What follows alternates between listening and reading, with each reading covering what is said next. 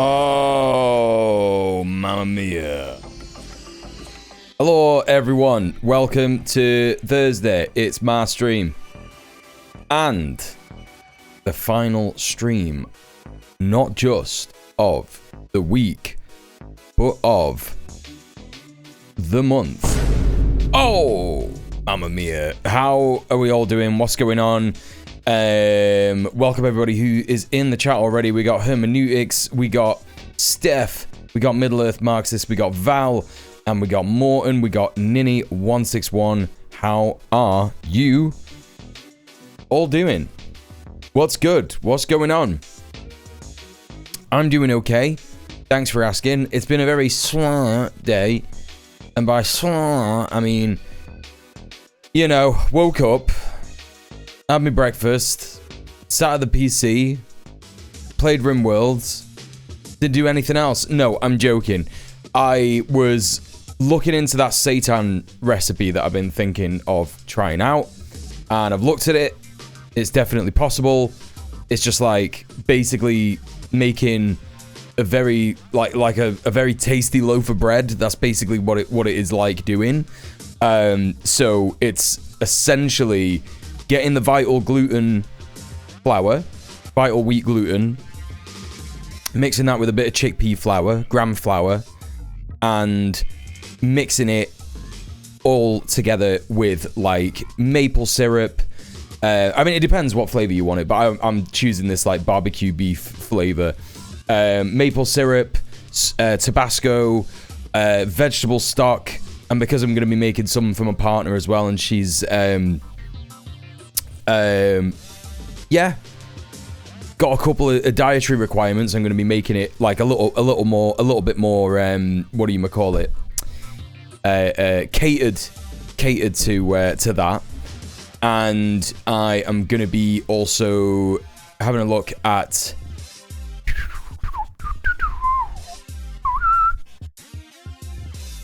making my own celery powder for it, which is going to be very interesting because I've looked at celery powder all over the internet and it looks very, very expensive for something that shouldn't really be that expensive in my opinion.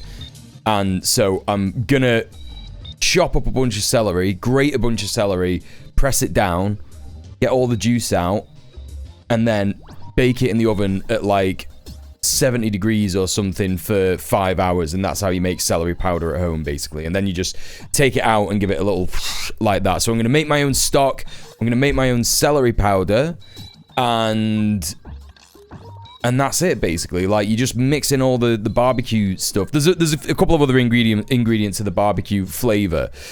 So, there's, like, tomato paste in there, soy sauce, and I think that's it. I'm pretty sure that's it. It's just all, yeah, and you just basically put it in and just, like, you know, knead the seitan thing for, like, a bit, right? And that's it. You just put it in the oven and it becomes like a steak somehow. I don't know how, but that's that's how it works. And yeah, so thanks so much to Husker for giving us the link to Derek Sarno, putting us on to Derek Sarno, because it's his recipe that I'm doing and it looks so good. And it's not that difficult. It's really just not that difficult at all. So that's very exciting, and yeah, it'll also be a lot of protein for me for getting back to the gym. The main reason that I'm stressed today, I looked at that recipe and that was good, but the main reason that I'm stressed for myself today is because I wanted to go to the gym. I woke up early enough and I really, really, really wanted to go to the gym. Although, to be fair to me, I left the heating on last night because I thought it would be on the, like, I've got like an automatic setting basically, so it like set to come on at a certain time, but it came on way earlier than it was supposed to because the time is wrong on the fucking heater itself. They're like electric heaters, right? So I was proper annoyed with myself. It didn't work, and yeah, I had to wake up kind of in the middle of the very early morning, all fucking warm and shit. And obviously Tom's like lying on the bed as well. Melpert's like lying alongside me. So it's just like proper fucking, you know, proper warm. And I'm just like sweating to fuck. And I'm like, wake up at like, I think it must have been 6 a.m. or something. And I just woke up like, oh, why is it so warm? So I did manage to like get some of the duvet off me and go back to sleep. So, you know, I can't beat myself up that much because I obviously woke up when I wasn't supposed to. And that made me way more tired than I should have been. So that's why. But anyway, so I was pissed off that I didn't go to the gym, but I learned how to do that recipe, and I'm excited to try it out tomorrow. First thing I'm going to do when I get up tomorrow morning, obviously have my breakfast and then jump out straight away. Krill! Sonic will never again be a pain in my egg! Can we see the boy? Can you see the boy? Yeah, sure. Absolutely. Thank you so much, Krill, for the £15 dono. Thank you so much for subbing off Twitch. Thank you so much for supporting the stream. I really appreciate that. Welcome in, Krill. How are you doing? Let's have a little look at what chat's been saying so far, though. I'm going as the Badoke from 31 Minutos. I love him so much. I don't know who that is. Badoke.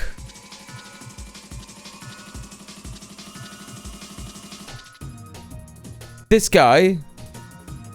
This is so cute. This is really cute. Never seen this guy before in my life. But now I love him. It's great. Proper Gordon the Gopher vibes. Hell yeah. Hell yeah. Okay. What else? Who else is saying stuff? Looks like lukewarm, tepid centrism is not the hot new thing. That's my take of the day. Yeah, correct. I like TVP more than Satan. What's TVP? Boo, conference. I'm quite exhausted and all for us. Have a tendency to act like I'm no longer disabled when I'm staying with my family, so I'm doing more intellectual and physical activity than I usually do in a lot of chores, or with a lot less rest. And of course, above the emotional energy that gets very drained by existing around them, this will be a good way to decompress, trying to take it easy. I'm sorry to hear that. Yeah, I think everyone's had like a difficult day energy-wise, for sure. I've been totally wiped out, so just been having a big rest. Yeah, same, Val. Yeah, that's me too. Ninny says doing fine, made good progress with the next album, recorded some asphalt cutting noises for the one after that. Yeah! Let's go! Fucking dope. Baby, you've got a stew going on. It's not really a stew. I'm gonna make a vegan broth to be like part of the seitan flavor, you know what I mean?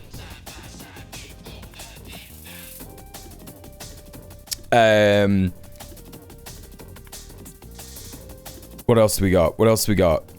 31 minutes, it's a great Chilean puppet show. If 5-year-old me saw that, I would cry. Is that because you were scared of puppets when you were a kid? I was kind of scared of puppets when I was a kid. I really didn't like Gordon the Gopher because he was unpredictable. It's a children's show, but it has adult themes. Budok does an environmentalist segment where they treated stuff such as global warming and illegal exotic pet trade and stuff. That's cool. Puppets and clowns scared the hell out of me. Yeah, I was kind of scared of puppets. I was also really scared of guys in mascot suits. Textured vegetable protein. So it is soy protein. How do you make that? Have you got a good recipe for that, Morton? Are you in the Discord, Morton? Seeing the first Jurassic Park at a drive-in scared the hell out of me too. Ah, yeah, but that's different. That's different. That's like big, scary, real-looking dinosaurs. Like, it scared the crap out of me. Absolutely, absolutely mad. Canonically, Budok is addicted to betting and in debt. That's a pretty dope kids show, not gonna lie. I'm not gonna lie, you know. I got the day off recovering, getting medically scoped from both ends yesterday. Oof, solidarity, comrade. Holy shit. Holy shit. Okay, the boy? Yes. Yes. Give me a moment.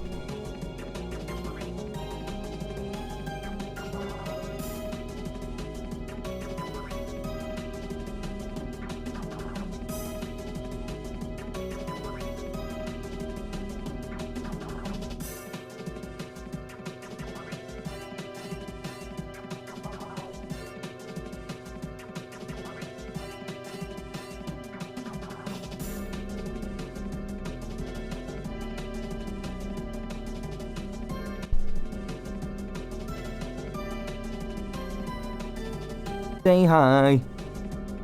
You gonna say hi?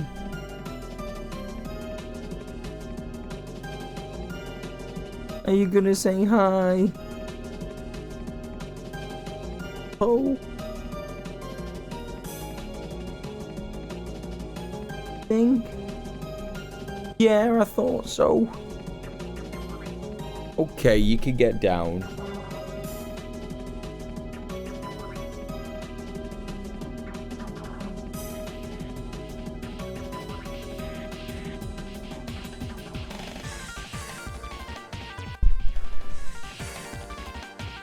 Yeah, it's Melpo. He doesn't like being held at all. He does not like being held. I don't know what to do. I don't know what to do because you know, he doesn't chill in here anymore. I kind of got like to a point where there was like a little pillow on the floor. And he would like sit on that for a bit, but I stopped doing that because the floor's proper dirty, so I'm just gonna like, you know, I'm gonna hoover and all that shit, especially now that the bathroom's all done and shit. So,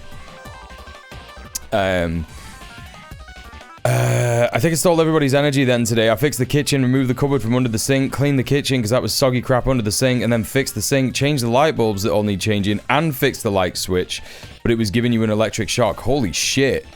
And then green party stuff. Hey, yeah, well, listen, good for you. I'm glad you got all that shit done. I'm glad you got all that shit done. Yeah, I don't know why I was so low energy today. I think it is because I woke up. I mean, I did also do some other stuff today. Like, I cooked my own dinner. I didn't like get like a takeout or go out for dinner today or anything like that. Even though I didn't really do that yesterday either. But like, I also made my famous vegan cookies today. So that's exciting, isn't it? I'm gonna have them with strawberries later. Very excited. I think I got a really good browning on them, but oh shit. Oh no, they've all stuck together. That's proper annoying. Fuck me. That's annoying. Okay, yeah, this one looks kind of good. There you go. That's what it looks like. Dead easy. So easy to make. Literally so easy to make. Oh yeah, I went sicko mode yesterday. Hell yeah, Val. Welcome in. Galatita time. What's Galatita? What's that? No choice but to eat all of them at once. You know what? It would actually like... It would actually destroy you. I'm not being funny at all. The reason that I make these is because I can eat a full packet of them fucking white chocolate digestive biscuits in one night. Easy. No problem. No questions asked, right? But... with these, if I just have one cookie with like a handful of strawberries, it is enough. It's like completely more than enough to satisfy my sugar needs for the day, and that's just great for me. And so genuinely, if I tried to eat them all at once, I would probably die. And I can eat a lot of biccos, you know what I mean? I can eat enough bickies. So, there you go. There you go. What chocolate? I just use it. I know that it's not like proper vegan chocolate. But when you look on the packet, there's no milk in it. And it just says it's made in a factory that has milk in it as well. So it's plant-based. It's not vegan, right? But it's just Aldi dark chocolate chips. Because they're like what, like 50p a bag, and you know I'm not too precious about. Oh well, that you know they're used in the same factory kind of shit. It's you know. So yeah, that's how I feel about that. Listen, I'm on a journey with veganism. I eat meat, like I eat meat every day. Do you know what I mean? I'm not vegan, but I've cut out like most dairy and.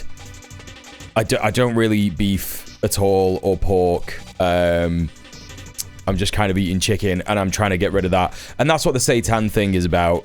So hopefully tomorrow it won't be too hard to make this seitan. And that will mean that I can go fully vegan. Maybe except for eggs. Maybe except for eggs. But we'll see. I don't know. Might change. I'd say that's vegan. I go over a very wide term for vegan, which is a reduction of harm to animals. So I'd say, yeah, if you want to call yourself vegan, that's cool. I mean, I still eat chicken, so I just wouldn't. But like, I am trying to reduce my harm to animals, like you say. So yeah, that's what it's about, right? That's what it's about. I'm far from vegan, but I mostly stopped eating seafood. Last time I ate fish, I had a dream I personally killed a bunch of whales, and I woke up like I'm sorry. What? That's mad. That's crazy. Yeah, I mean, that's it, though, innit? Like, we just need to understand our connection to the world a lot more, kind of thing. You know, like, at the end of the day, I think a lot of people really think that if they were pushed, you know, if push came to shove, and we had to, like, you know, if you had to murder all the animals that you had to murder in order to eat, the animal products that you do, you would find it so fucking difficult. You know, you get all those psychos that are just like, yeah. I'd do that. I'd murder a sheep in a second. And it's like, no, you wouldn't, bro. No, you wouldn't. That's just crazy talk. And if you would murder a sheep in a second, you need help. You actually need like proper help. Like, it's crazy to be thinking like that. Like, I think one of the most one of the most effective things for me was when I was looking up research for the Zad documentary, and I was looking at some of the other stuff that Jay Jordan had made in like documentaries of going around to different places all over Europe that have communes where they're living intentionally, and they do stuff like that. They do end up like, you know, slaughtering their own animals and stuff like that. I actually saw some footage of them slaughtering an animal, and it's like, yeah, man, it's gross, it's hard, it's fucked, right? You know what I mean? You know, it's really, really fucked, and it's really, really hard to actually like see that and witness it and to do that. And I think that was more effective to me than like any other kind of like vegan propaganda, because I've seen bits of Earthlings, and I've seen bits of other, you know, I know about factory farms, I know how fucked it is and shit like that.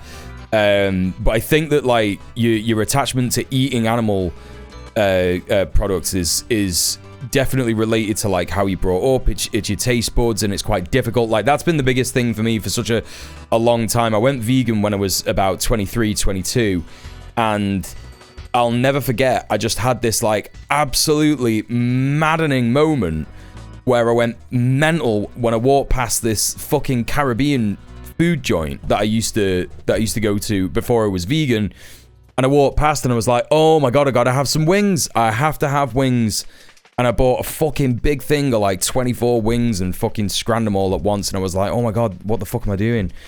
But I think like after that, I was like, yeah, I'm going to find this like a bit more difficult. So I've kind of been on a journey with it for a long time. But I used to eat all kinds of, animal products. Like one of the first things that I used to eat when I was a kid was chicken paste butties. Yeah? Shout out to anyone who knows about Shipham's chicken paste, right? Just like mashed up, blended up chicken bits and like giblets and everything. And you just like spread it on sandwiches, you know what I mean? Or whatever, like bit of celery, I don't know. I would just only have it on sandwiches, right? But that's like the kind of stuff I used to eat when I was a kid. Steak and kidney puddings, baby's heads. You know? I would eat baby's heads all the time. What other kind of like... small jars of like... I wouldn't call it pate. I wouldn't call it pate because it's not pate. I think like Belgians would be like, what the fuck are you talking about? Pate. It's definitely just like a paste, like a gross like runoff paste in it, you know what I mean?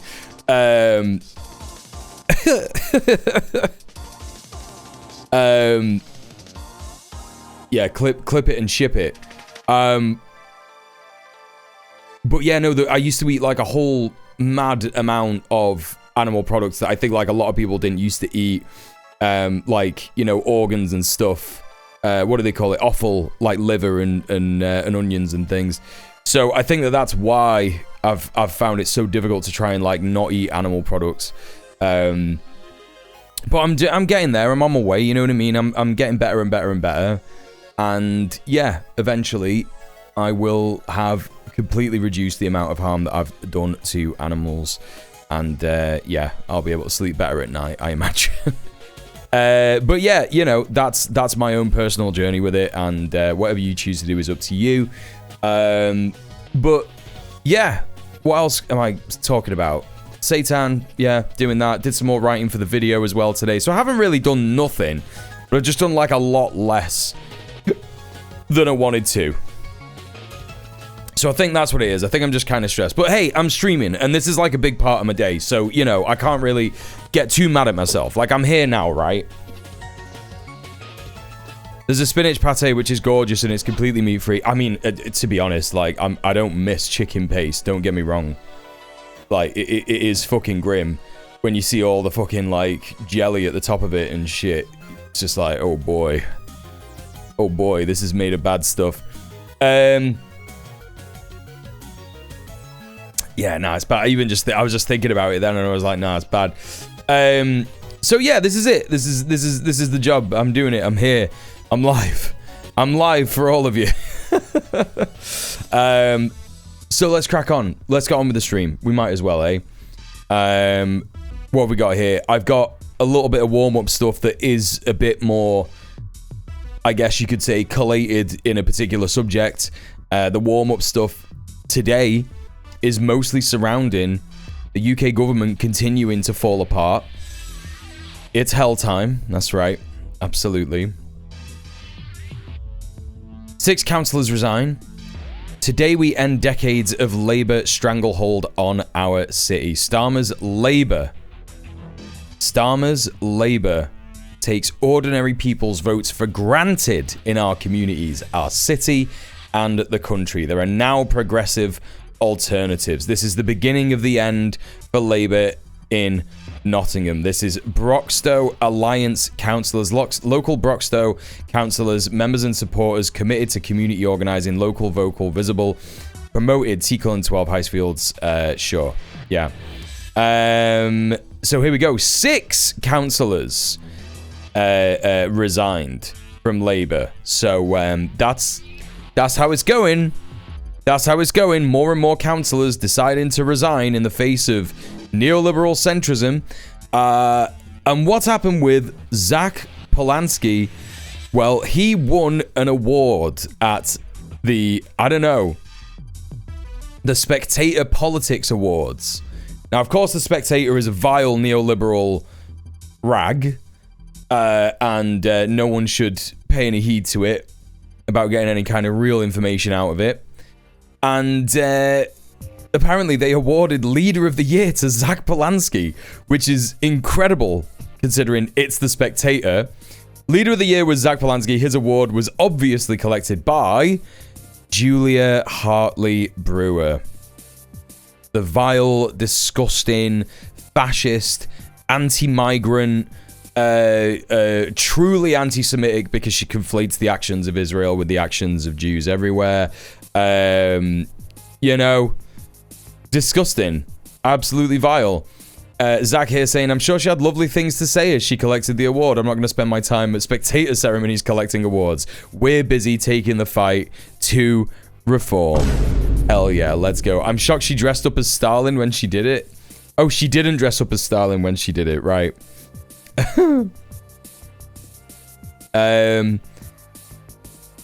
So, interesting stuff. The Spectator giving Zach Polanski an award. Yeah, she'll be proper raging, yeah.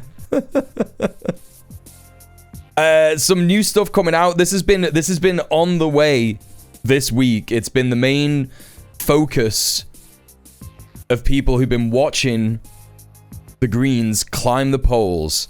The Greens are now officially, chat, in second place. I genuinely can't fucking believe it, right? Hey, Riolan, how you doing? Welcome in. Voting intention for just generally the UK. We've got here the Greens at 17%, overtaking the Labour Party, the Tory Party, the Lib Dems, they overtook them ages ago, and independent parties. So Reform still sitting pretty at 32%, but the Greens having gone from, like it should be stated, the Greens were at 7% before Zach Polanski was elected. So this is incredibly good stuff. It just shows that people are rejecting this ancient bullshit party shite and going with an actual alternative. An actual alternative that is progressive. And, you know, that's incredibly good. So, this is Hopium. Lots of people here saying Labour must stand down and avoid splitting the vote. What a time to be alive. Very true. And obviously, your party is falling apart. There was news today. I'm going to take this from the Discord.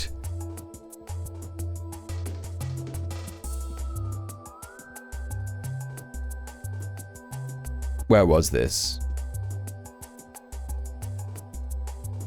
Aha. Article from the National here. Your party suffers major blow as key allies resign from firm. Oh shit, I actually had this open in... Oh, hang on a second, chat. Sorry about this. I had this open earlier in one of these. So I just got to do that. And then that.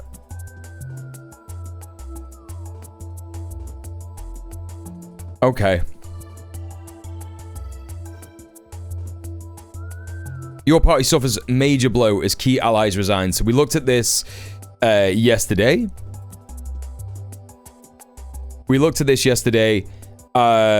This was about the Your Party current organizing group desperately trying to destroy any kind of deviance from what they want to do.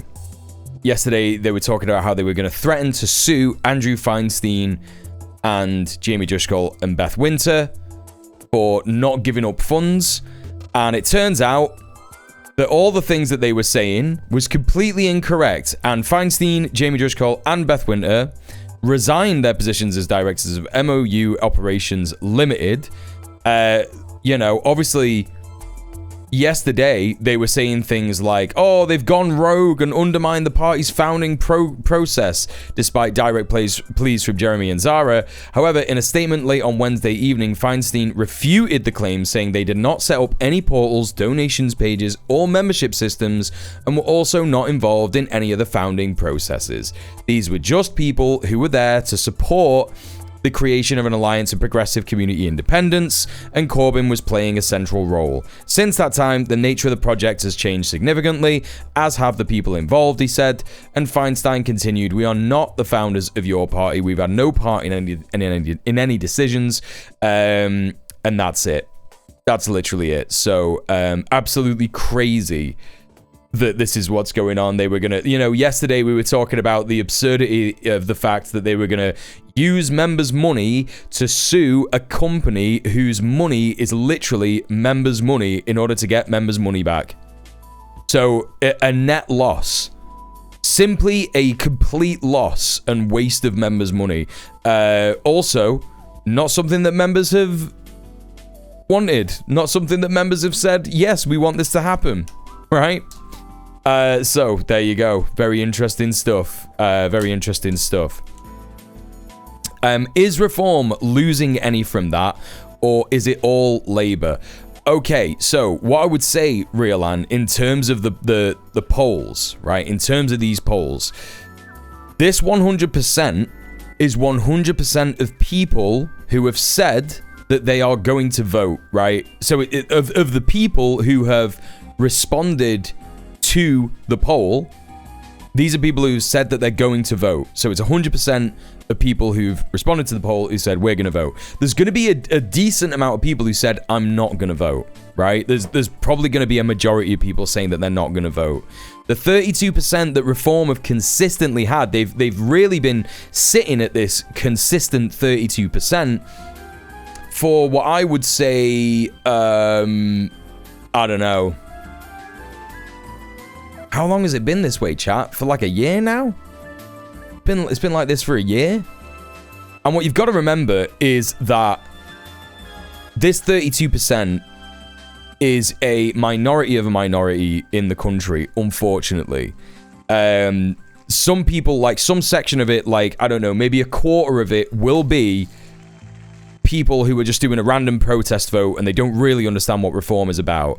The rest will be people who are like, everything on the spectrum to I love Nigel Farage and I don't care if he's, you know, a piece of shit millionaire or whatever, to billionaires, to actual racists, to neo-Nazis and all that kind of stuff, right? It's going to be like, that's what the percentage of their vote is going to be, their vote share, in terms of the people who are voting for him.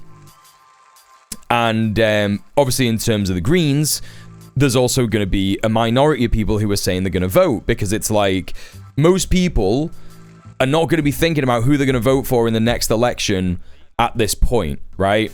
Unless you get approached by, you know, a fucking company like Find Out Now or YouGov or anything, yeah? And then you might go, oh, I've not really thought about it. I don't want to answer because I don't know. Or, oh, yeah, okay, well, I guess I'll still vote Labour. But, you know, people are not going to be thinking about that particularly at this point, I don't think. I think people will be thinking about by-elections and shit like that in May, possibly. But, you know, I think it's important to remember that this is like, the amount of people polled here are going to be, it's going to be a small number, a percentage of the population, the actual population of the UK. So we can only really say that the people polled are representative of the people fucking polled. Like, these numbers are just representative of the people polled. But it does appear to match up with the data that the Greens have gone from 7% to 17%. And in fact, the people who have lost votes in these polls to the Greens appears to be parties like other parties and Liberal Democrats. Labour seems to be maintaining a 16%, and I don't really know why. Probably just because there is a fucking, you know, stalwart amount of Labour supporters. So I guess, like, my entire point here, it's the same for the Conservative Party, right? Because people don't want to let these traditional parties die. Johnny! Sonic will never again be a pain in my ass! And we have hit Let's get that to a nice round number. We have hit the fucking October Don't Know goal. Let's go!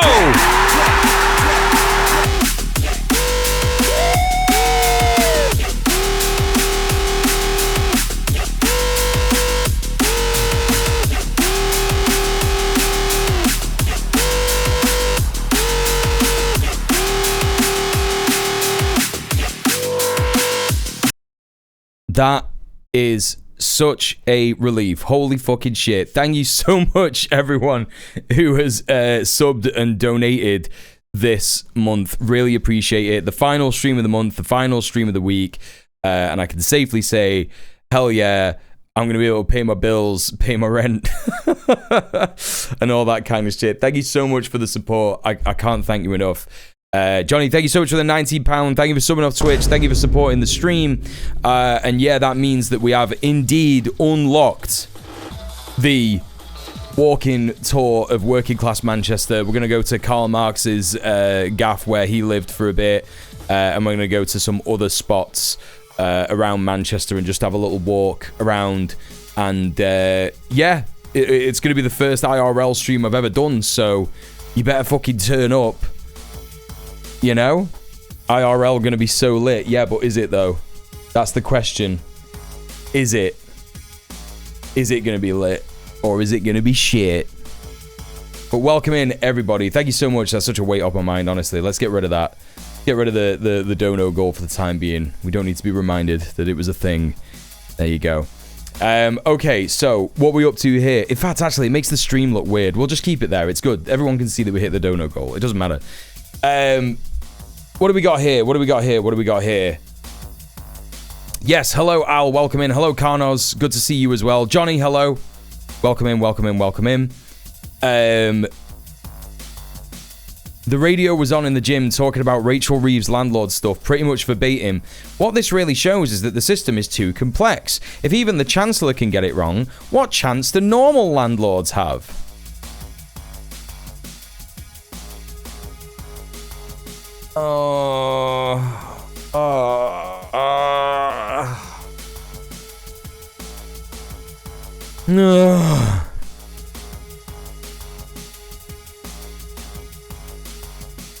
Do you have an IRL setup? No. I've got a gimbal and a fucking... I'm going to have to be relying on Manchester's 4G network. And data, right? That's what I'm going to have to be relying on. Yeah, there's no such thing as a normal landlord.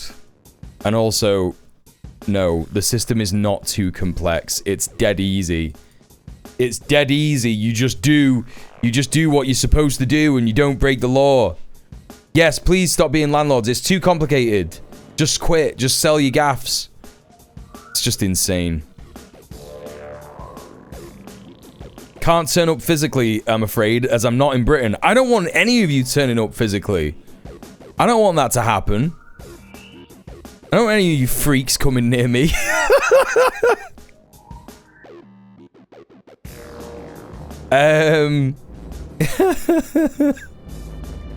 Anyway, we've unlocked that stream. It's very exciting. Yes, very good. Very good. Right, okay. What am I doing? What was I talking about? I was talking about the surge in support, right? I was talking about the surge in support. It is incredibly important to say that even amongst this small amount of people who have been polled in this country, they've increased the vote share. The Greens have increased the vote share by 10%. So 10%.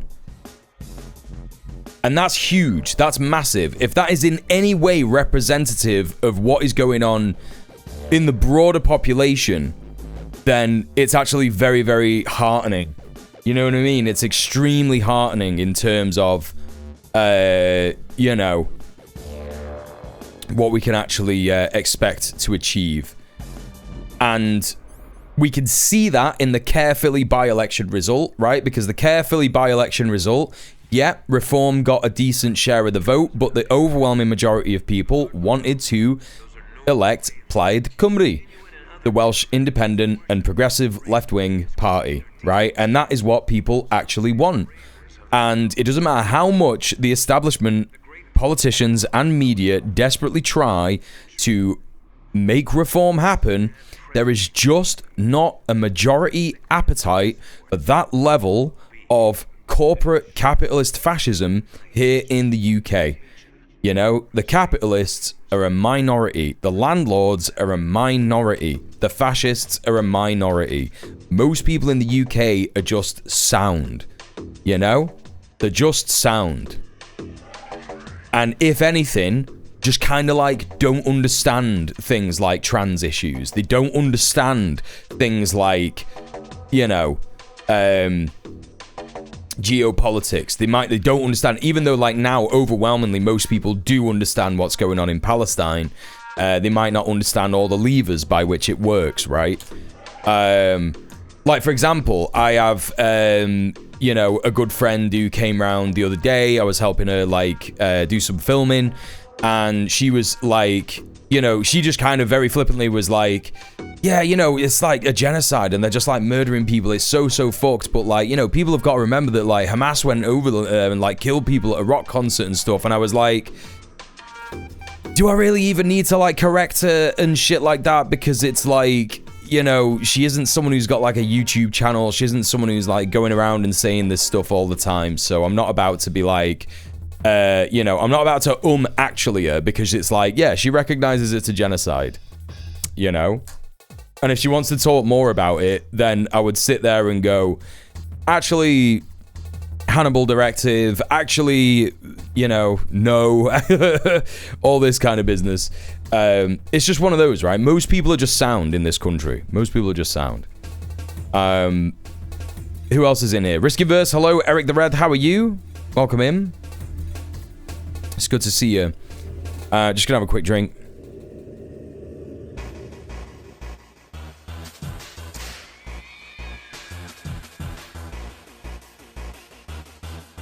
Right.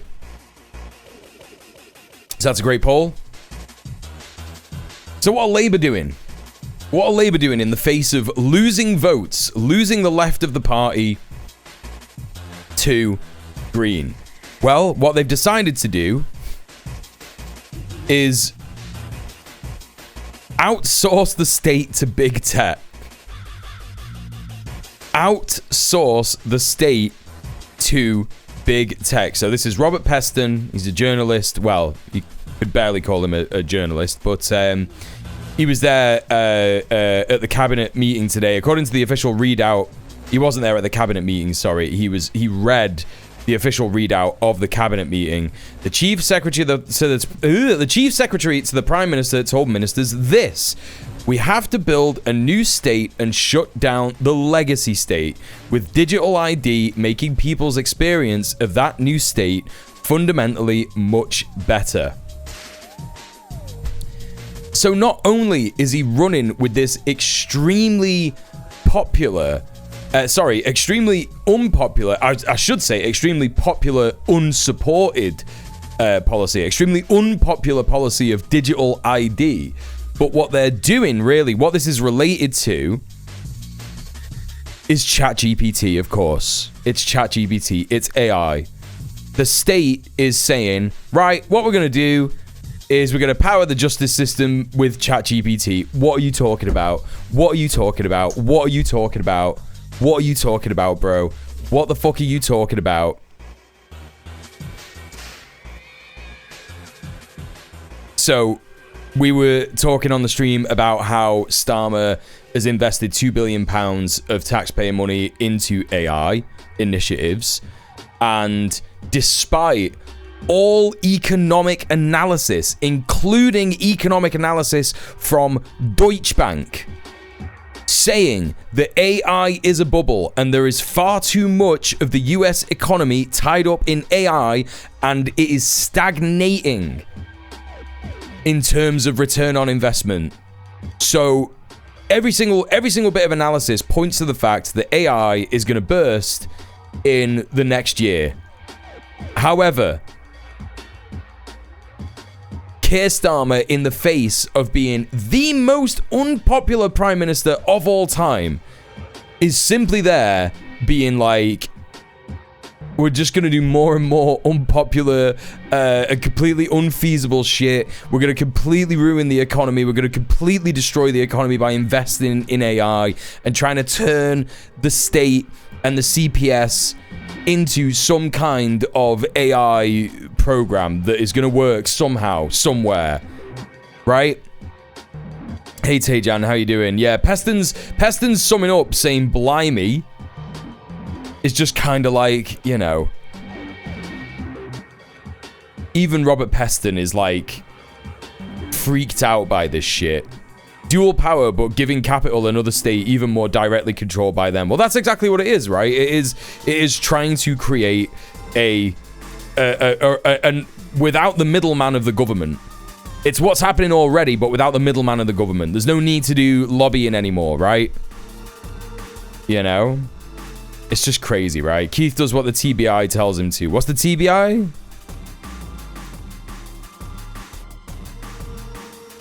TBI? Ministry of Silly Walks can be AI. Yeah, it could be, right? Yeah, privatizing voting, for sure. It's just completely mental. It's completely bizarre. So that's that. Alongside pushing away all the other countries in the United Kingdom. So we've spoken about, well, you know, we have an indicator, don't we? We have an indicator of Welsh independence in the Caerphilly by-election where Plaid Cymru were elected. They are a Yes Cymru organisation. They want Welsh independence. And Scottish independence has been being spoken about quite a lot. We had a look at that UN report where they were talking about how Scotland is in fact a colony of Britain. And of course, we don't need to go into the colonization of Ireland. We know all about that, most of us here on this stream. But regarding that, it has come out literally yesterday, RTE News.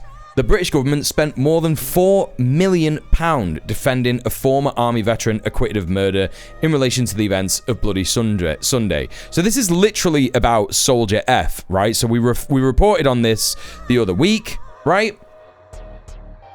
The British government spent more than £4 million defending a former army veteran. Soldier F was found not guilty on 2 counts of murder and 5 attempts of murder in Derry on 30th of January 1972. Trial concluded earlier this month. A judge ruled that the statements of the two fellow soldiers was a key plank of evidence, and as a key plank of evidence by the prosecution, and it couldn't be relied on. What do we got here? The costs emerged in a parliamentary answer to a question asked at Westminster by Foyle MP Colum Eastwood. Mr. Eastwood described the expenditure as sick. Armed Forces Minister Alistair Cairns confirmed that $4.3 million had been spent, much of it on legal fees linked to the case. So yeah, this has all happened under Keir Starmer's rule. He's gone, yep, we can't let Soldier F be prosecuted because that would mean that a united Ireland is more possible.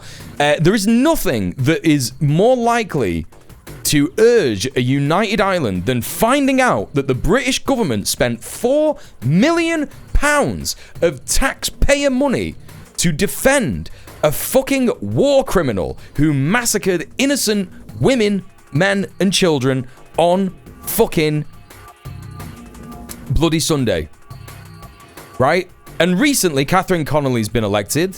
She's not exactly the communist that the fascist and far-right media are making her out to be, but she's a damn sight better than other politicians in Ireland who are elected currently. And, you know, she has been talking about how it's important to, you know, have solidarity with our fellow Irish in the north and stuff like that, you know, and we've been speaking about how there has been talks at various different councils all across Ireland that there will be preparations for a united Ireland in the next couple of years. And I just think it's going to happen. Like, the complete lack of support for people in the north of Ireland from the British government has just pushed them further and further away. And what can they expect? I mean, it's a good thing at the end of the day, but my God, like, the way the history of colonialism is just completely insane. You know, Keir Starmer may very well be responsible for completely destroying the Union of the United Kingdom, and that'll be funny as fuck. But, you know, terrible for people in England, to be honest. So, you know, we'll have to deal with that. But, you know, I think that is something that the English people can, you know, come together in solidarity and try and build some dual power to resist the horrors that are coming for us. You know what I mean? Wonder if Soldier F is part of the nobility. The extra steps in covering up the name is so sus. No, covering up the name is pretty normal in Crown Prosecution Service stuff. Like, it's a reform that was fought for in terms of if there is, I think you could get done for like perverting the court of justice and stuff if you go around like telling people's names and stuff like that. Now, what I will say is that there's been an extra layer of that with Soldier F, definitely. So I agree with you in that regard, Carnos, for sure. But it is quite normal in British prosecution to sort of like, yeah, in the British justice system to not leak names of defendants, right? It's the same law that got Yaxley Lennon done under. Yeah, exactly. Like Tommy Robinson was going around being like, this guy is responsible for this crime and blah, blah, blah, and the courts kept saying like, yo, stop telling people this guy's name. You're gonna get arrested. And he didn't. And then he did get arrested. So there you go. What a fucking stupid prick. Husker, hello, welcome to the stream. How you doing? Welcome in. And what else was I gonna say? Yes, it's to do with not causing jury perversion. Correct. Why were the government spending any money? Yeah, because they're interested in defending the state and the state's previous actions. They have this like legacy idea that we have to maintain the appearance of Britain and we can't admit to having done war crimes in the north of Ireland. But it's like, no, that needs to happen. There needs to be justice for the north of Ireland. It's so important. It's one of the most important. I think it's one of the most important aspects of you know, of current politics in the UK. 1,000%. You know what I mean?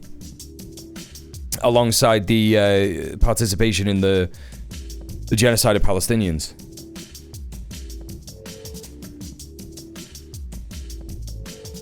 Hello, B-Rat. No, we're about to get on to that now. Welcome in, B-Rat. And yeah, that's what we're going to talk about now. There is a 11-minute window before the ads start. I know that we've hit the dono goal and the sub goal for this month so far. Thank you very much, chatters. Appreciate that. Thank you for getting us there. But if you do want to miss the ads and you're not subbed up, consider subscribing. We've got a bunch of new emotes that you will enjoy very, very much, including Melpert that looks like a pumpkin, but he's not really a pumpkin. He's wearing a little orange hat.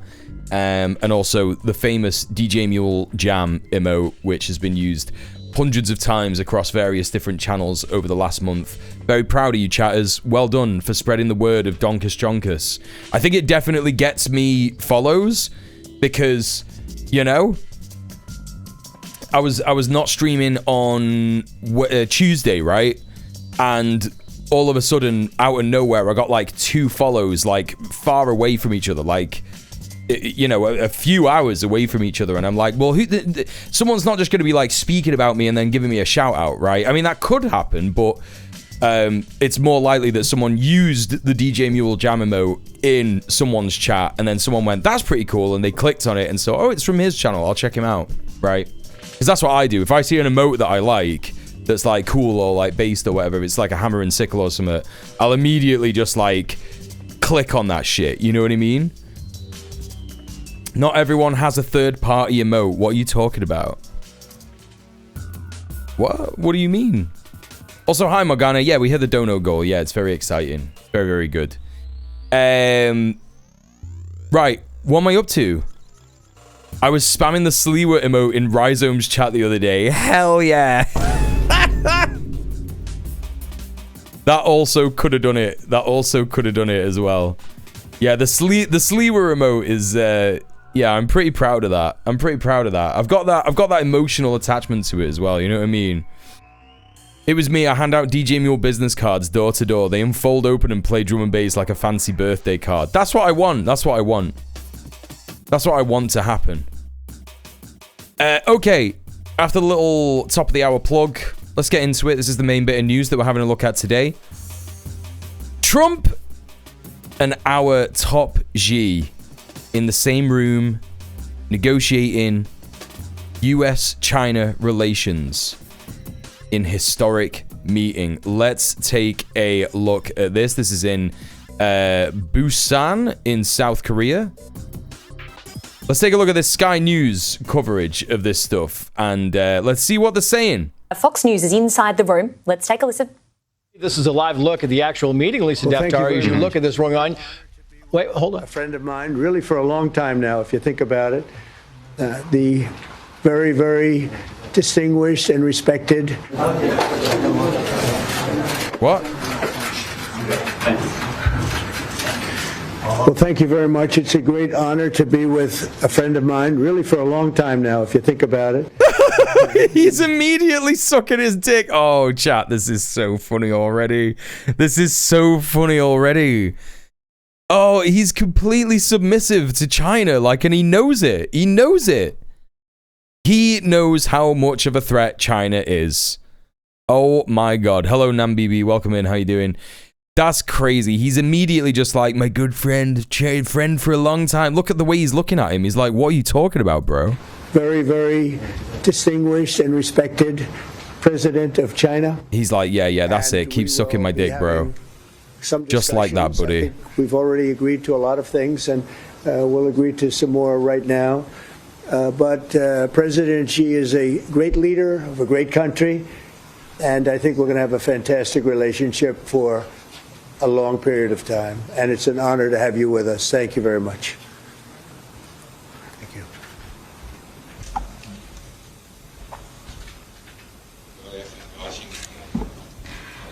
President Trump, it is a great pleasure.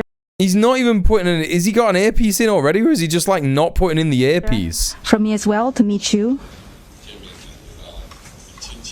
And it feels very warm seeing you again because... Oh my God, he didn't realize. He didn't fucking realize. Everybody else around him was putting on the headsets and he didn't even realize, bro. What the fuck is this? That's crazy. That's crazy, man. Come on. He really does have dementia, doesn't he? Cameraman, TV lady, person, giraffe, tiger. He was too starstruck. Hey, Loki human, how you doing? Yeah, he speaks Mandarin. He just knows. He just completely knows. Besson is shitting bricks. Is he fighting a panic attack? He looks nervous. Hey Luna, how you doing? Since your re-election, we have spoken on the phone 3 times. exchanged several letters. He's not going to process a word that's said. No, not in a million years. Well, we're going to get into that in a bit, Al, yeah. Under our joint guidance, China-US relations have remained stable on the whole. Given our different national conditions, we do not always see eye to eye with each other. And it is normal for the two leading economies of the world to have... Chat, this is giving me like huge Stalin and Hitler vibes. Molotov-Ribbentrop Pact vibes. I don't know if anyone else has like thought that when they've seen this as well, but this is truly like, you know, the Hitler of our time could truly be said to be Donald Trump, and the Stalin of our time could truly be said to be Xi Jinping. And obviously, I'm not saying that in a denigrating way. I'm not exactly a Stalinist, you know, but I'm not trying to say that like Xi Jinping is like doing purges and murdering people and shit like that. Obviously not. He's much better than Stalin, but just as a kind of like a historical rhyming key, I'm kind of thinking of it. It's like, yeah, man, when Stalin met Hitler, they were like shaking hands and shit and being like, yeah, man, safe. Sounds good. We should be friends. Yada, yada, yada. But both of them were thinking, I need to murder this cunt. Do you know what I mean? Just leaked out a proper rancid kef. I know, look at his face. Now and then. Oh, funny. And in the face of winds, waves, and challenges, you and I, at the helm of China-US relations, should stay the right course. He doesn't know what's going on. And ensure the steady sailing forward of the giant ship of China-US relations. I always believe that China's development... Listen to this poetic prose. Not prose, because it's not written. This poetic rhetoric. The giant ship of China-US relations. Hand in hand with your vision to make America great again. Oh, he's really sucking his dick. He's really... These motherfuckers... He knows what he's doing. Our two countries are fully able to help each other succeed and prosper together. Over the years, I have stated in public many times... You know what I'm saying, Riolan? And the United States should be partners and friends. This is what history has taught us and what reality demands. A few days ago, in the latest round of consultation, our two economic and trade teams reached basic... America are going to try and invade China in less than 2 years. Yeah, but it'll be much funnier than the Nazi invasion of the USSR, because China will know that the US is going to invade 5 months before it happens, and they will like systematically, you know, fucking like Xi Jinping has got like a little boop like this, right? He's got like a little button like that, boop, and like 15 different implants in like US military officials will just go, just like explode, like immediately. You know? Made encouraging progress. This provided the necessary conditions. Yeah, and also, that's another thing. Pete Hegseth will just be like, we're going to invade China. Like, he'll just say it. He'll do one of those big fucking TED Talk meetings again. He'll be like, I've called you all here today to talk about the yellow devil. Like, he'll literally just be saying that shit, won't he? He'll just be saying that shit, right? Today. Mr. President, I'm ready to continue working with you to build a solid foundation for China-US relations and create... Oh, hey, Kairos, how you doing? This kind of poetic imagetica discourse is quite common in China, but at different levels. Everybody should go follow Kairos Rev, because they're a great streamer. Hope you're doing good. Welcome in. Development of both countries. Yeah, nice Duolingo you badge. Care a lot about world peace. And you're very enthusiastic about settling various regional hotspot issues. I appreciate your great contribution to the recent conclusion of the Gaza ceasefire agreement. During your visit to Malaysia, you witnessed the He's really sucking his dick. Oh, this is great. This is great stuff. Cambodia-Thailand border, to which you had provided input. China's been helping in our own way Cambodia and Thailand Thank you for the follow. settle their border disputes. And we have also been promoting peace talks to resolve other hotspot issues. The world today is confronted with many tough problems. In Chinese, there's an idiom to take your pants off to fart. Tong Kuo Tsu Fan Pi. It means overdoing it, and that's America. Shoulder our responsibility as major countries and work together to accomplish more great and concrete things for the good of our two countries and the whole world. I look forward to exchanging views with you on questions important for our two countries and the world. Thank you. Thank you. Thank you very much. Thank you. Thank you very much. It's great to have you all. Thank you very much. Mr. President, why did you change your nuclear plans? Why are you going to be doing more nuclear testing? Thank you very much, everybody. Thank you. Thank you. Thank you very much. That's an interesting question that slipped through, isn't it? At the fucking meeting with China. Who was that? Who was that? Who was that? Whoever that fucking legend was. Yeah. A plan. Do you think that was a plan? I think that was a fucking legend.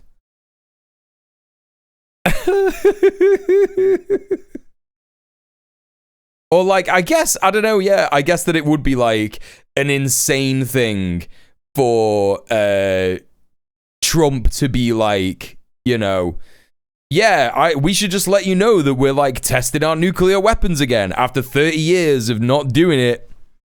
It would be like an insanely stupid thing for Trump to admit to China, but you know, this guy's loving it.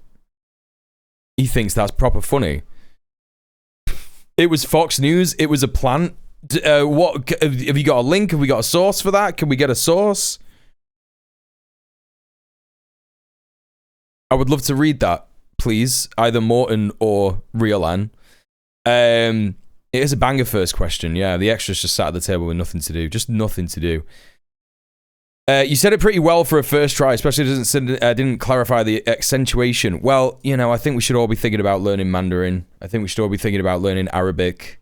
You know, there are certain like regional languages that I think are important. You know what I mean? Tejan, thank you so much. Oh, it's time for another of these Tokyo thumbs up.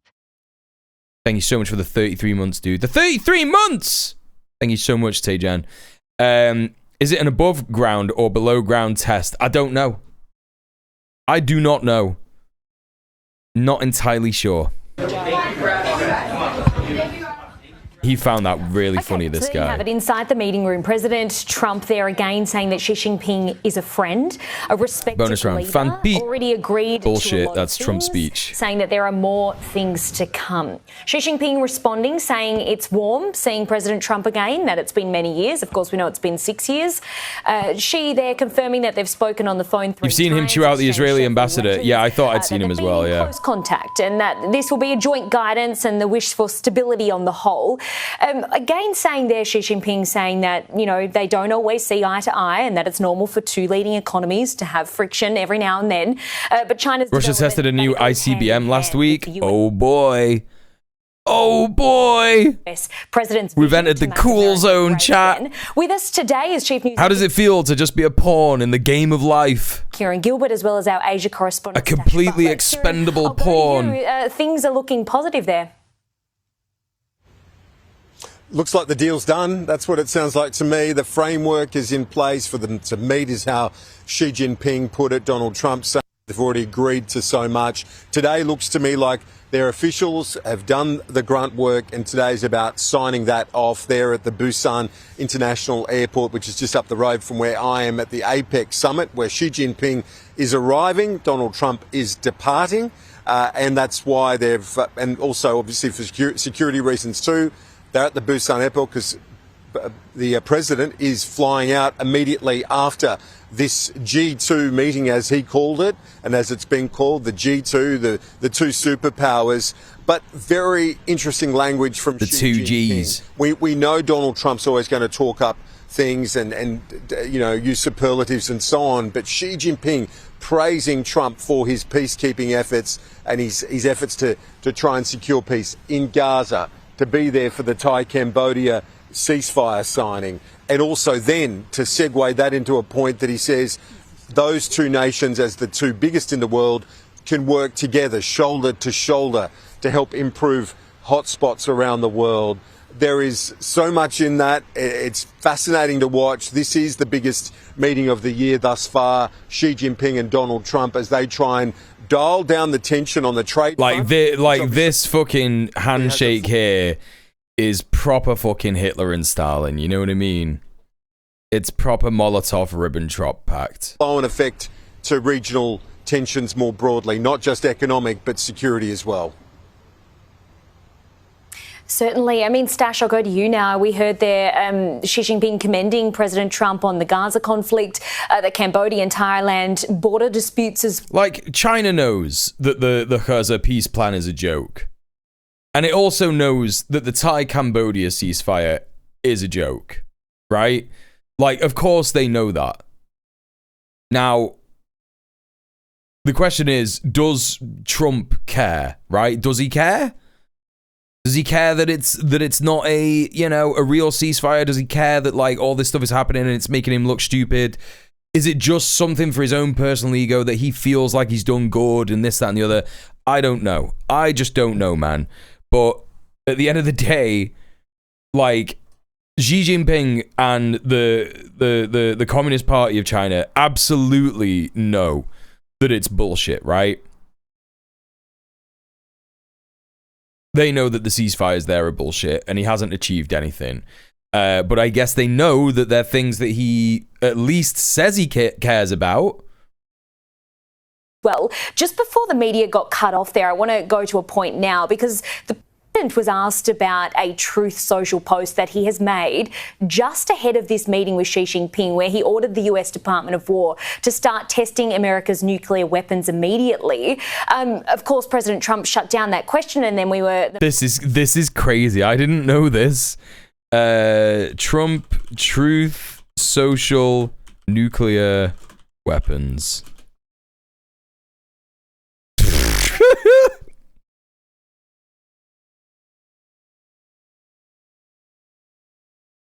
You're joking me, dude. You're joking me. It's a serious one. It's a serious one. He's signed it off. He's signed it off. The United States has more nuclear weapons than any other country. This was accomplished including a complete update and renovation of existing weapons during my first term in office because of the tremendous destructive power. I hated to do it, but had no choice. Russia is second, and China is a distant third, but will be even within 5 years because of other countries' testing programs. I have instructed the Department of War to start testing our nuclear weapons on an equal basis. That process will begin immediately. Thank you for your attention to this matter, President Donald J. Trump. Cool. Hey, Sir Timo, how you doing? Welcome in. Just normal shit. This is how you know it's like a serious tweet, because he's like, "Thank you for your attention to this matter." I just want to check something.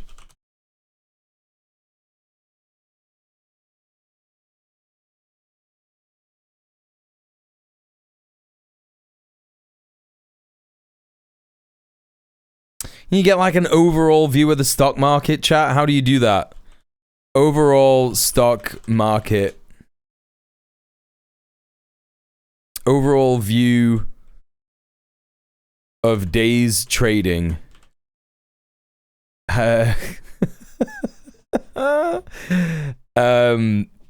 All market data dashboard, FTSE 100 top 20 by volume. Is that how you get it? How do you get the thing? You know, like the thing where it's like you get to look at them all and it's all in like they're all little squares. Do you know what I mean? Just the one with the Mag 7 in, Riolan. You know, like Microsoft, Apple, they're in both. I don't know. I totally forgot that Trump technically hasn't changed the Department of Defense to the Department of War because he doesn't change all the letterheads. Wait, what? He doesn't have that power. He only has the power to send out an executive order to change all the letterheads. Oh, thank you very much, Krill. Yeah, this is what I want. That's what I want. Oh! Bro!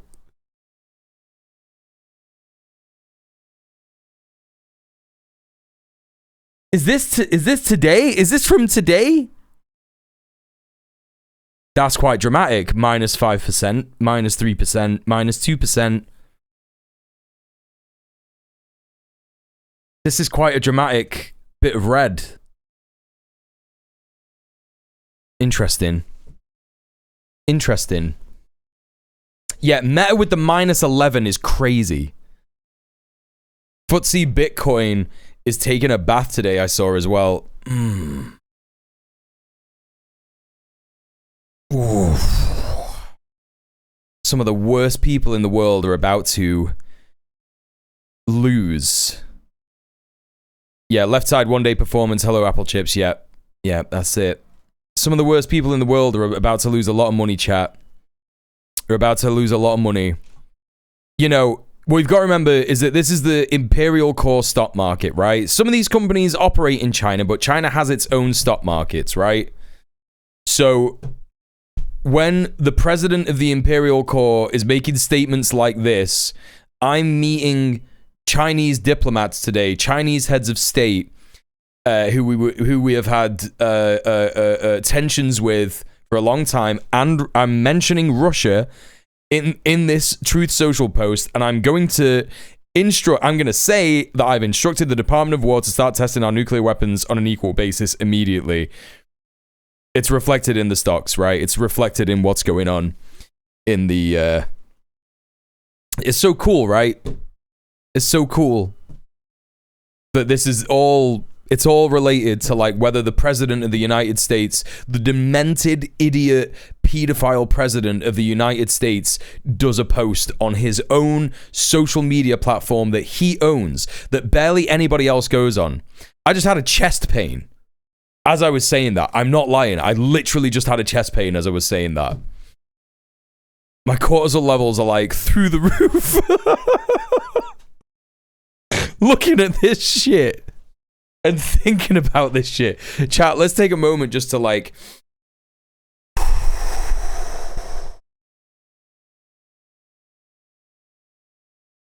Okay. It's gonna be fine. Right, let's move on. I've been getting those a lot recently. Yeah, it's not good. Not good. Also, hi Banger, how you doing? All right, let's continue the video. Media was moved on, but strategic timing perhaps. To these greedy fucks, the dull green might as well be red to them, yeah. Well, I mean, I think Donald Trump in that Truth Social post referred to other countries' nuclear tests without being specific about where those were. I think it's likely that this is more a reaction to recent Russian nuclear tests. I mean, Donald Trump has taken a rather anti-nuclear line in his kind of recent statements, also saying that he's willing to draw Russia back into anti-nuclear talks. They have a major arms treaty that's due to expire, I believe, in the next year or so. Donald Trump has also floated the idea of drawing China into those talks. China... The lioness ignores the sharp chest pain. Then the US and Russia, which have, by far and away, I think have around 2,000 or so each. China, I believe, in the low hundreds, looking to rise over the next few years or so. China has ruled that out. It's unclear whether or not nuclear talks will be part of the discussions today, given there's... He did call nuclear the N-word, didn't he? He did say that one time, yeah. Else to cover. I mean, I have a list of... I don't like to say it, the N-word. We might see addressed here. We have soybeans. We have potential lowering of fentanyl. All right, they don't know what the fuck they're talking about. Sky News Australia just don't have a fucking clue. They're just like speculating, right?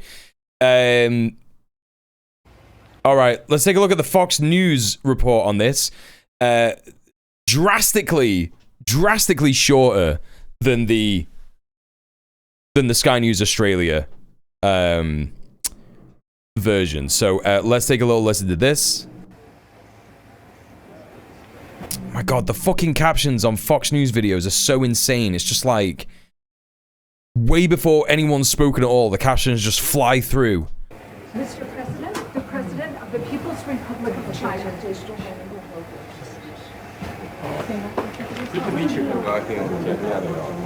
Great pleasure to see you again. Good to see you again. Me too. And we're going to have a very successful meeting, I have no doubt. But he's a very tough negotiator. That's not good. He's just a fucking, like, come on, man. Sky Australia and Fox are the same thing, both Murdoch slop. No, but you know, Real, like, yeah, I know what you're saying. They're both owned by the same company, but the way that Sky News Australia presents news about stuff like this is different to how Fox News presents news like this, right? Like, it's definitely different. And it's because it's catered to their audience, right? I would, you know, if we're going to talk about political leaning, then yes, I agree, they're both super right-wing, right? But Sky News Australia had like a 9-minute segment where it seemed like it was really important to, like, do you know what I mean? Like Sky News Australia had this like 9-minute segment where they were in the room and it was like, right, we got to talk about this, it's really important. Fox News had just like slammed up this 1.5-minute long video on their fucking YouTube channel, and it's just not going to be anything, right? We know each other well. Just draw my glasses down the side. President, do you plan to That's good. for a deal today? Could be. I think we'll have a great understanding. We have a great relationship. We've always had a great relationship.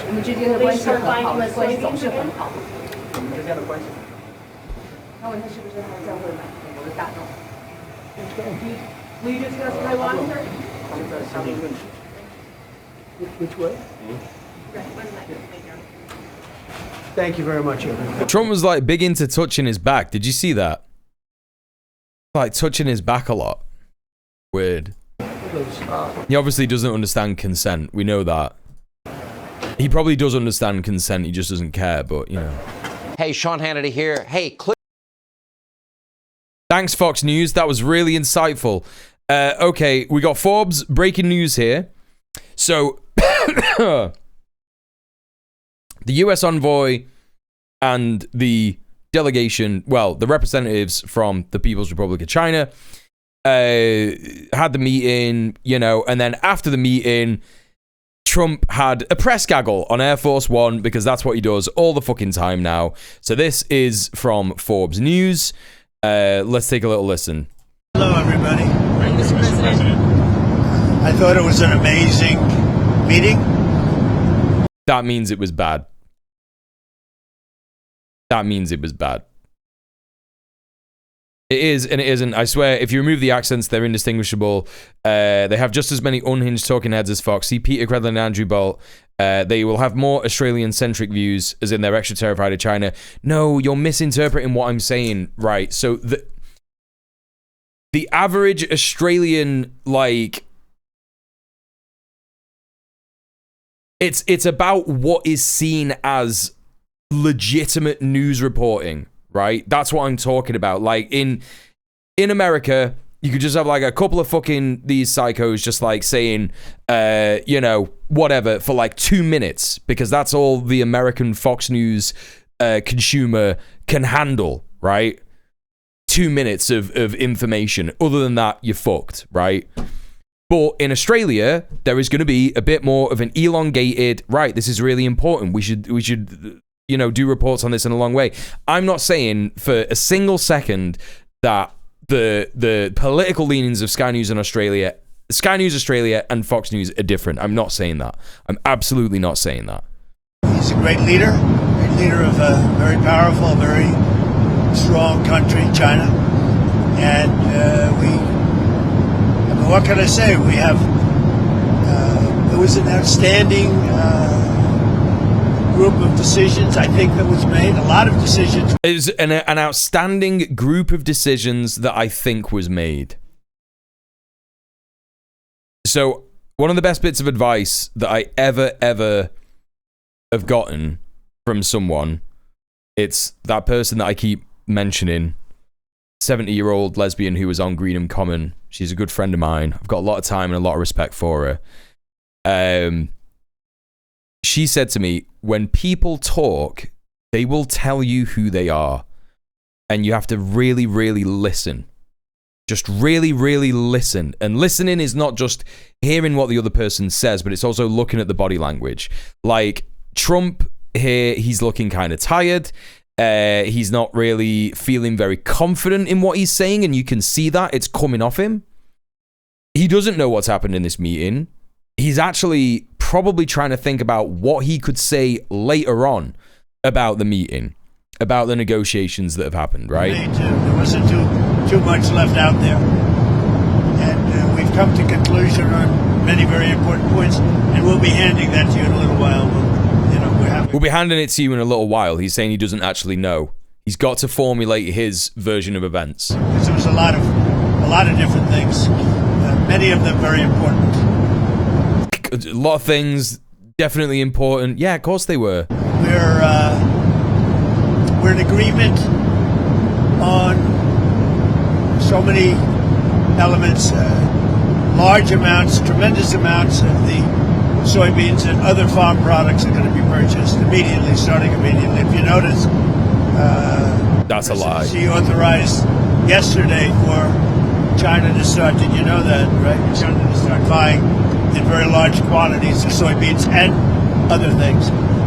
I don't think he did. I don't think that did happen. And many other things like that. On fentanyl, we agreed that he was going to work very hard to stop the flow. You know, it's a very complex subject because it's used for lots of different reasons, including. Oh, he's shitting himself. He doesn't know what's happened, and he thinks.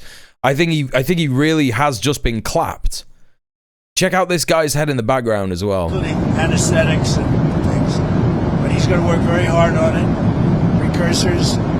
Who is this guy, chat? Who is this guy? I think you're going to see some real action taken. I've agreed, as you know, I put a 20% tariff on China because of the fentanyl coming in, which is it's a big tariff. And based on his statements today, I reduced it by 10%, so it's 10% instead of 20%, effective immediately. I believe he's going to work very hard to stop the death that's coming in. Wait, the death or the debt? Stop the death that's coming in. The death that's coming in? What is he on about? But again, it's complex because of what fentanyl is. He's talking about fentanyl-related deaths. Oh my god, dude! You're going to see a big difference. We've had discussions on many of the elements that you're talking about all the time. You're asking me questions, and most of those things were I think agreed to for the most part. I think we agreed to almost everything in a very acceptable form. I wouldn't say everything. He's just saying whatever he wants. It's got to be at this point, right, that Trump he knows he's fumbling the bag super hard, but he's in denial about it. It's just the only thing that makes sense, right? He thinks that he's going around and he's making all these really good decisions. He's definitely had a stroke because of the pressure, because he's just like too old to be doing Hitler shit, right? He's just too old to be doing Hitler shit. We spoke about this yesterday. Hitler was like 50 when he was doing the Third Reich shit. Trump is nearly 80. It's just, it's game over, man. This guy should be like, you know, sat at home doing nothing. But, you know. Did you see him in Japan? I didn't look at the Japan stuff, no.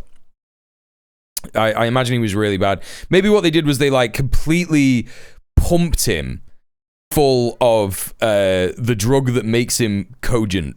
the drug that makes him lucid and make good decisions. They pumped him full of that before this meeting with Xi Jinping. And it is wearing off now. He's on Air Force One. He's on a flight. And he's like, I don't know what happened. Like, really, in his head, he doesn't know what happened. We agree to things you know about. You definitely know the things, the stuff that we did, all really important. There was a lot of things. Almost all of them we agreed upon.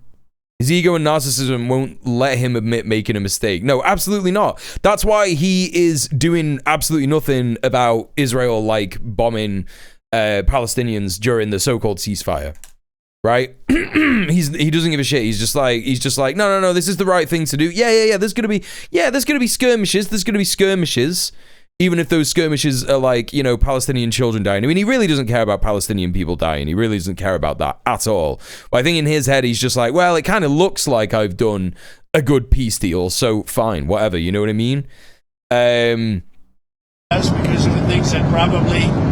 You saw some good clips? Get me some clips of him wandering off in Japan. Can we get like a supercut? Questions, let me know. There's some supercuts that I want, that I really want. If someone can get me a supercut of all of the Curtis Sliwa stuff from the New York mayoral debates, yeah? If any of you out there got a copy of, what's it called? DaVinci Pro? What the fuck was that? Was that my voice? What's going on? That's just I just heard a really weird noise, and it like coincided with me like going like that in the mic, and it was like dong. Anyway, whatever. I'm tripping. Bim Bam Berry, how are you doing? Welcome in. Greatest peace deal in history. 3,000 years. They said they couldn't do it, but I did it. I want to supercut all the best bits of Curtis Sliwa in the debate. If anyone has DaVinci Pro, DaVinci Resolve or whatever it's called, if you got like a copy of that, DaVinci Resolve, just cut it out for me. Just cut it out and just slam it all together for me. Curtis Sliwa, best bits of the mayoral debate. Not even the best bits, just all the bits. That's what I want to see. Really want to see that. And also a supercut of Trump wandering off in Japan. You know? Hey, Napper's got a mimic haunting my gaff. It is Halloween, isn't it? Oh! Exactly. Say Da Vinci 3 times fast to summon an 8-limbed nude man. That's how you do it. That's how you actually do it. What about chips, sir? Did he agree? Did you agree to sell any more down chips? We did discuss chips, and he's going to be. They're going to be talking to NVIDIA and others about taking chips. Look, we make great chips. Okay, so that didn't happen. That's not been agreed at all. That's going to be another reason as to why that's the way it is. Can we get these? I need to get this shit. We're going to listen in. Fox News is inside the room. Let's take a listen. I need to get this shit again. Meeting, Lisa Daftari. I need to get these fucking... Oh, it's just going to open those again, isn't it? Fuck! Hang on. Oh, no, it's just here, right? Oh, yeah, it's just right there. Yeah. There you go. That's why NVIDIA is tanking. Did he say NVIDIA? NVIDIA? Talking to NVIDIA and others about taking chips. Talking to NVIDIA. He did say NVIDIA. And I'll be speaking to Jensen from NVIDIA.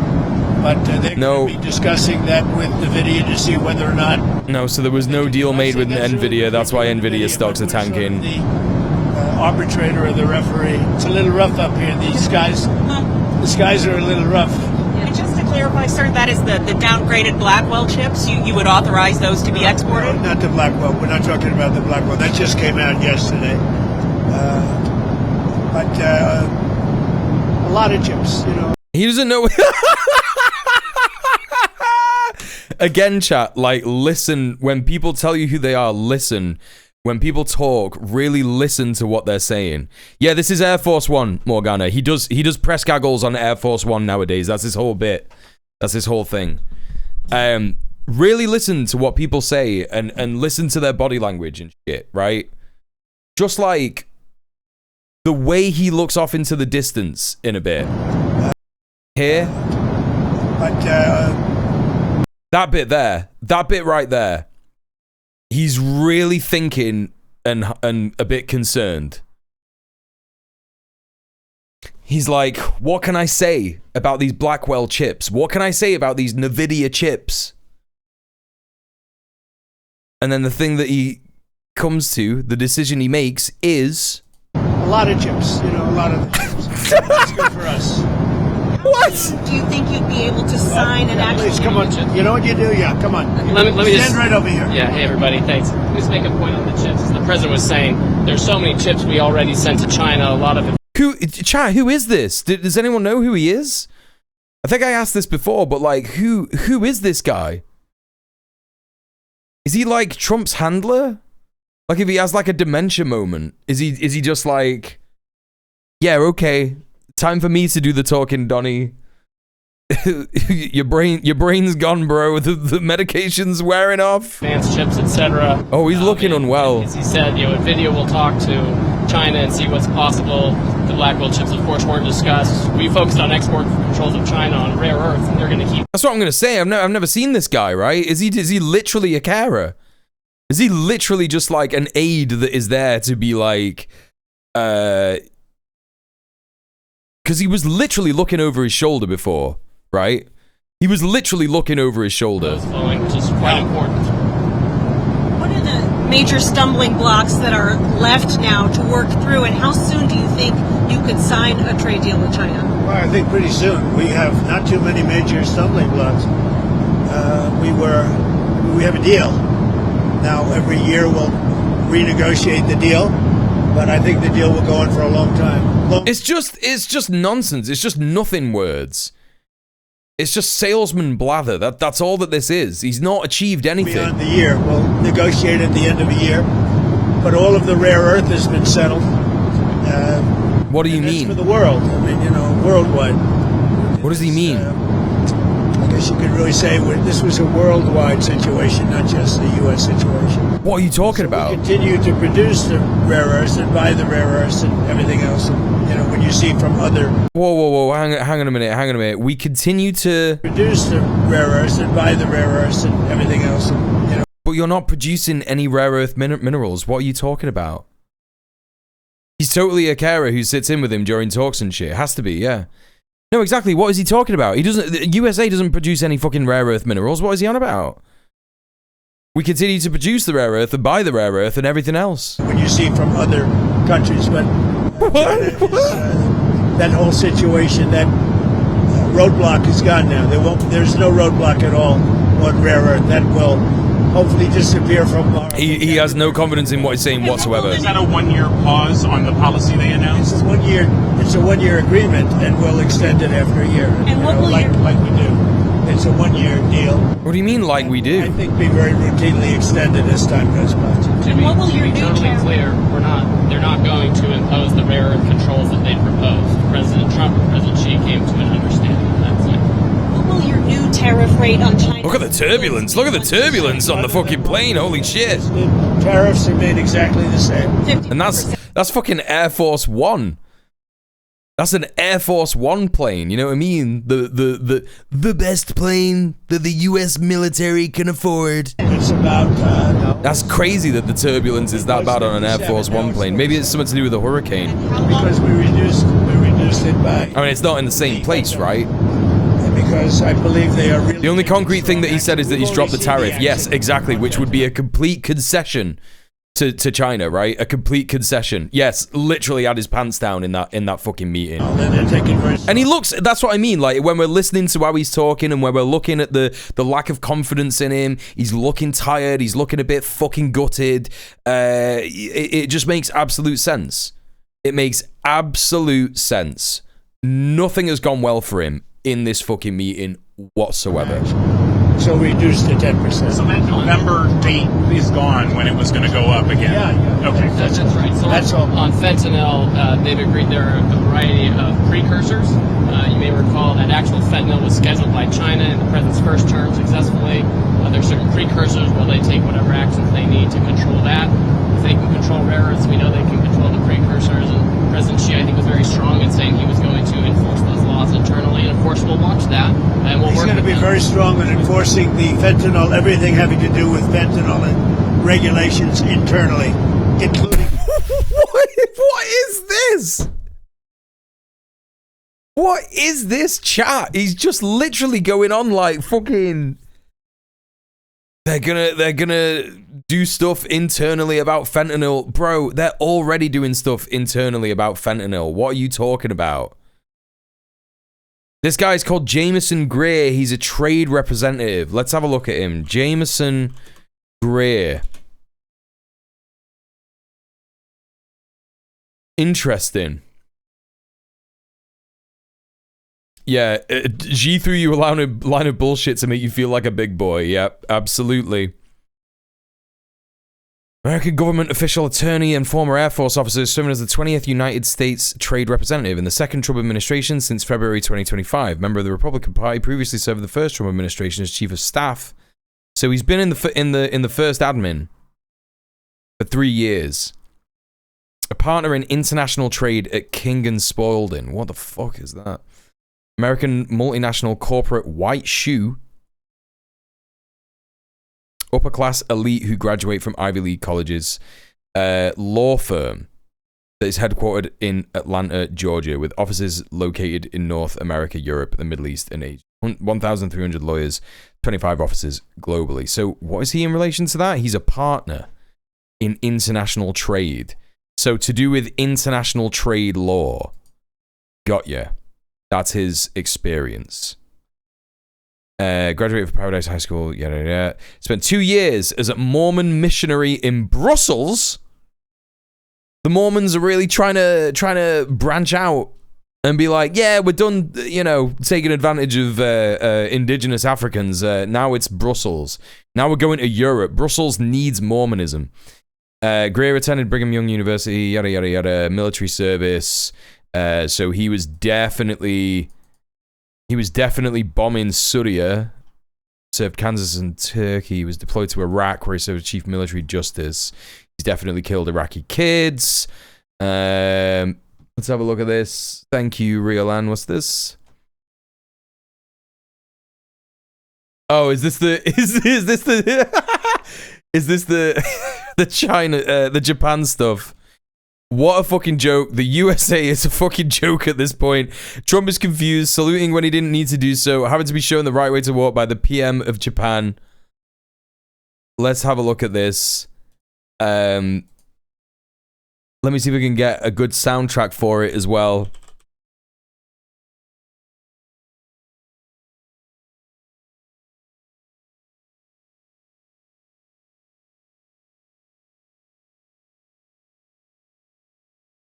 Okay. Here we go.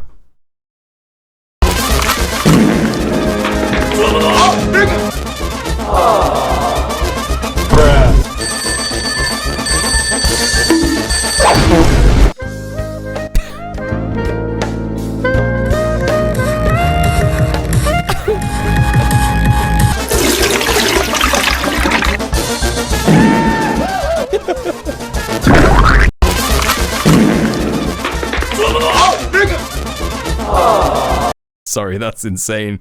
That's insane. This fucking salute is crazy. What's he saluting? What's he doing? Oh, mate. He just walked off. He just completely walked off. This is great. Right, gotta get the tune back on for this.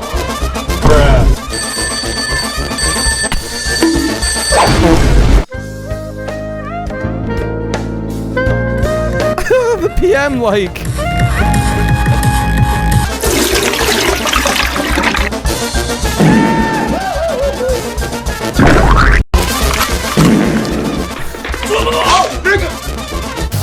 Brilliant. Absolutely brilliant. Okay. Alright. He's back on there. Yeah, he's not got a clue what's going on. He's running out of adrenochrome. He's completely run out. Oh, man. Oh, man. The meta at minus 11 is crazy, by the way. I do want to, like, highlight that. I brought this up before just to be like, I wonder if the stock market has gone insane since the Trump China stuff and also tweeting about fucking testing nuclear weapons and shit, right? But the meta stuff is crazy. The meta stuff is crazy. Like, look at that fucking graph at the top. It's like a cliff edge. It's just gone boom. And I don't know what this is particularly in relation to, but what you've got to remember, chat, is that all of these companies, so Apple, Microsoft, Oracle, Palantir, Amazon, Nvidia, I can't remember what TSM is. What is that? Taiwan Semiconductor. I don't know what that's got to do with anything, but and Tesla, they've all been invested in AI, right? They've all been invested in AI, and Meta recently sacked 600 or 300 employees from their AI department. And I don't know, man. The bubble. I was under the impression that it might be sometime next year, but I don't know, dude. Something crazy is happening, and I don't know if this is the beginning of the end. It's definitely the beginning of the stagnation, because a lot of these companies are just kind of stagnating. Apple seems to be the only one that's maintaining a fairly, like, you know, even keel. I don't know if Apple has done much investing in AI. Have Apple done much investing in AI? Like, I rarely get, like, shit on my phone that is saying, like, oh yeah, use our AI thing, Siri AI. Maybe that's how they'll survive. I don't know. I do not know. What will happen to mortgages if the bubble pops? Oh, you're asking the wrong guy. I'm sorry, Morgana. You're asking the wrong guy. I do not know. Genuinely do not know. I know that it will make things shit for everybody. I know that that's what's going to happen. I don't know how much money banks are investing in AI. So if banks are investing in AI, I imagine that will have something that will be bad, right? Oh my god, look at Roblox. Wait, why is Roblox losing so much money? Down 15%. What the fuck's going on there? That's crazy. Anyway. Alright, let's not look too much at that. Let's carry on with the press gaggle. Taking very strong measures against those that don't obey. And a variety of other tariffs still remain. Section 301 tariffs from the original, a variety of Section 232 tariffs.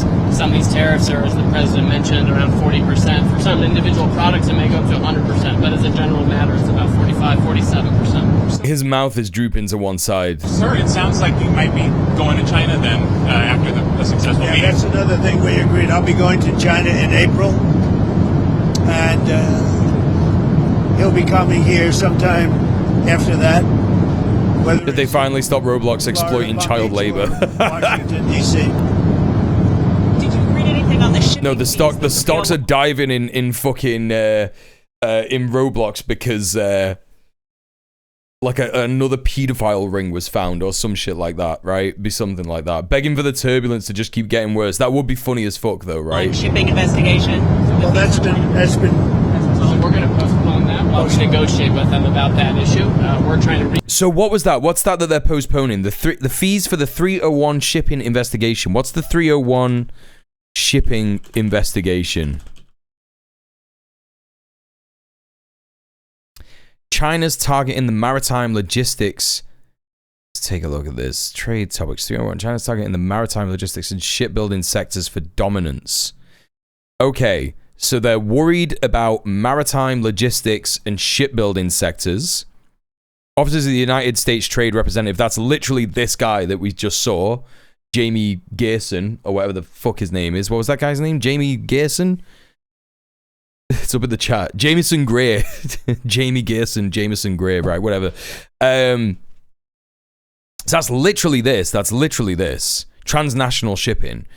And immediately, they're both like, that's been postponed. So we're going to postpone that while we negotiate with them about that issue. We're going to postpone that while we negotiate about that issue. They haven't achieved shit. They've achieved absolutely fuck all. This is crazy. He's looking humiliated. Look at his face here. He's looking humiliated as hell. We're trying to rebuild shipbuilding. The Cranes just agreed to invest $150 billion. Oh my god, he's looking like he might cry. He's got like tears in his eyes. Shipbuilding, so we think we have a good path forward. But that's no longer an issue. The war in Ukraine or Taiwan. Look at his fucking face, chat. It's no longer an issue, he says, and then he's looking like that. He looks the most concerned that Trump has ever looked in his entire life. What are you talking about? Taiwan come up. We discussed that, and we discussed basically, these are rough winds in Asia. I must tell you, this is a rough flight. We could have waited an hour, maybe. This is a little tough, these are tough conditions for interview. He's gonna cry. He's scared of flying. Is he scared? He's not scared of flying. I mean, listen, I guess like everyone is scared of flying a little bit, right? Yeah, he's also not yapping about how great he is. That's a really good point. That's a really good observation. He got steamrolled. He definitely got steamrolled. He's about to cry. He's complaining about, like, he's literally complaining about the turbulence on the flight. He's like, oh, this is a rough flight today, huh? This is a rough flight today, folks. Maybe we can't do an interview today. I don't know. Like, he's gonna cry. They're gonna be watching Trump. They're gonna say he didn't look too good. He's got the shakes. Oh my god! Oh my god! He knows! He knows what we're doing! He said it! Yep, there you go. We're right. Chat, we're right. There's no point speculating because he just admitted it. There's literally no point in speculating because he literally admitted it. He completely admitted it. That's crazy. That's absolutely crazy. Hey, you went remute. What's up? This is fucking crazy. I don't have the shakes, but people are gonna think I do. You're pretty solid. So Ukraine, it came up? Yeah, it did come up. Ukraine came up very strongly. We talked about it for a long time, and we're both going to work together to see if we can get something done. We agreed the sides are, locked in and fighting, and sometimes you have to let them fight, I guess. Crazy. But he... What? Bro, what? What did you just say? Very strongly. We talked about it for a long time, and we're both going to work together to see if we can get something done. We agreed the sides are, locked in and fighting, and sometimes you have to let them fight, I guess.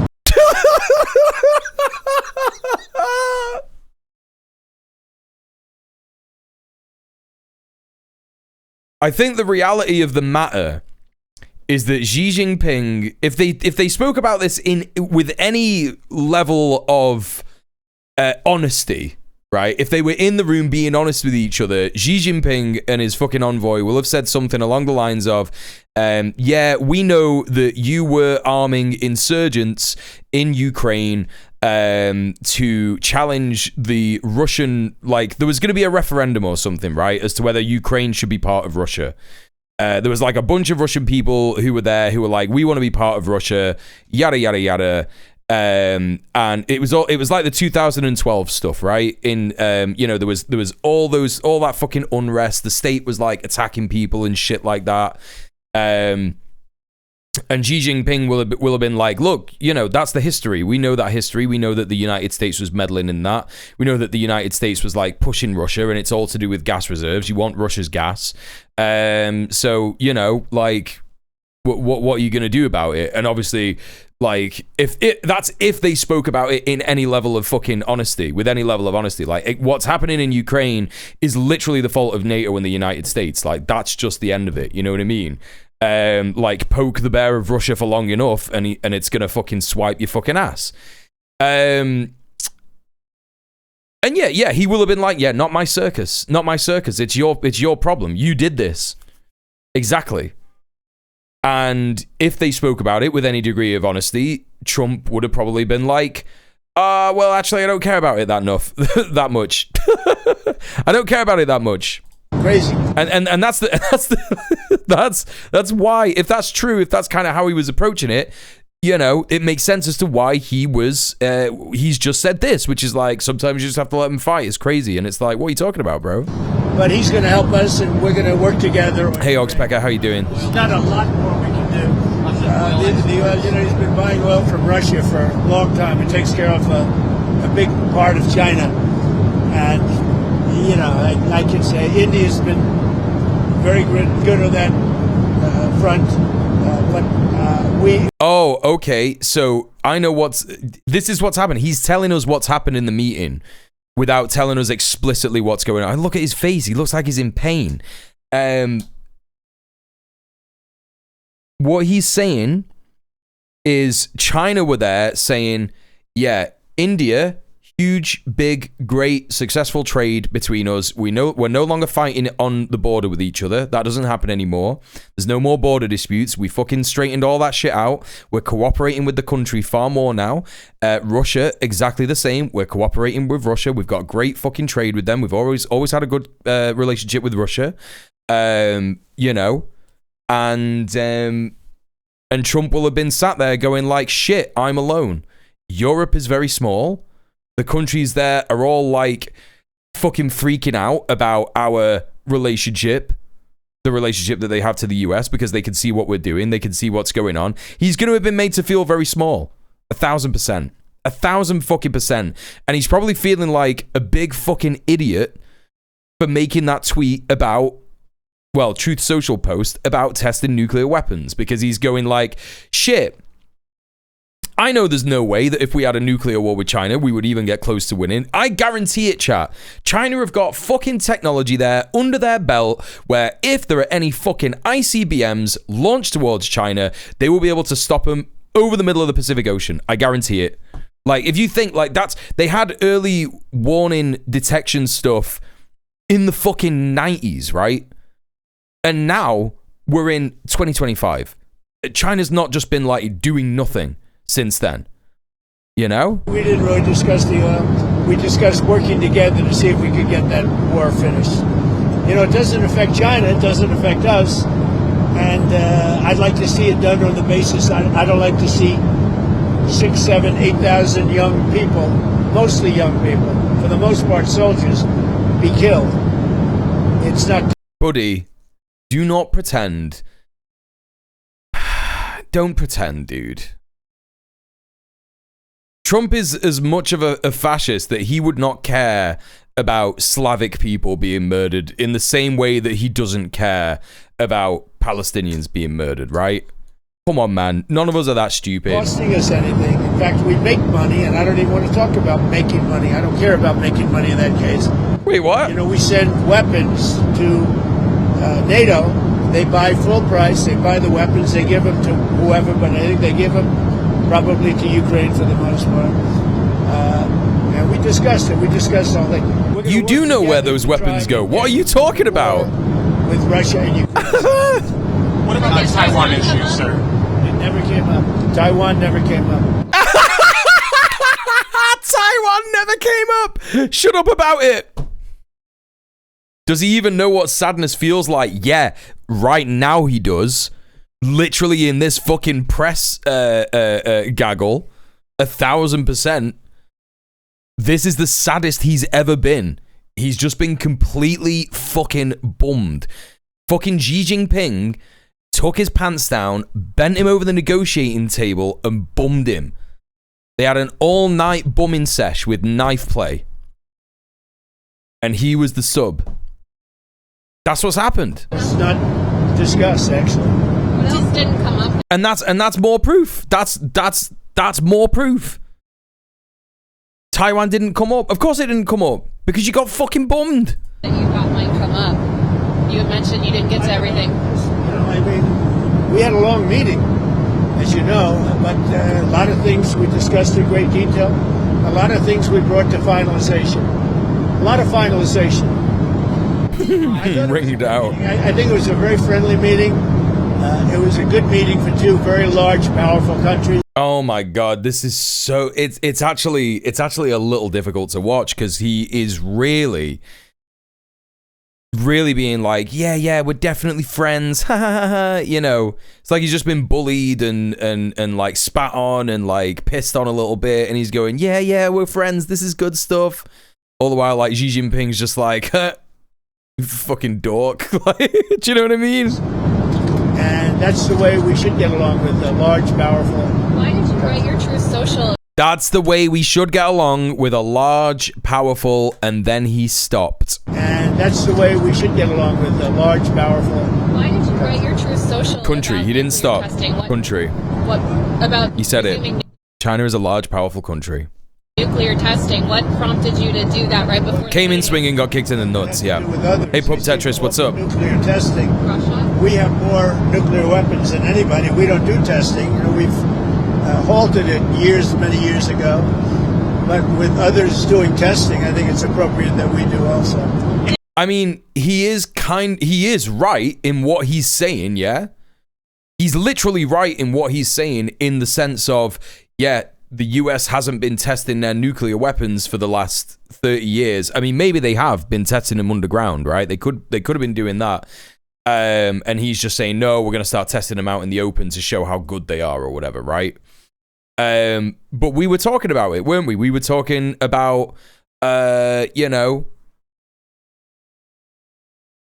the fact that if there was a nuclear war, it's very likely that the US nuclear weapons would not be that good.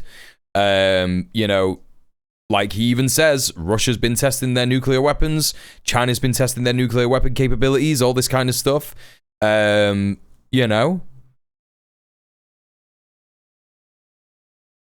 And I guess the US aren't testing their stuff.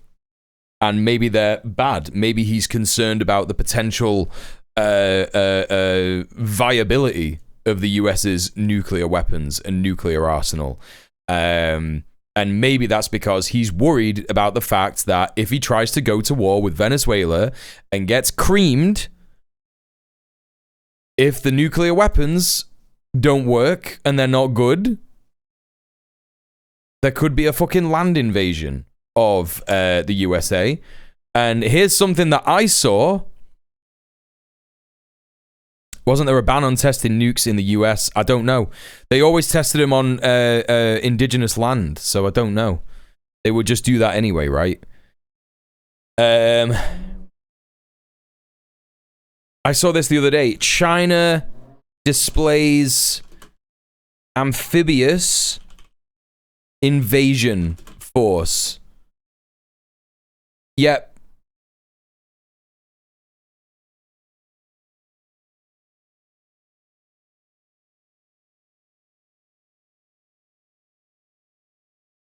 So they've been doing this since March.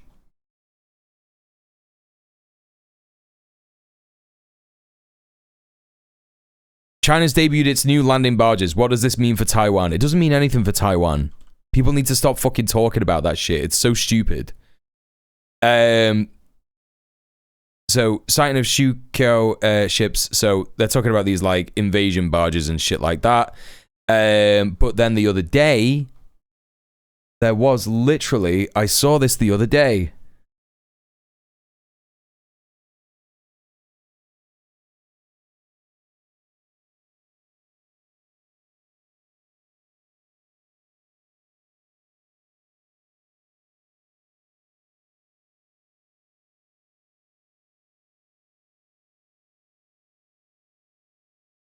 Amphibious landing drill. Here we go. Can I, like, see this in full screen window, maybe? Here we go. Here we go. This shit was crazy, chat.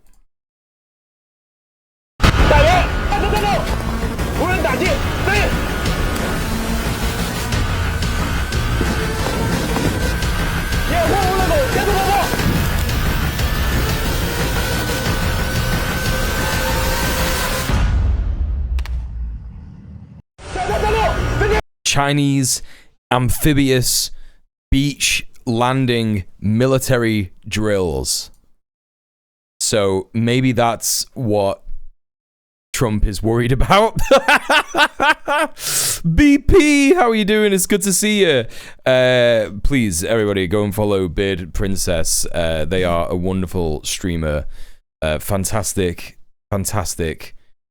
streamer. You will enjoy BP streams very much. There were updated talks on space-based weapon bans a few months ago, and not everyone agreed. Yes, correct. Correct.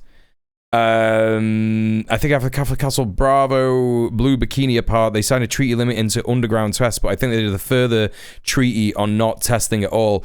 I mean, it would be good to not be nuclear armed, right? But again, you know, in this current world, it kind of just makes sense to have a nuclear deterrent, and everybody should have the mutually assured destruction thing, right? Because then it's like, well, what's the point?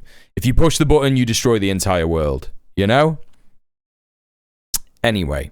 Details around the testing, sir? Like where, when? Are they actually going to test the nukes or just the delivery systems? Hey, you tell me. We'll give you a heads up. This is something that Trump just posted about like fucking 2 hours ago. I don't know. Did Israel, this is an interesting question, did Israel give you a heads up before they bombed Gaza? And is it still a ceasefire if they're stopping? It is. No, they had a sniper and one of their soldiers were killed and they did retribution, so. Just whatever you want. Just literally whatever you want. Yeah, it is a ceasefire. It's back to ceasefire. But is that what is the thinking behind reducing troops in Romania, the drawdown of U.S. troops in Romania? You have to ask. I mean, I can tell you about it, but it's not very significant. It's not a big deal. On nuclear weapons, sir, which country? He just like said whatever he wanted. He just like was like, yeah, no, it's still a ceasefire. They took retribution. There was a sniper. You know, just like nothing. Just like completely nothing. What do you have in mind when you say you want to send a signal? They killed 106 civilians, Real A rough ride this is. The interviews are tough enough without it. Hey, Gala Mango, how you doing? You guys It's back to ceasefire. Does it have a switch? No. How it works, yeah? How it works is that Israel bombs whoever the fucks it wants, and then stops and goes, okay, it's a ceasefire now. And then they bomb whoever the fuck they want, and then they go, okay, no, the ceafire's back on. And then the next day they bomb whoever the fuck they want, and then they go, oh no, the ceasefire's back on. That's how it works. That's how it works. That camera guy's very steady. We're gonna look real bad today on television, I'll tell you. Yeah, you're looking real bad, Chief. You're sure looking bad. But not because of the turbulence, dude. That's so funny that he said that out loud. That was crazy, man. That was crazy. I think that, you know, it's... Oh, damn, dude. Okay, like, listen, look, like, I know we're talking about how sad he actually is. He looks like he's got tears in his eyes. He's just been, like, bent over the table, yada, yada, yada. But I don't know if I've ever seen him do this little gesture. Like, again, chat, people's body language is so important, right? I think that, you know, it's... That was kind of like a... I'm giving up, I don't know kind of thing. Pretty much. I think we've discussed mostly what we said. Pretty comprehensive. We're going to issue a statement on some of the details. But overall, wow. I guess on the scale of from 0 to 10, with 10 being the best, I would say the meeting was a 12.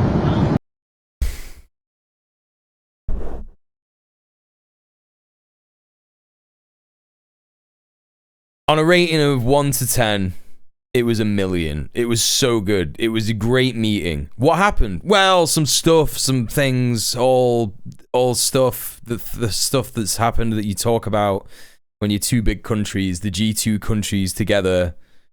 Pure, undiluted copium. Never thought I'd live long enough to see him glibly self-deprecating, yeah. Since when are they called press gaggles?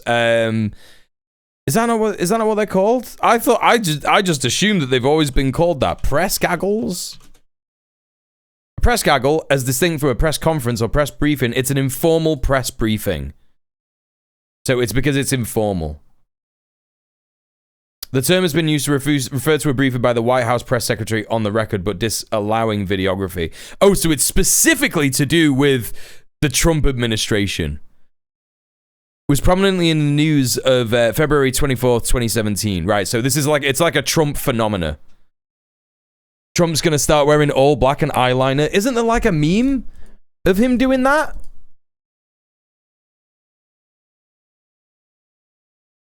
There's like a Trump of him like that, right? There's a meme of him doing that, right?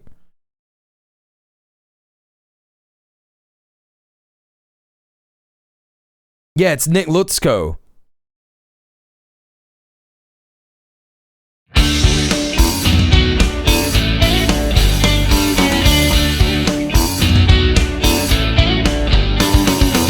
It's so disgusting and corrupt media covered me, honestly. It didn't put false meaning to the words I say. I'd be beating Hillary by 20%. My rallies aren't covered properly by the media. They never discuss the real message and never show crowd size or enthusiasm. It's not freedom of the press when newspapers and others are allowed to say and write whatever they want, even if it's completely false. Crooked Hillary Clinton is being protected by the media. She's not a talented person or politician. The dishonest media refuses to expose. God, do you remember this time, chat? Remember the time when Trump used to be on Twitter all the time and he would just never stop posting? Do you remember those days?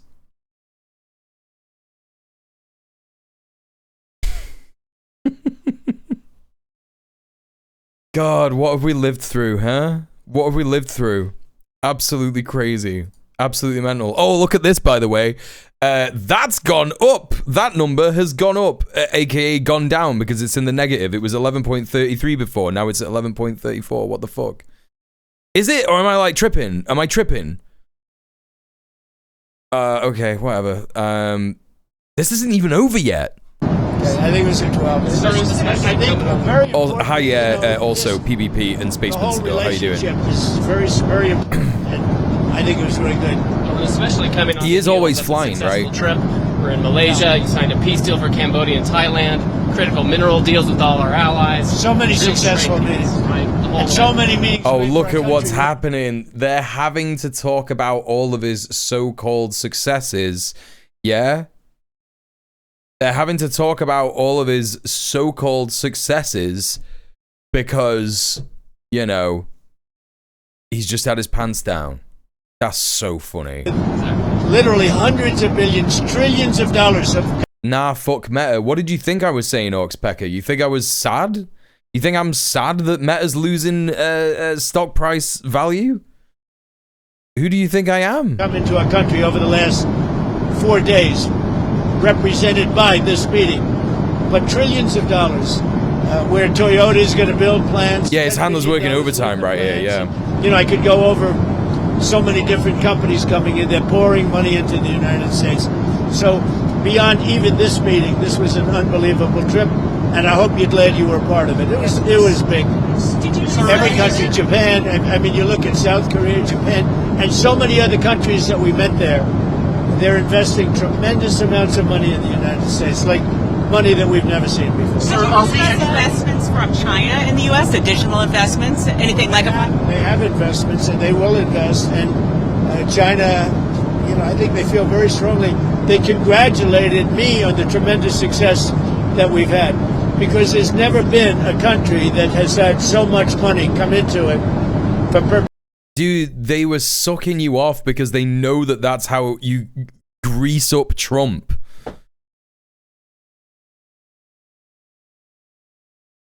You don't think that? Okay, good. Because I was gonna say, like, I don't give a fucking flying fuck. I think it's funny that Meta's stock prices are falling.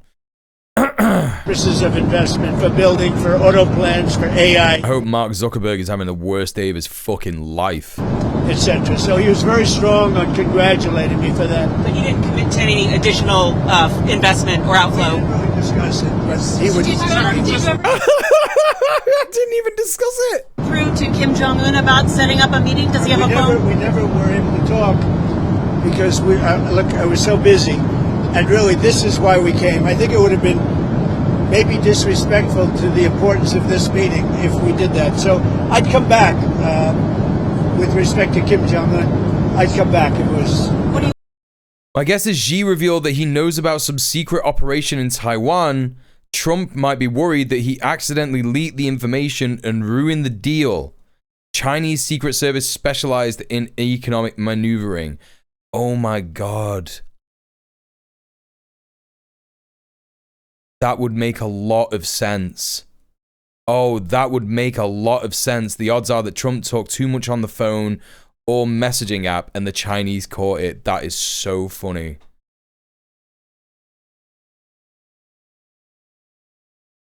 Zuck will have to cancel the second 10-meter tall golden wife statue. What are you talking about? What are you talking about?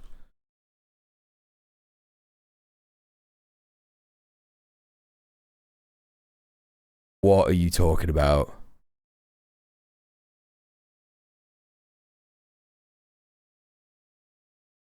I have never seen this before in my entire fucking life. What do you mean? This is Mark Zuckerberg's wife. He made this. How much did this cost? What is this? What is it made out of? What do you mean?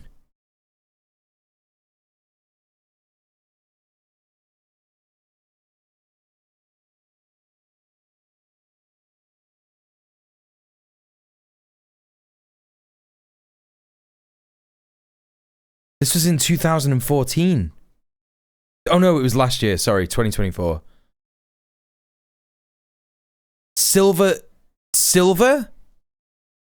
It's made out of silver. That's crazy. That's absolutely crazy. What else is it made out of? What's the other material? Is it just clay? Listen, if I could make a fucking, you know,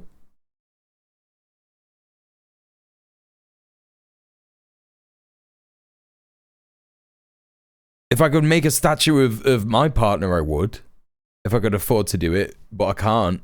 But also, maybe she wouldn't want that. I don't know. Bizarre. Yeah, there's being a wife guy, and then there's this. So, you know. Hey, Fire on Fire, how you doing?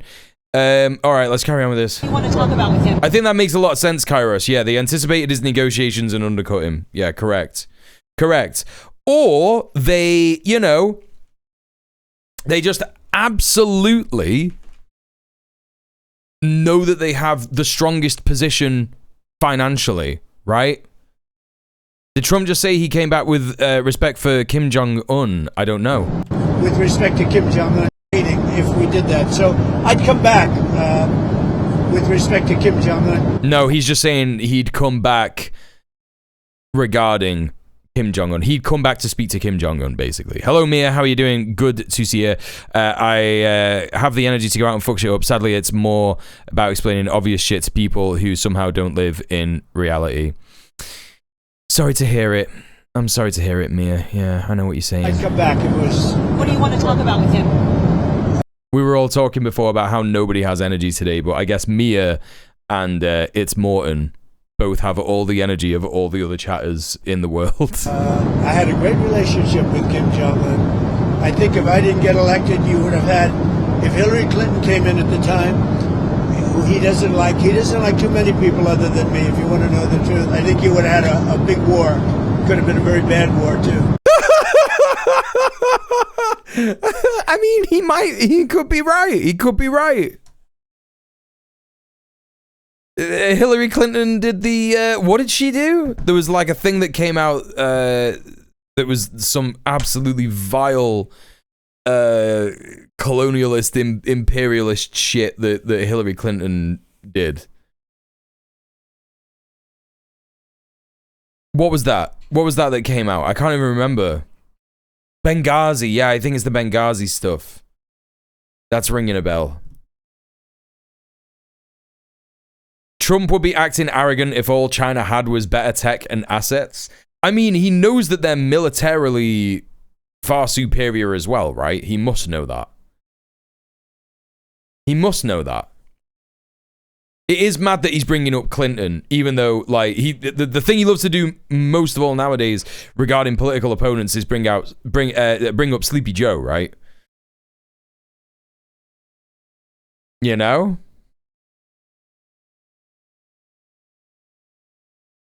You know? Sir, with the nuclear announcement, just one more on the nuclear announcement. Do you worry that we're entering a more risky environment when it comes to nuclear issues? I think that he would. I genuinely think, Kairos, that even if it was just tech and assets, but also in combination with the fact that he, like, knows about the military capabilities of China, as well as that, I think that he would still be acting like this. Because again, if it's the financial dominance of China is due to Dengism, right?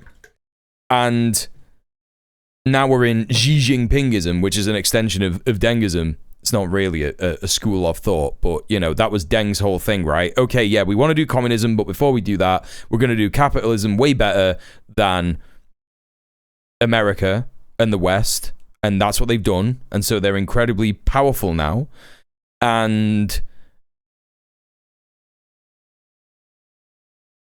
I think that he was thinking for a long time, again, like, you know, the speculation that we've been doing about Trump for a long time is whether he is actually deluded, right? No, Deng didn't call his shit Dengism, but people call it Dengism, don't they, right? You know what I'm talking about. We've been speculating for a while. Is Trump just completely deluded into believing his own lies? Is he high off the smell of his own farts? Right? Because I've been talking about that with regards to the so-called ceasefire in Gaza.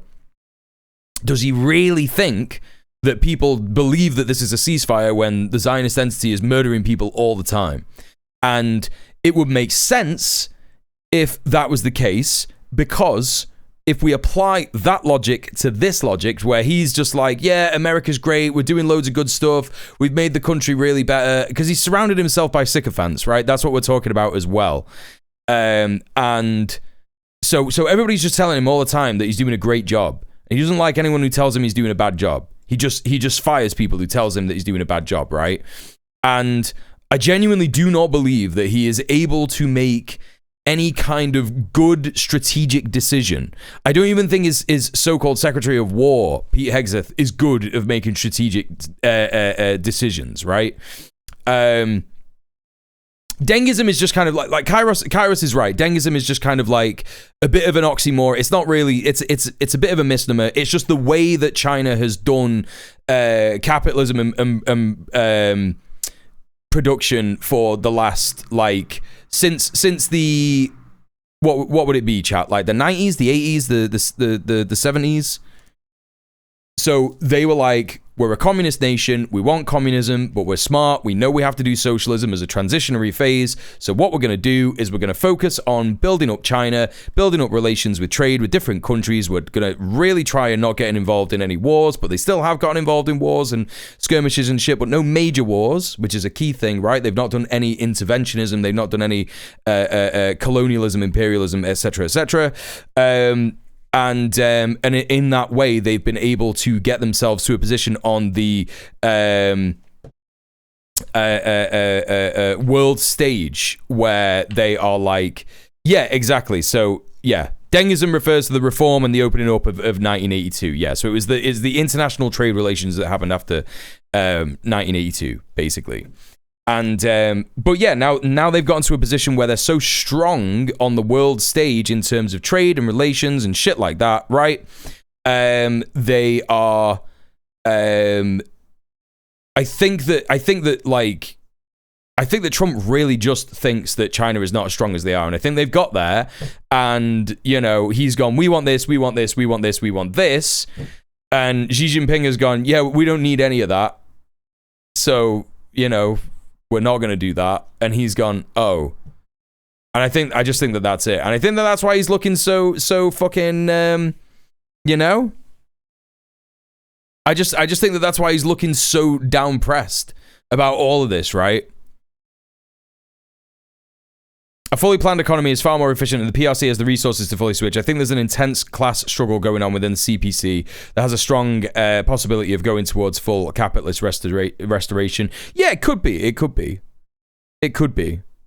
But it would make far more sense to be doing things the way that they're doing things at this time, in terms of, having the social safety nets, the public services that they have, whilst also exercising the international trade that they have managed to develop as a result of doing state capitalism in this way, right?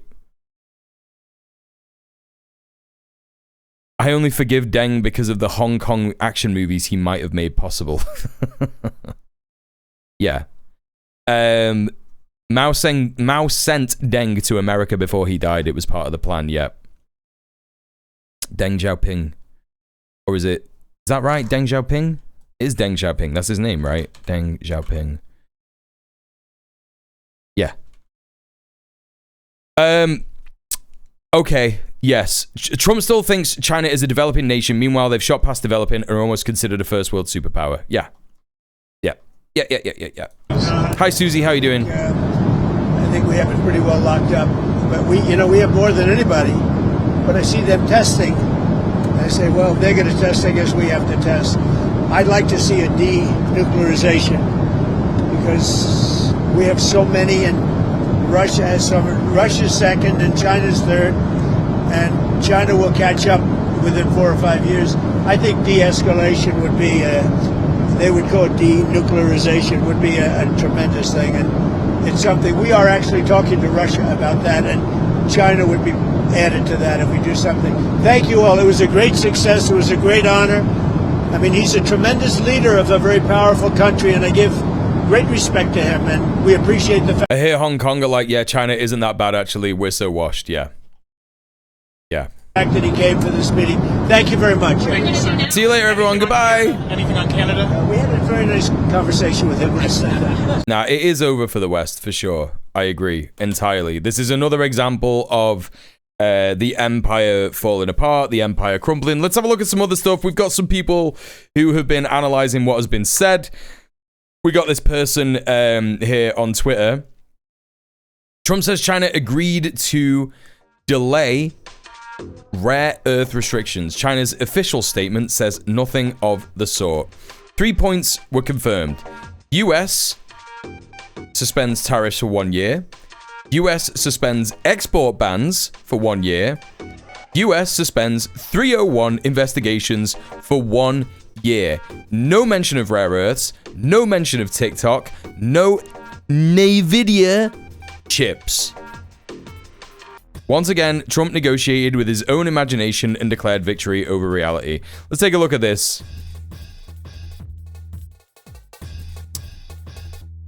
How do I zoom out a little bit here?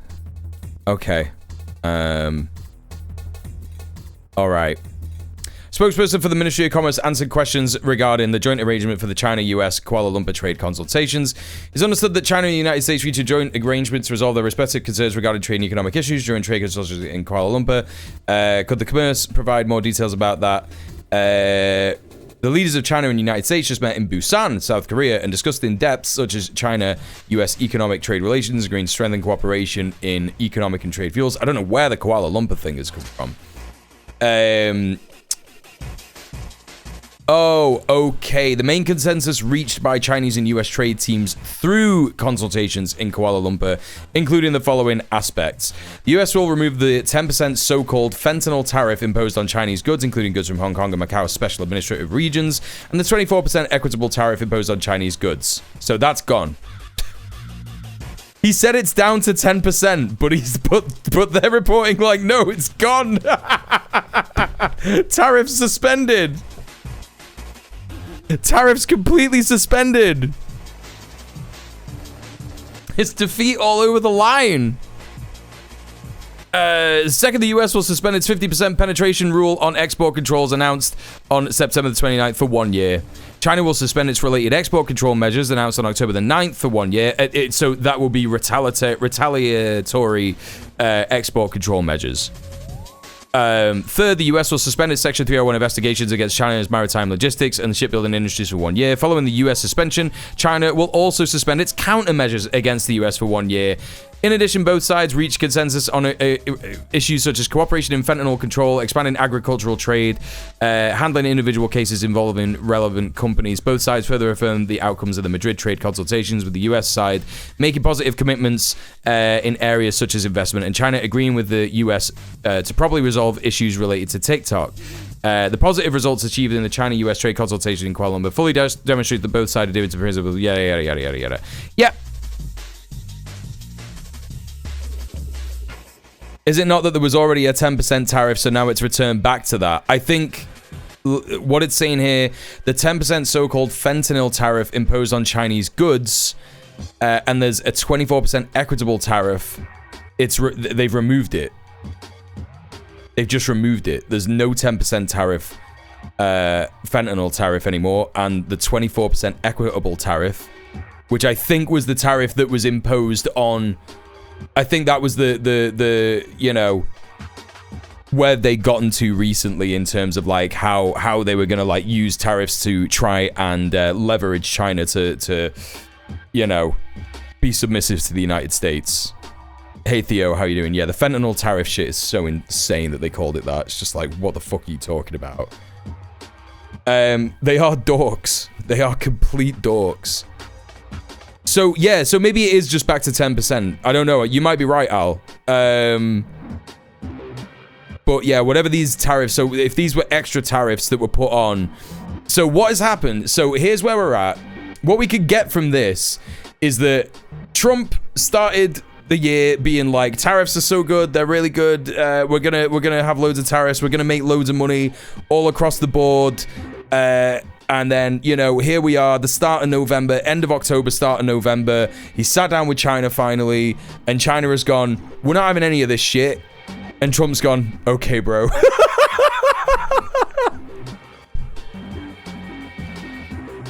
That's what's happened. That's what's happened. That's mad. That's absolutely mad. Yep, Xi was doing all of the penetration. Yeah, absolutely fucking crazy. What else do we got here? This is Olga Nestorova. Who is this person? Just so I understand where I'm getting this information from. Foreign affairs journalist at ONEST.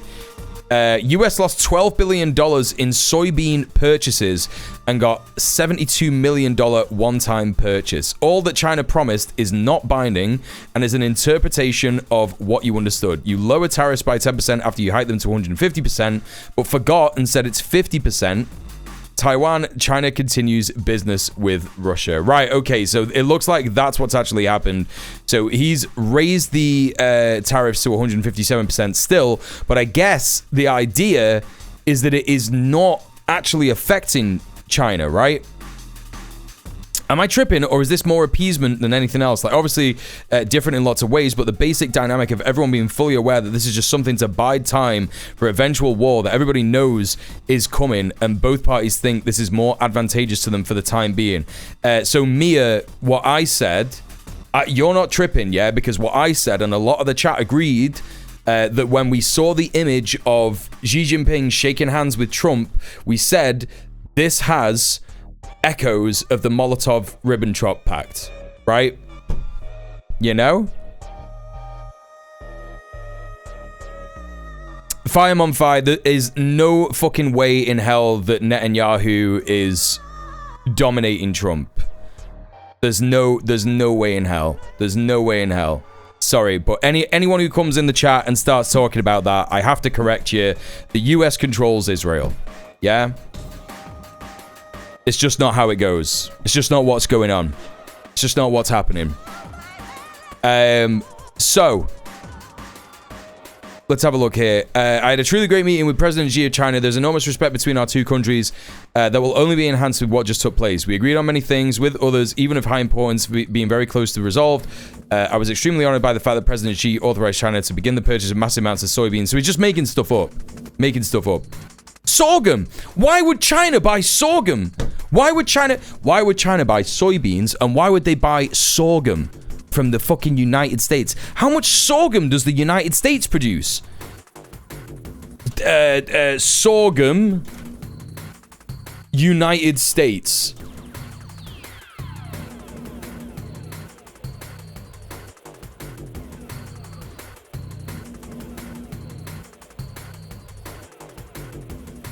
It's the third largest cereal grain in the United States. Is that right? That's crazy. I didn't know that. But China has way more sorghum than any other fucking country, right? How much sorghum does China grow, right?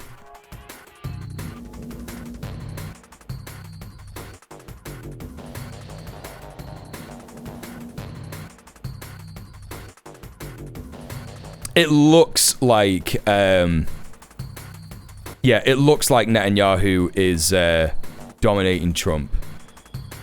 That's what it looks like to people, I guess. But of course, yeah, Trump simply doesn't care and is happy for the genocide of Palestinians to continue. How much sorghum in China? Why am I not learning about this? Why is Wikipedia not telling me about this?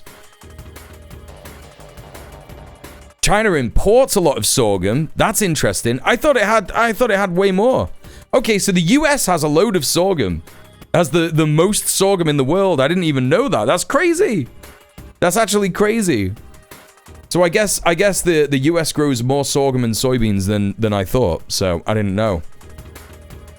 I was gonna say China has way more any agricultural products than pretty much any country. I was gonna say it's the biggest fucking country landmass wise, right? Other than Russia. Anyway, the sorghum stuff, other farm products. Our farmers will be very happy. As I said once before, my first administration, farmers should immediately go out and buy more land and larger tractors. Insane. What are you talking about? What are you talking about? I'd like to thank President Xi for this. Completely subbing to him. Additionally, China has agreed to continue the flow of rare earth critical minerals, magnets, openly and freely, very significantly. What are you talking about? That didn't happen. China's going to stop the flow of fentanyl into our country. It's just insane. It's just completely mental. It's just completely mental. It's just chatting rubbish. And then Axios is just reporting on this like it's completely correct. China has pledged to return its purchases of US soybeans to regular levels in each of the next 3 years, Treasury Secretary Scott Bessent said today. I just don't believe him when he says that. That's the thing, you can pretend you won by simply lying. Yeah, but we all know that he didn't. We can just tell. You just tell. Alright, chat. Well, that is the end of the Trump and Xi Jinping segment of the stream. We are 2 hours and 40 minutes into the stream. I don't have... we hit the sub goal, we hit the dono goal, just in case anyone wants is in case anyone wants to know. Smeagol mode. So thank you very much, everyone, for getting us to the dono goal. Really, really good stuff. Appreciate you. But we've got probably an ad break coming up in about half an hour. So if you want to miss those ads, please consider subscribing. And also, please consider gifting someone up with a sub in the chat if you see him without the sub badge. Yeah. Let me have a sip of water.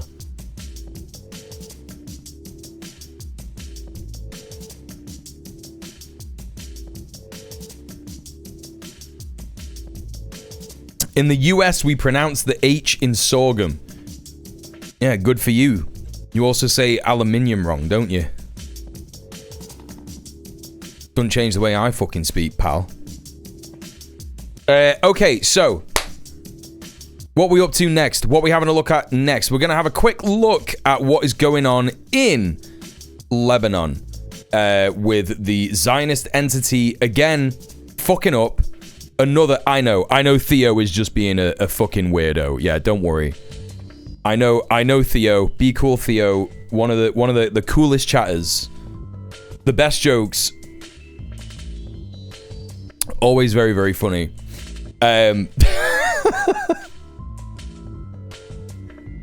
I know that US people don't. I know that Americans don't say the H in sorghum.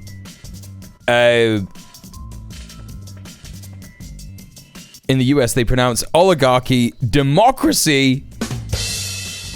I'm the most annoying chatter. No, you're not. No, you're not. You're actually not. What are you talking about? So, you just wanted a compliment. That's what you wanted. You wanted to be told that you weren't the worst chatter, the most annoying chatter. All right. Listen, we're going to take a look at this. So, the Zionist entity is, of course, not honoring another ceasefire in the Middle East, West Asia. This is a response from Lebanon's president after there was a deadly incursion, and I think that this was earlier today or last night. I can't remember exactly. It might have been in the morning. Hezbollah welcomes the president's announcement, as the president has said the army is going to confront IOF forces after the deadly incursion. Now, this is an interesting turn of events in Lebanon, where the complicit Lebanese government have recently said that Hezbollah should disarm. Hezbollah, made up of Palestinian refugees, Lebanese resistance fighters who are obviously against the Zionist entity known as Israel. So the prime minister has demanded that they disarm. Hezbollah has said no. Most Lebanese citizens have said no. And now the prime minister and the president are saying, actually, we should fight Israel. Hezbollah welcomes the president's announcement made after Israeli forces kill a municipal worker during an overnight raid on a border town. So let's have a little look at this report from Al Jazeera. Lebanese President Joseph Aoun has instructed the armed forces to confront any further Israeli incursion in the country's south after Israeli forces crossed their shared border and killed a municipal worker during an overnight raid. The pivotal announcement was made on Thursday after days of Israeli attacks on the Lebanese territory in near daily Israeli violations of a ceasefire that went into effect in November. That's last year.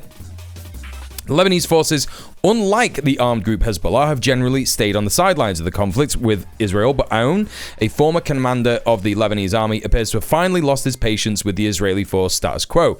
Aoun ordered the army to confront any Israeli incursion into liberated southern territory in defense of Lebanese territory and the safety of citizens. During a meeting with Brigadier General Rodolphe Haikal, according to a statement from the presidency. The order came just hours after Israeli soldiers entered the border town of Blida and stormed the town hall, killing municipal worker Ibrahim Salameh, who had been sleeping there, the state-owned national news agency NNA reported. So let's see a video here. I think this is where the guy was staying and was killed in. Let's just pause that because I don't think I can show the rest of that. Hey, Helgi Natorin, how you doing? Welcome in.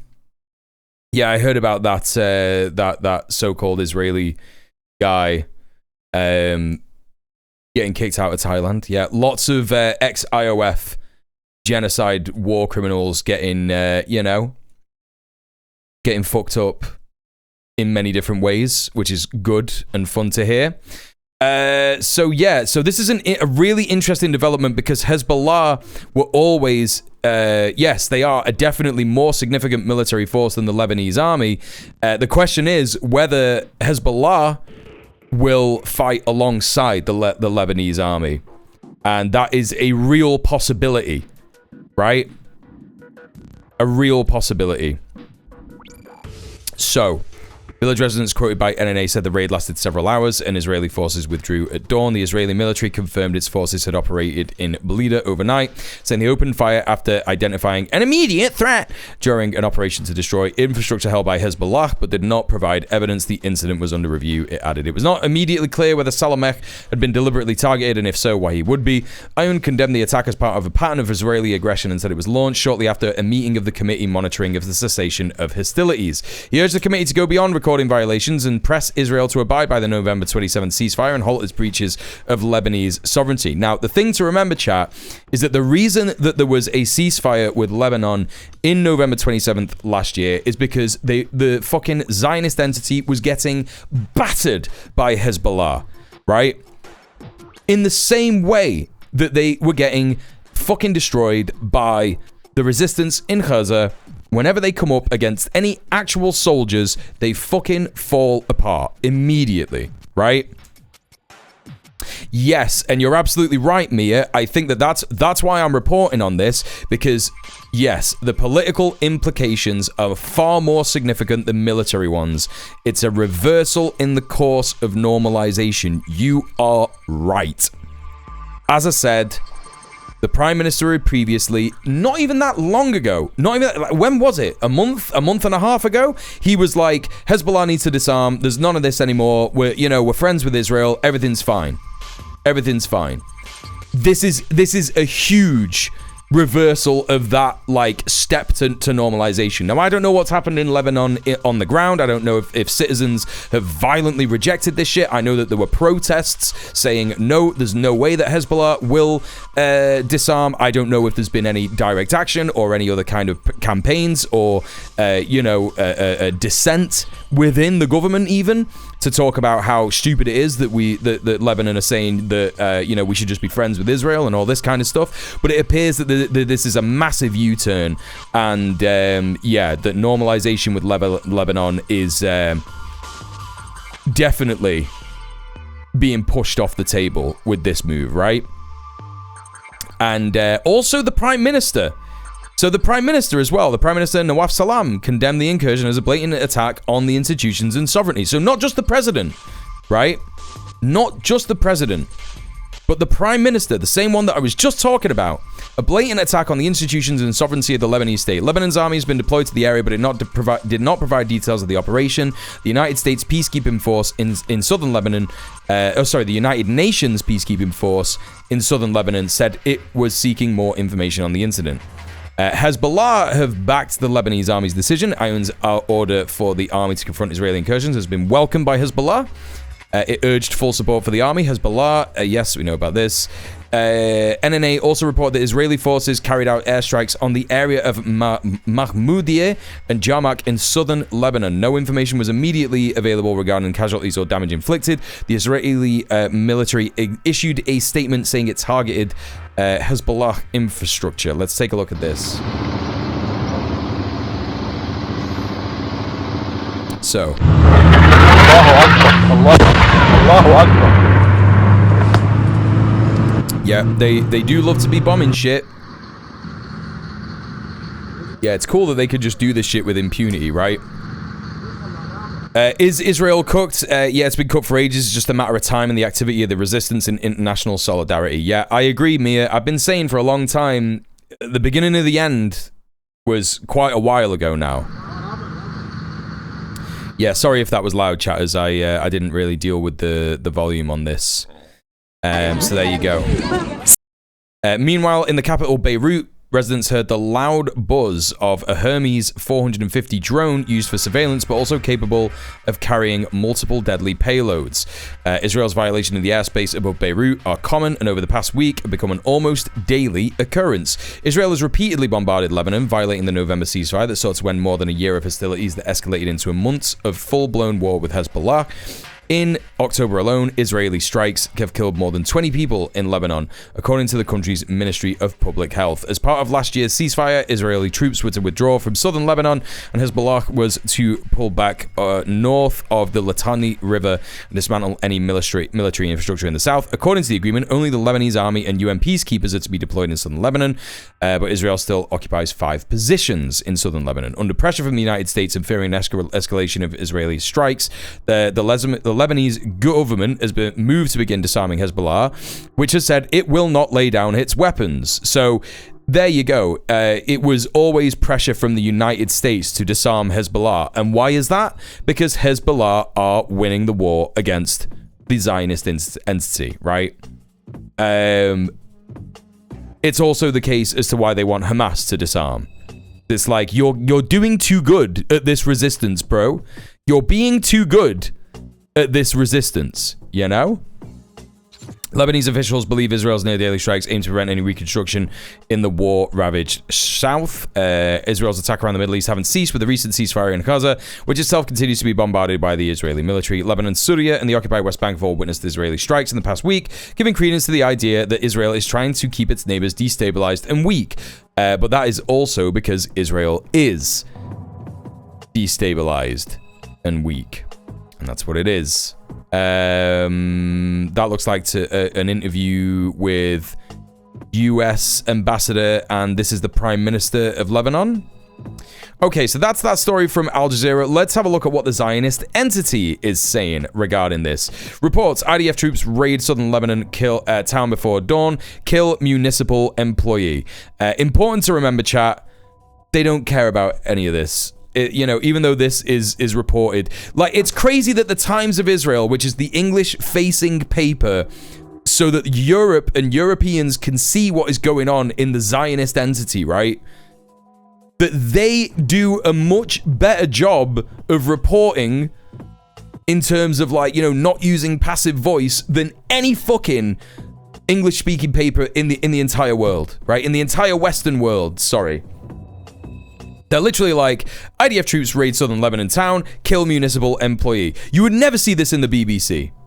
You would never see this in the BBC. In a million years. They would be like, small bean IDF troop babies, you know, defending Israel, get spat on and called anti-Semitic names. And maybe someone died, we don't know. It would be something like that, right? Yeah, they don't bother with the husband. They're just like, yeah, fine, whatever, just say what it is. Lebanese media reports that Israeli soldiers raided the southern Lebanon town of Blida before the door, killed a municipal employee. Yep, according to the official national news agency, IDF troops entered Blida at 1:30 a.m. with several military vehicles and stormed the town's municipal building. Municipality, the troops killed Ibrahim Salameh, employee who'd been staying there. The Israeli soldiers withdrew at 4 a.m. The Lebanese army later entered the building, recovered the body. So we've just seen that video. Nothing much more about that. So definitely not as detailed as the Al Jazeera report. And let's have a look. We've got Forbes, and they have captured the moment that the airstrikes happened. So let's take a look at this. Yeah, Sky would invert it, right? Yeah.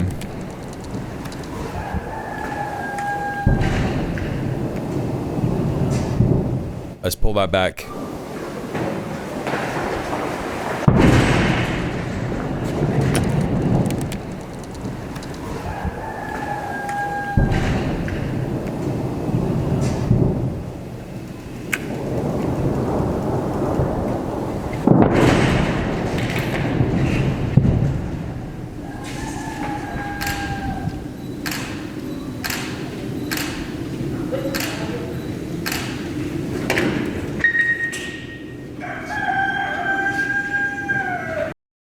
Even just saying conduct airstrikes is so cold. Yeah. It's like going to the shop. Yeah, suspected Hezbollah terrorist allegedly killed after violent clash in a disputed territory along the Israeli-Lebanese border. IDF spokesperson says it was retaliation to some made-up bullshit. Yeah, exactly. That's a rooster that you're hearing there, nap taker. Okay, so that's the image of the strikes. What do we got here? We got a report here, a video report from Al Jazeera. So this will be related to the article that we just read. Let's have a little listen and watch to this. Have become part of Lebanon's everyday reality. But in the past week, yeah, congrats, you're a Western journalist now, Mia. The pace, intensity, and scope of its attacks against Hezbollah, killing more than a dozen members of the armed group, adding to a casualty toll of more than 300 in the past 11 months. There's supposed to be a ceasefire. Instead, it's all good, Israel's nappers. military pressure on Hezbollah is growing. So, too, is political and diplomatic pressure on Lebanon's leaders. At the presidential palace, U.S. Deputy Special Envoy Morgan Ortagus met President Joseph Aoun. Ortagus didn't make a public Oh, he's the statement, president, not the prime but minister, US sorry. officials have said they expect authorities to speed up the process of Hezbollah's disarmament. Editors and begin note, direct allegedly negotiations died, yeah. with Israel to end the state of war. Direct negotiations means political engagement with Israel and mutual recognition, which is a divisive issue in Lebanon. President Aoun had previously insisted that Israel stop its attacks and withdraw from hilltops along the southern border before there could be any discussions. He now says Lebanon is ready to engage in negotiations, but it has the right to choose the mechanism and format of the talks. It follows new warnings by the United States that Hezbollah may face a new confrontation with Israel if Lebanese authorities fail to act quickly to disarm the group in. Buddy, like, you know, this is it's so crazy, right? It's like, hey, I'm just letting you know, pal, like, you know, the fucking the US is there just literally like, I'm just letting you know, pal, if you don't get Hezbollah to disarm, Israel are probably going to attack you, man. They're probably going to attack you again. That's probably what's going to happen. It's like, dude, you're wearing the hot dog outfit. You crashed your hot dog car into this fucking shop and you're wearing the hot dog outfit.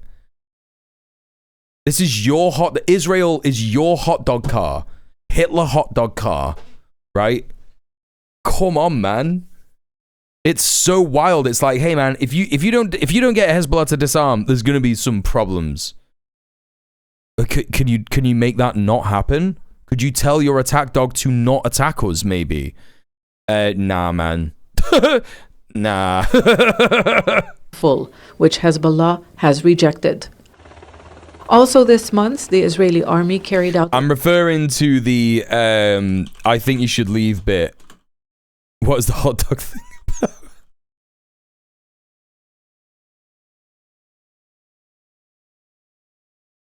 You know this? You ever see this meme? Where he's like, we're all trying to find the guy who did this. Right? Yeah. Its largest military drills at the border with Lebanon since October 2023. Through public messaging, Israel appears to be building a case for expanding its military operations. It has repeatedly accused Hezbollah of attempting to rearm and re-establish its military presence, saying it is doing so faster than the Lebanese army is dismantling it. I mean, like, number one, the Lebanese army is not dismantling Hezbollah, right? And number two, yeah, they probably are rearming because they understand the true threat of the Zionist entity, you know? And it's like the whole thing, right? It's like, you know, the Zionist entity is like, oh, this woman that I've just beaten up appears to be going to a gun shop to get a gun. This is unacceptable. You know, that's basically what's going on here. You know what I mean? Free Palestine TV on YouTube does reporting out of Lebanon and does reports on the aftermath of these airstrikes, speaking to the people in these villages. That would be dope to watch, definitely. There is concern Real, I'm going to have to check that out. Thank you for that. Escalation in Lebanon, with several foreign officials visiting Beirut this week. The nature of the Israeli violations and attacks. Oh, I've seen this guy before, yeah. Their scale, pace, and the targets. All of these are concerning signs. They require vigilance. The Israeli escalation in Lebanon requires a regional effort to stop it.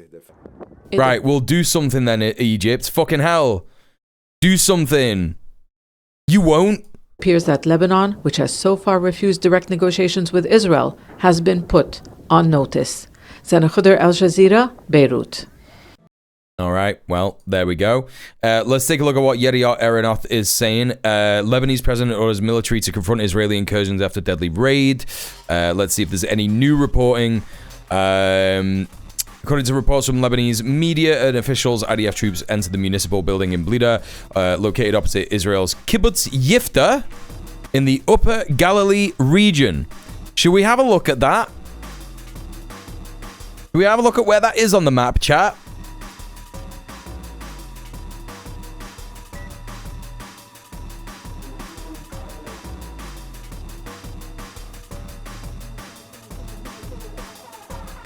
Damn, dude, looks like it's in that whole area that just, like, kind of doesn't really belong to Israel, even if we're being, like, kind to Israel, right? Like, that's where that is. You know? Oh, what's this? The Golan Heights? You know, aka Southern Syria. Oh, what's this? The fucking incursions into fucking Lebanon? You know? Come on, man. It's opposite Israel's Kibbutz Yifta. Fuck me, man. Hezbollah-affiliated Lebanese broadcaster Al Mayadeen reported that Salameh was shot while asleep. I love that they're like Hezbollah-affiliated. This is like the Hamas-run health ministry. Describing the incident as an execution, the health ministry in Beirut later confirmed Salameh's death, alleging he was shot during what it called an Israeli invasion of the village. Yeah, well, what are you calling it? What are you even calling it? They're calling it a raid, right? It's like, okay.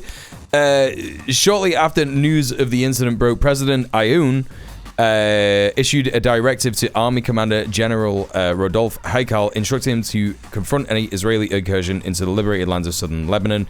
Yeah, we already heard this. The raid took place at 2:30 a.m. Different timings there. Tensions escalated further when villagers reportedly blocked a uniformed patrol from passing through the area in protest. Lebanese Prime Minister Nawaf Salam, who's criticized for his detachment from developments in the south, issued a rare and swift condemnation of the raid, the Israeli invasion of Blida, and the direct attack on a local employee during the performance of his duties constitute a blatant violation of institutions and sovereignty of the Lebanese state. Yeah. Interesting. Meanwhile, Union municipalities in southern Lebanon issued a statement condemning the violation of Lebanese territory by the Israeli enemy, its incursion into Blida.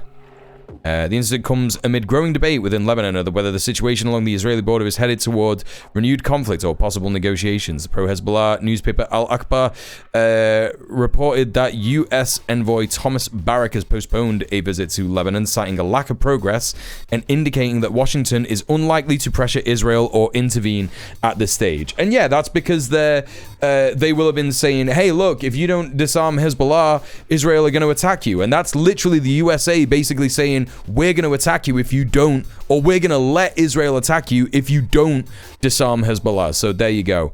Oh, hang on a minute. What's going on here? I saw... This was an article from the Jerusalem Post that has had too many requests, and now it's not... Okay, here we go. Is this relevant? I don't know if this is relevant. No, there's no point in bringing that up. That's absolutely fine. Okay, chat. There we go. We've gotten through the news. We're 3 hours into the stream. That means we've got a nice, tight 2 hours for some React content. Yes, that's right. You heard it here first. I'm going to be reacting. Normally, every Thursday, I would react to something non-politics related. It's not landlord brain rot because we kind of did a little bit of that last night with the renters' rights bill stuff, right? Now, this React content I am going to be doing is specifically to do with someone called Jimmy the Giant and Gary's Economics, right? Now, we all know Gary's Economics. He's a bit of a fucking shyster, right? He's a bit of a scum bag for many different reasons. Hello, Aslan. No, unfortunately, it's going to be political. Gary's Economics is a bit of a knobhead for many reasons. Jimmy the Giant, apparently, when people have brought him up on the stream before, people have said he wants to be the British Hassan, right? Now, I've seen the kind of things that Jimmy the Giant talks about. He's got a long fucking way to go, pal. A long way to go. Yeah? Because I've had some interactions with Jimmy on Twitter. I've actually had some interactions with him. And they've gone quite well. I've criticized him, and he's gone... Okay, pal, fair point, is the kind of interactions I've had with him when I've gone, you're a fucking idiot for saying this, please stop doing it, and he's gone, cool, no probs, right? And yeah, exactly, Hassan isn't Hassan by wanting to be Hassan, you've already lost, exactly, you know, it's just completely ridiculous stuff. So we're going to have a look at a conversation that Jimmy the Giant had with Gary's Economics. This was a recent one. And what they're talking about, chat, what it's called, the name of the video, is The Coming British Class War. Yeah? The Coming British Class War. Realan, thank you so much for gifting a sub to Garlo Mango. Thank you so much. Chat, strap yourself in, strap yourself off. Make sure you've got, yeah? Make sure you've got. I've got mine ready. I've got mine ready. Yeah, already it's an insane title. I've got mine ready. Yeah, what you want, although mine keep falling apart because they're freshly baked by me today. Yeah, what you want is, yeah, 3 biscuits, and you cannot eat them. You cannot eat them, right? 3 biscuits, a cup of tea that may or may not be filled, and like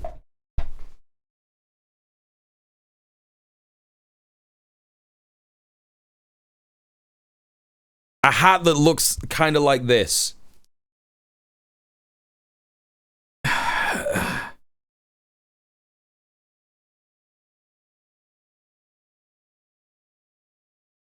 Yeah? That's what you need. So, let's get into it. The Coming British Class War with Gary Stevenson.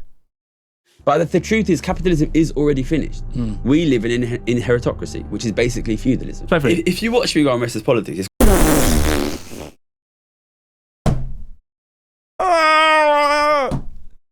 oh my god, it's already so bad. I've not even started watching it. What is happening, man? What is happening? Already, he's so wrong. Capitalism's already over. We live in feudalism now. No, we don't! What do you mean? What are you talking about? Fuck off! It's quite funny, actually, because I basically say, like, I think the reason that this political class doesn't take me seriously is because of how I talk. Rory Stewart comes back and says, your class anger is not letting you see some of the realities of politics. Like, half my mates are fucking dead. No, bro, even though Rory Stewart is like a posh cunt, he's not talking about the class anger of being working class, because you're not working class, Gary. You're a millionaire, right? Honestly, the fucking Varoufakis shit is so annoying. The techno-feudalism bullshit, it's so fucking stupid. He's got such an ego. Dentists. They've all left the NHS to fucking make rich people's teeth white. That's what Rory, he was basically saying, let's get Gary Stevenson back on. To a large extent, he's right. That's why I need people like Rory Sutherland and anyone out there who is like has a middle class voice. Like, take these ideas, run them in your words. Don't say this Gary's ideas. And if Zach keeps doing what he's doing, he could win 30 or 40 seats. The only power that the poor have is that there's a lot of them. I know it's cliche, but fucking divide and rule is a thing. It's gonna be bad. ladies and gentlemen, this is the first ever Jimmy the Giant podcast. I haven't even got a name for the podcast. If you've got any ideas, comment them below. And who better to have our first conversation with than Gary Stevenson? I didn't really have an exact plan of this conversation, but I really wanted to try and have a conversation with Gary that I felt I haven't heard him have. And so I hope you enjoy and keep an eye out for future episodes. Saying names, I've There's this got nothing. American historian with a Japanese name. I guess he's Japanese American, who wrote this book called The End of History, which was basically like when the Berlin Wall fell and communism like failed, it was the end of history because there was no longer public debate about ideas. An idea had won. Exactly. Exactly. Until then, you know, the 20th century, you have these debates of ideas. And then there's a second. Hey, Ling, how's it going? War, which is like capitalism versus communism. And then Soviet Russia fails, Berlin Wall falls, and then the debate was over. Yeah, that's interesting. So then one idea wins, and then you. The debate was over. Fukuyama Francis Fukuyama mentioned already, right? Submits podcast name idea. Big losers talk rubbish for a while. Yeah, I love the way that they're framing it as a debate. Like, it was a fucking war, Gary. or Jimmy, whoever said it. They might as well be the same guy. Move to this like post-debate future, Yeah. where like the most It was a war. People died. What do you mean? effective idea, capitalism wins, and then we just, because capitalism is so great, like life will just get better and better and better and better. And you're a bit younger than me, right? How old are you? Yeah, 30. Yeah, so I don't know if you remember, but like in the sort of 90s and the early 2000s, it still kind of felt like this. It felt like, for me and my friends when we were kids, it felt like you wouldn't even talk about capitalism. It felt like we existed in a world where things got better over time. And it just worked. Yeah, and as long as you get your head down. What you're talking about is white privilege. You're talking about white Western privilege. And work, your kids will be richer than you. You'll have a nice life. Also, that's like not true.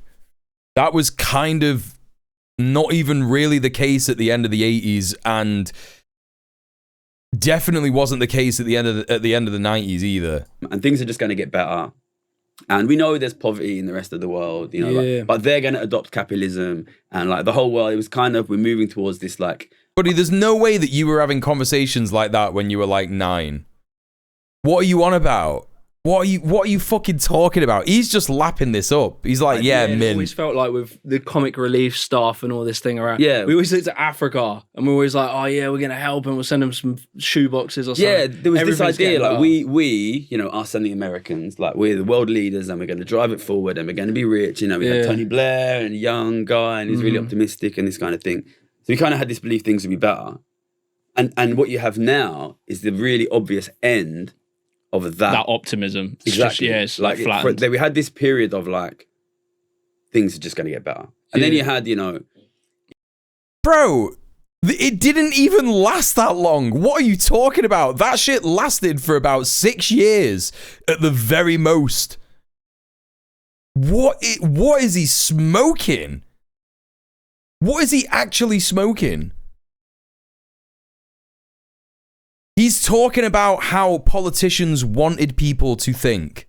In fact, it didn't even last for fucking 6 years. It lasted for about, 2001 to 2003, right? The Iraq War. It was about 6 or 7 years. No, it was 6 years. It was 6 years.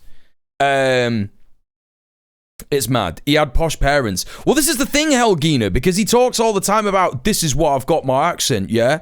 Because I was working class and all that, and it's like, yeah, okay, like, you have an accent, yeah? And you grew up poor, but you're rich now, so, you know, come on, man. Like, let's not get it twisted here. Like, you're in a different bracket. Like, you're in a fully different bracket, bro. And I just kind of like, I don't know. I just don't know if I fucking, if I believe it. I call bullshit on his backstory. Yeah, I just don't know, man. I just don't know, innit? I'm a real geezer, innit, bruv? You know what I mean? He does just talk like a white guy who has knocked around Hackney his entire life and, you know, dipped his toe into the culture of, you know, black British life. And, you know, I don't know, he might have had like a rap career at one point. Do you know what I mean? I think he comes from the burbs. Well, he says he's from... Didn't we hear him talk about this? We heard him talk about it, didn't we? Brutal. That's who he is. I've met loads of guys like this in my life. You know what I mean? I've met loads of guys like this in my life. I'm not going to sit here and say I've never appropriated black culture. I've definitely appropriated black culture when I was younger and it was cringe.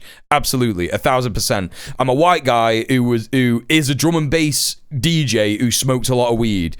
Yeah, come on, man. Do you know what I mean? Like, obviously, but like I can see that, and I don't know if Gary would. But especially, I've heard of his takes about racism anyway. So,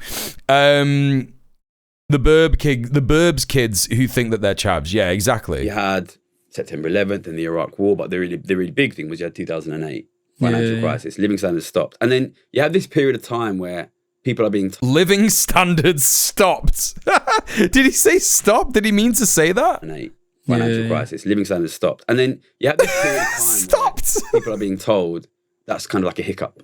You know, and living standards there'll be a recession. Couple of years of bad living standards. and then things will get better. And then that, 2008 now was 17 years ago. And I don't think living standards have ever improved in that period. I did this, I've sort of filmed this video the other day. Everyone from Citibank denies what he says about his time there. Wait, he worked for Citibank?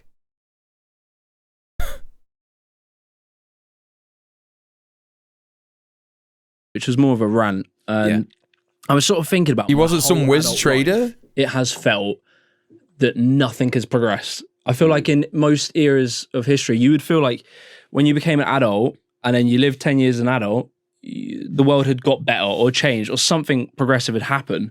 And I was thinking about it, I was like, man, in my entire adult life, it was financial crash, and then it was Brexit, and then Brexit would just dominated the conversation for like, I don't know, 6 years. And then COVID happened, then now it's immigration. And it's like, in my life, it hasn't felt like our country has achieved a single good thing. I couldn't point to a single moment in my adult life. Yeah, he's right. Yeah, we did that as a country. We like achieved something. We built this or whatever. Like, I think I like Jimmy a lot better than Gary. Right? I don't know how it's gonna go. I might change my opinion as the hour progresses. I don't know, but at this point, and obviously from my interactions with him as well on Twitter, I would say I like Jimmy better than Gary. That's where I'm at now. So just like, take a note of that, chat. Put that down in your copybook now. It just doesn't feel like that. I think it also feels like living standards have just stagnated. Yeah. But I think the reality is, No, they haven't stagnated, Gary. They've gotten worse. What are you talking about? It's crazy. Like, it's crazy to be saying that. And I've told you, chat, yeah, I'm a relatively privileged guy. I don't get handouts, but I'm in a very lucky position renting wise. And I know that if anything ever went wrong, I could go and live at my dad, or I could go and live with my mum. You know what I mean? I've got safety nets, right? And that's because my mum and dad are well off. Yeah. So I'm a lot more well off than a lot of people, but my fucking quality of life has fucking gone down. What are you talking about? He's like, living standards have stagnated, and it's like, no, bro, they've got worse. They've got way worse. When I first left home, even though it was literally 2008 when I first left home, I was able to get a takeaway every day of the week, right? At least once. As long as it was like a doner kebab. Yeah? I could just live like that. You know? And I had a job in a restaurant. A fucking restaurant job. You know what I mean? Yeah, I wish they'd stagnated. What are you on about? Jimmy was a Destiny-style liberal before the allegations came out. The allegations about Jimmy? Jimmy's got allegations. Or do you mean the molestiny allegations?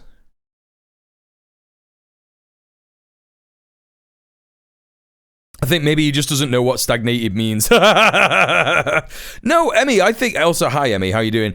No, I think that is a genuine admission of his life. I think that's a genuine admission of his material conditions, because if you truly think that like living standards have stagnated, if you just like come out with that very naturally, I think that's a glaring admission that actually you've not suffered that much over the last fucking 20 years, 15 years. He's insulated from rising prices and less job availability. Correct.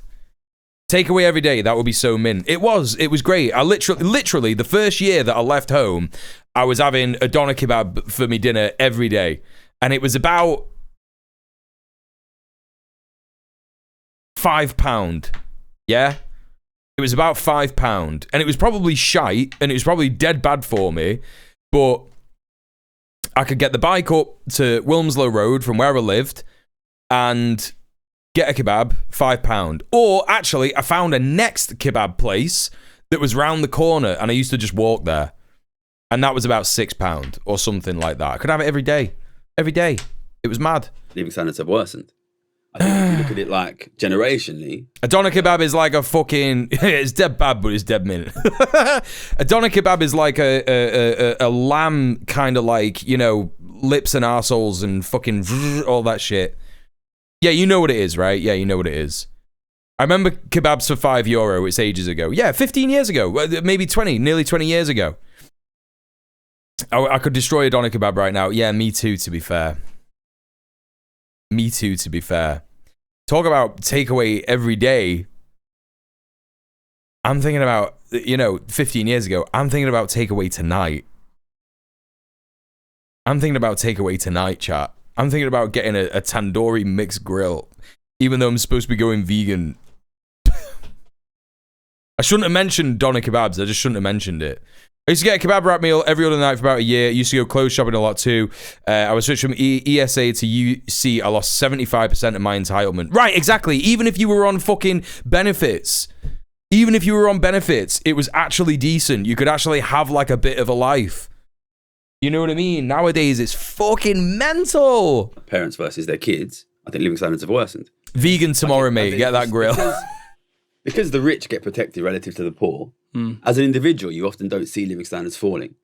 Because the older you are, the more protected you get. But if you compare yourself to your kids, living standards are falling really aggressively. And I think that is...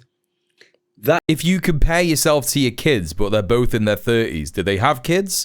If they have kids, they're not old enough to be like living on their own. What are you on about? That is dominating the political space now. Yeah. Like, we are moving into the end of history where it's becoming like really... There are definitely vegan kebab options nearby, but I'm not going to have them. That actually, life is bad and getting worse. And that age divide's insane as well. Like, I feel, I don't know, it's really hard because I love old people. Like, I love them. Interpersonally, I really love old people. And you have a lovely chat with them, they're very nice. But I feel as a class, or as like how they've been galvanized politically, it feels like every single thing is almost looking down or judging or taken away from the younger generation. Like, I don't know if it's maybe, I just feel like that whole generation rejects us and they don't want to even admire our culture in any way. So like, I compare to my... What are you on about? Ukrainian, we talked about it last time, and their older people are considerably poorer. They have no state pensions. Vegan Vivera kebab, where's that? Up at the young people, because they're like, these young lot, look at what they've done. Like, you go to Kyiv and you see how amazing all their cafes, restaurants are. Europe kept all the vegan kebab shops in the divorce. You see all the businesses they're creating. They admire them and they want to learn from the young people and they want to like progress with them. And they don't treat the old people well. I'll be so for real. For once you eat kebab in Berlin, everywhere else tastes like shit. I've heard that is because of the amount of Turkish immigrants. Because obviously doner kebab is like Turkish, right? That's where it comes from. It comes from Turkey. I've heard that's because of the actual Turkish community in Berlin. And I didn't have kebab in Berlin. I just had currywurst, right? And that was actually quite good. Most places I went to. Obviously, it's just like bizarre, like, mishmash of like Western East food, but I ate kebab in Berlin and got the worst food poisoning in my entire life. Yeah, but it's mint though, innit?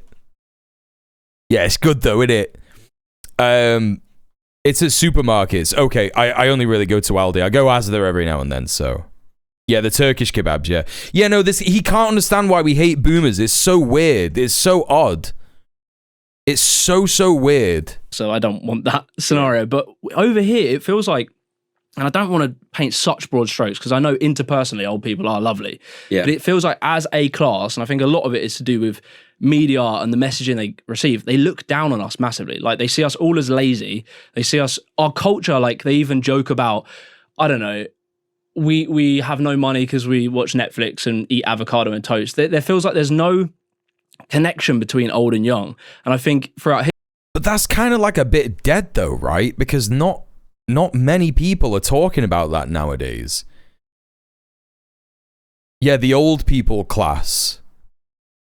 It's not to do with age. There's so many older people that I know that are like in social housing, on benefits, disabled, in a fucking state-run nursing home where they're probably gonna fucking die, right? Literally only the rich old conservatives are talking like that. This is why it's so insane that the name of this video is like Let me see if I can get the fucking let me get this sorted. The coming British class war. It's like, bro, we've been having a class war for the last 300 years, right? He was probably 12 when the 08 crash happened. Well, he's 30 now, so do the maths, right? If he's 30 now, he was born in 1995, so another 8 years, that's 12. Yeah, he was 12. Yeah, he was 12. Typically, I don't know, probably there's part of it is the fact that because if you grow up in a town that is like got an old economy or whatever. Most old folks I know in Scotland are just as fucked. Mention Thatcher and you can feel the air change. Yeah, for real, right? For real. That's what I mean.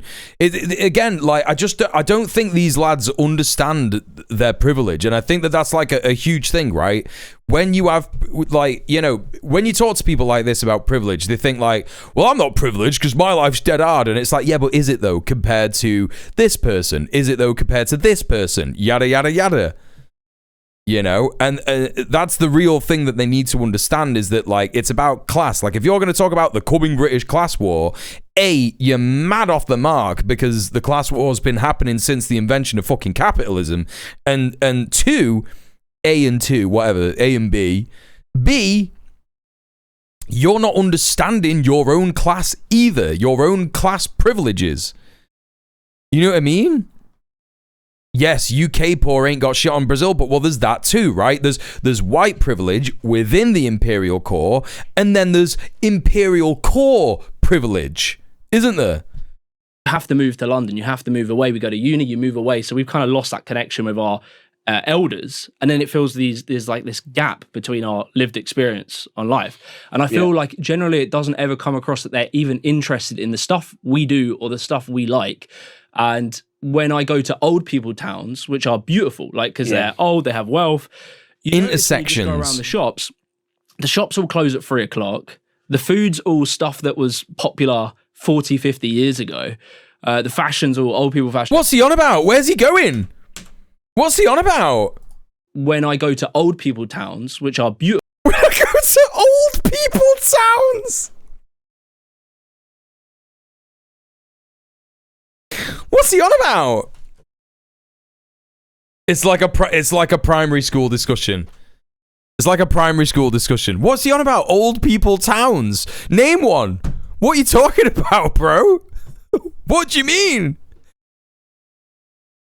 What he's on about. I know what he's talking about. I know what he's referring to. He went to like fucking, I don't know, Knutsford once, right? He went to a town that is outside of a city centre, yeah? And the shops probably didn't close at 3. They probably closed at 6 or 7 or something. They weren't open for 24 hours. And he was like, oh, what the fuck, mate? He was pissed up at like a campsite or something. And, you know, tried to get a fucking a sandwich from a spa and it was shut at like 7 p.m. or something. You know what I mean? That's what he's on about. It's just like, this is like a thing that doesn't exist. Like, because they're old, they have wealth. You notice when you just go around the shops. The old people towns are beautiful because they're old and they have wealth. What?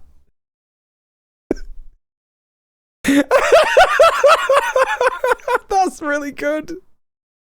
That's really good. I've got to hear that again. Hang on a minute. Which are beautiful, like, because they're old, they have wealth. You notice when you just go around the shops all close at 3:00. No. The food's all stuff that was popular 40, 50 years ago.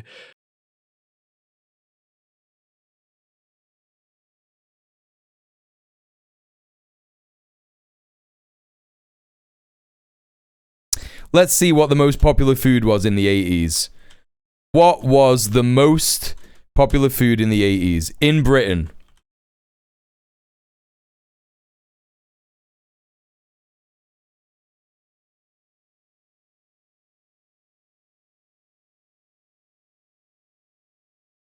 So, I don't know if this is true, but I just Googled this.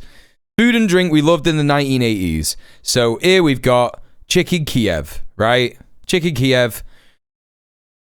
Terry's Pyramid. Well, they don't make these anymore, Jimmy, so that's not true, is it? I don't know what that is. It looks like sun-dried tomatoes.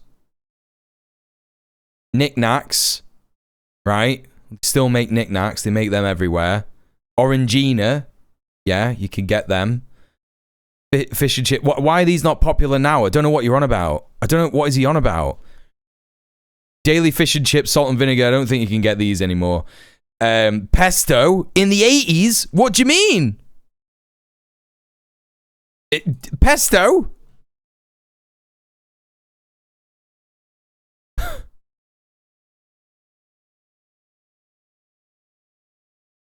Muller Corners? Covent Garden soup? This is all stuff that's still popular now. Whispers. Ham and cheese toast toppers. I don't really know what that is. Hubba Bubba. Findus crispy pancakes. God, do you remember them? They were fucking hanging. Twirl. Party rings. I can fucking swat a few packets of them. Alpha Bites! Oh my god, do you remember them? Pringle sponge cake, you can still get that. Dolmio, we can still get that. Yeah, people still like that. It's still popular. Cheese and pineapple sticks, sure, man, whatever. They're not selling that. Right, so he's just chatting rubbish, isn't he? He's just chatting fucking rubbish. I didn't hear about pestos till like the 2000s. I'd never seen pesto in my entire life until I got to the age of about 15. You're right. I don't know what the fuck they're on about. The fashion's all old people fashion, and it doesn't feel like it's all old people fashion. Look at the stuff we're doing. Yeah. And I don't know. I think that gap is. And I think even Gary's checked out. Media feed into that. I think the media continuously, when you're young, whenever the youth are doing anything, the media go, look how scary emos are. Like emos were cutting their wrists, they're killing themselves, blah, blah, blah. What? What are you on about? What are you on about? Or look at the stuff we're doing. Yeah. And I don't know. I think that gap is, and I think the media feed into that. I think the media continuously, when you're young, whenever the youth are doing anything, the media go, look how scary emos are. Like emos were cutting. That never happened. That never fucking happened. What are you talking about? The media, what he's referring to, the media back in the day always used to talk about hoodies, right? Which were working class kids. The media never used to be like, emos and goths are scary. Yeah, in the US, not in the UK. Not in the UK. And also, like, like talking about self-harm in this way is actually insane. This is actually mental. Yeah, it's not an emo thing. I felt a bit weird about Jimmy since the trigonometry shit show where he ended up apologizing for calling Constantine a grifter. I don't even know what that is. I don't even know what you're on about.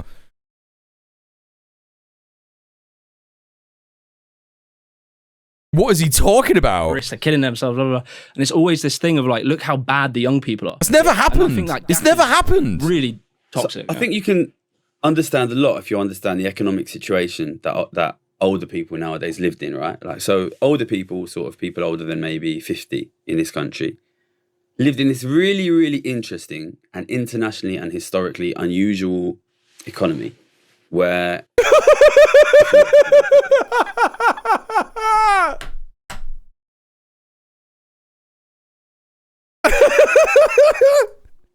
And not only if you work, you can buy property. If you work, you can buy multiple properties. No! What? What do you mean? So they lived in this, and that is not normal internationally, and it's not normal in history, even in this country, right? Mm-hmm. Like most countries. That's because you made it up. That's because you made it up. Most time periods in this country, like you need to work just to live. The idea of being able to actually accumulate wealth just by working like a regular job is not really possible, right? But not even. No. What do you mean? There is no way. Like, what he's talking about in terms of accumulating wealth, there's a huge gap, right? There's a huge gap that he's missing. He's saying that you can accumulate wealth, but I guess to him, in his head, wealth is like if you've got a bit of money in the bank and you can own your own gaff, right? He's not thinking about what the minimum wage was and what house prices were like back in the day. And he's not thinking about how the fact that even though there were some people who could afford to buy their own home, there was a lot of people who couldn't afford to buy their own home. There's a lot of people who couldn't qualify for a mortgage. There's a lot of people who are still alive now who are still renting, who've been renting their entire life. For a guy named Gary's Economics, he's got an extremely poor understanding of economics. That's what I mean. Labor movements influence this stuff as well. Well, of course, they don't care about any of that shit, do they? Our parents, my parents definitely, their generation and their parents, they lived in this world where if you work really, really hard, you can not get like rich, you can achieve this kind of what is now like an almost unattainable middle class luxury life. Of you can accumulate some assets. You can buy more. Right. What's fucking stupid about this is that you could absolutely accumulate a middle class life. Whatever he's talking about, accumulate some assets. You can attain a middle class life if you start a business and exploit people. It's always been the way. That's how that works, right?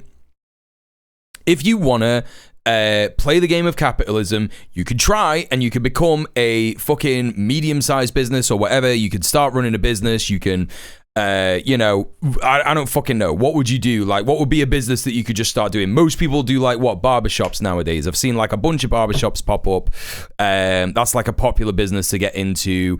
Bars, restaurants, that kind of thing. If you want, you can open a bar or a restaurant. You can hire some staff, pay them minimum wage, all the while rake in the fucking profits for yourself, pay yourself with the profits, and you're making way more money than they are. That's the game of capitalism, right? And yeah, you might not be able to get there with the big boys or whatever, but if you want, like, it's about exploitation, and that's the key bit that he's missing, right? He's like, oh, you'll never be able to work your way up, nowadays. No, you could never work your way up. It was always about exploitation. The name Gary's Half-Baked Musings was already taken on YouTube. Yeah, exactly. Oh God. Properties, you can get yourself like, these guys have. Yeah, saw some videos of young trendy folk walking about London in the 60s and has extrapolated the entire economic conditions of the UK from that. Exactly. Founding assets often because they bought multiple properties and the house prices went up, right? But what that means then is they live this life of, as long as you work hard, you will get rich. Not like crazy rich, but you will get some level of comfort. Yeah. And he's immediately backtracking because he knows that that's an insane thing to say. That's mad, man. Even my dad, he never earned a lot of money. He owns his own house now, and he was able to retire at 60, which is like quite young. And they have a retirement. These are the kind of things you could achieve if you work. But then their kids now live in this age where they can play the stock market and get £1 million, because that's what you did. What are you on about? What are you on about? Generation, really, it is almost impossible to even own your own property unless you get given a decent chunk of money from your parents. Yeah. And so then the kids live in this world where if they understand the economy they're in, like he really just doesn't understand that exploitation has not gone away. Like you can exploit people and steal their wages. You can still do that. That's the whole thing about capitalism, is that if you put yourself into, you're not going to just like go, right, this is where I live. I'm now a factory owner and I own loads of fucking capital and yada, yada, yada. It doesn't work like that, right? But like, That's what it is. It's about exploitation. You fuck people over. You fucking scam people. You steal their wages. You scrape it off the fucking top. You cut corners. I don't know, man. He's just missing the whole point. Should have just shorted Meta and been a millionaire now. Skill issue, right? And some level of comfort is an arbitrary phase. It's a completely arbitrary phrase, yeah. They know that they absolutely need a gift from their parents. Or they're fucked, basically. Yeah. But their parents lived in a world where you absolutely don't need a gift from your parents. Yeah, yeah. You see what I'm saying? So then it creates this tension. Sorry. Need a gift from your parents. Yeah, yeah. You see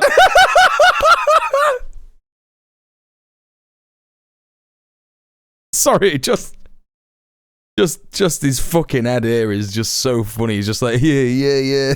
Well, they're fucked, basically. But their parents lived in a world where you absolutely don't need a gift from your parents. Yeah. You see what I'm saying? Yeah. So then it creates this tension. I'm just uncritically agreeing with everything you say, bro. This is so good. We're so smart.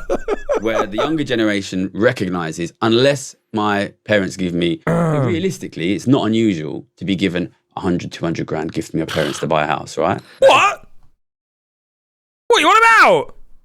It's not unusual to be given 100, 200 grand gift from your parents to buy a house. What the fuck are you talking about, bro? What the fuck are you talking about? That's extremely unusual. What are you on about? What are you on about? What are you talking about? That's why his head has just done this in this shot, because he's like, he can't agree with that. You can't agree with that, even if you're just uncritically agreeing. Throw back to that first video we watched where the other guy was just nodding along, and he was just like saying nothing, just said nothing. This is crazy. That's right. But this is the truth. No, but it's not the truth. Like, you see what just happened then? Jimmy, he said something completely insane, right? He said something completely insane. And again, chat, I'm talking from my experience where my parents are well off. He's talking about something that would never happen with me. Never in a million years. What is he on about? What is he talking about?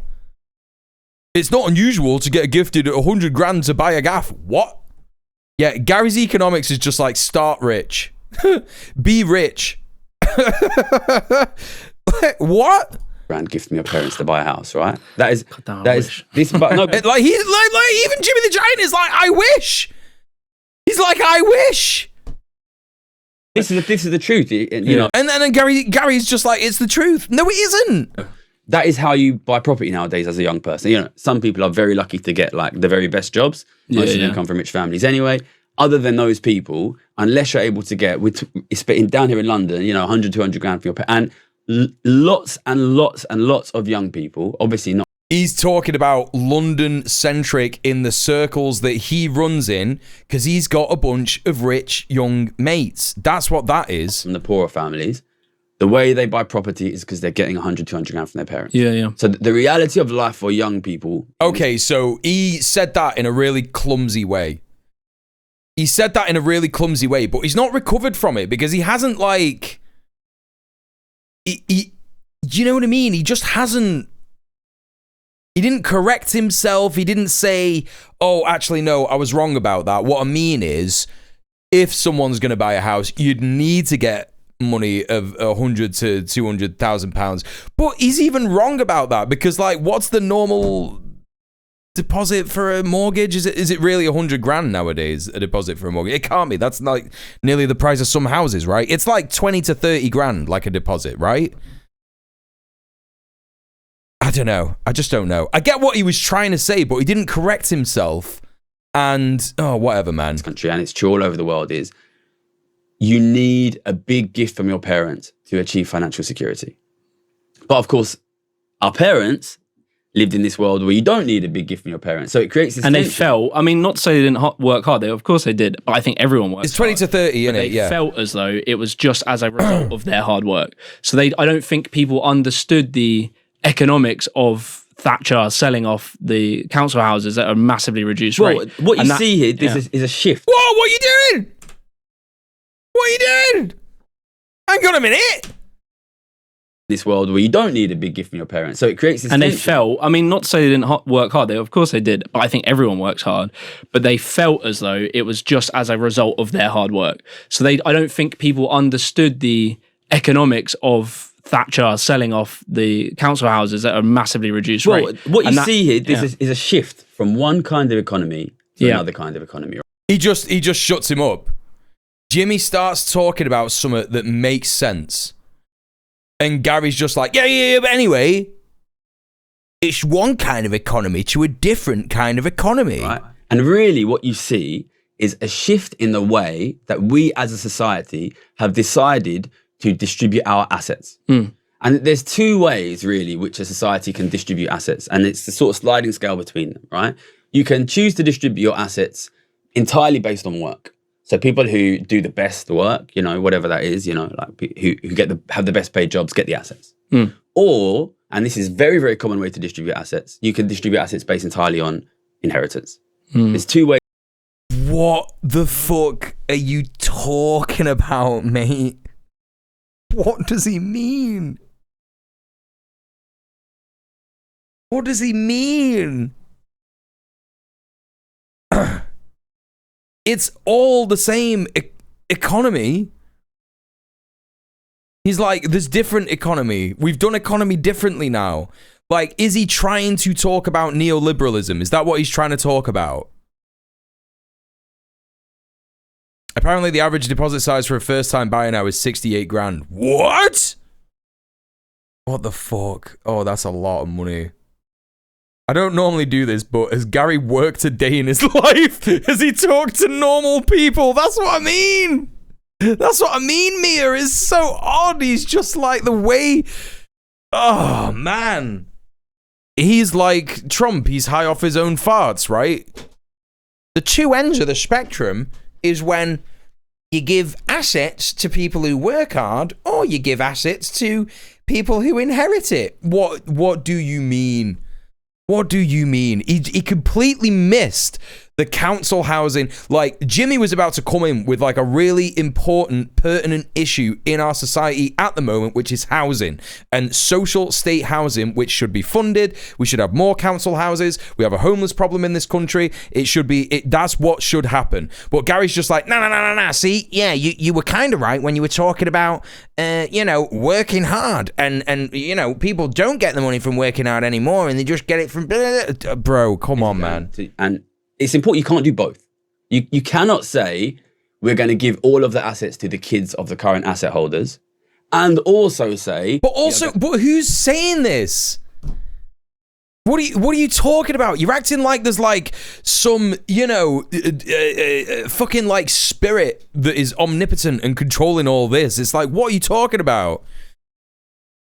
This is his extremely clueless way to say we don't live in a meritocracy. I think you're right. I think that's what he's trying to say, innit? He's trying to say, oh, yeah, well, whoever just has the wealth gets the stuff. But he's just saying it in such a fucking stupid way. I genuinely cannot believe that people...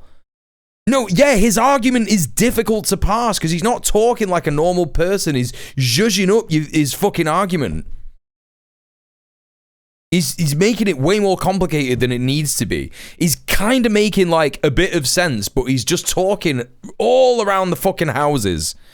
And it's crazy, right? Because everybody says all the time, garage economics is really important for getting normies on board. How many normies have like listened to him talk about this, write notes down and go, yeah, don't understand a fucking word, pal. Right? Yeah, he thinks value is like energy. It inherently exists and can neither be created nor destroyed. Yeah, he's a professional waffler. Yeah, literally, that's what he is. And allow working people to get assets. As a society, every society, in the way it structures its economy, has to choose how our assets pass from one generation to the next. And it's a sliding scale between what about? Workers get the assets or the kids get the assets. And we have basically moved... How are the kids not workers? What do you mean? Away from what we had 50 years ago, which was the workers get the assets, towards... and we. No, it wasn't! No, it wasn't!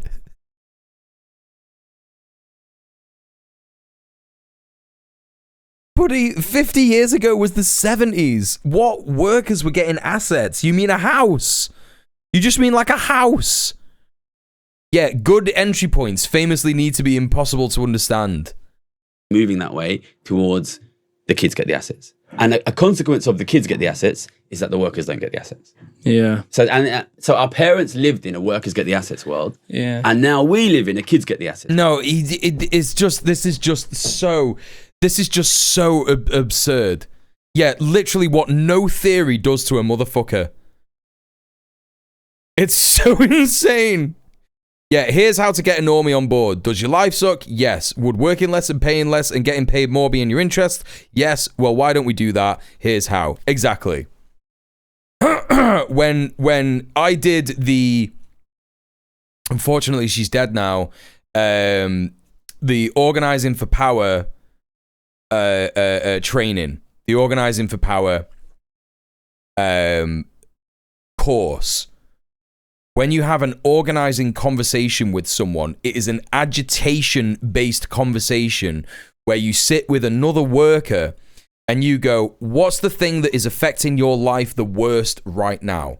And this is a conversation that all of us can have with various different kinds of people in our lives. Yeah, you can have this conversation with a co-worker.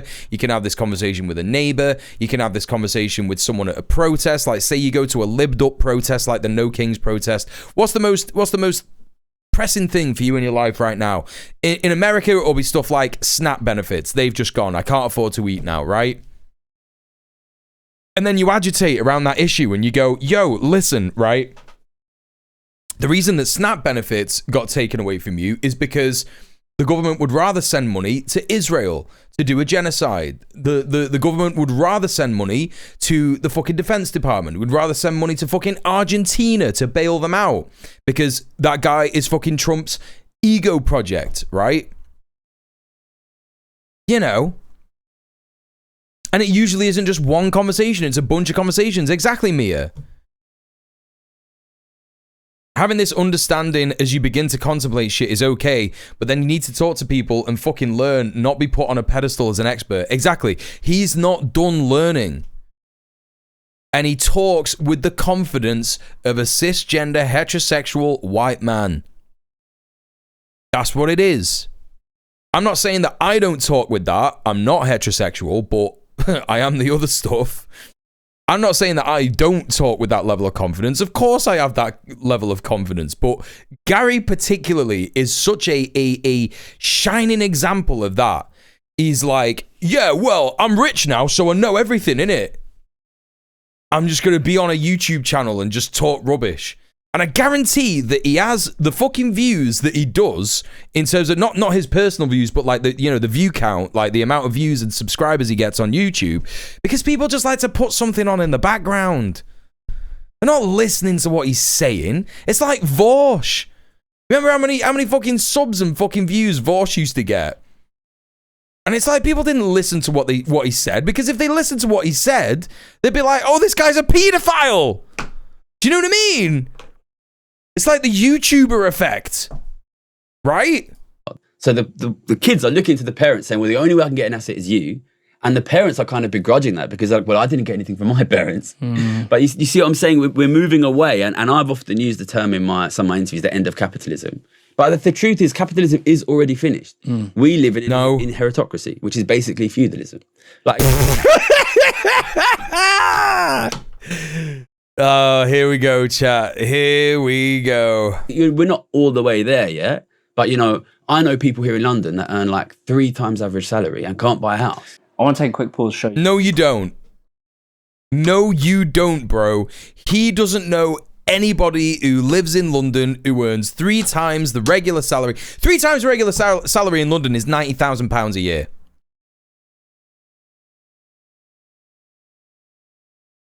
You're telling me that people earn £90,000 a year in London and can't afford to buy a gaff? Shut the fuck up. Don't believe you for a fucking second. What are you talking about? 1 year of earning that amount of money means that you can save up for a fucking deposit, especially if you live somewhere like fucking Manchester. You know what I mean? What are you on about? What are you talking about? 2 years in London. If you lived in London for 2 years, you would be able to save up for a deposit on that wage. What are you on about? What are you on about? Also, here's how I would make his specific point. The only way I will ever own a house is when my parents die. Yes, exactly. That's what I say to people regularly.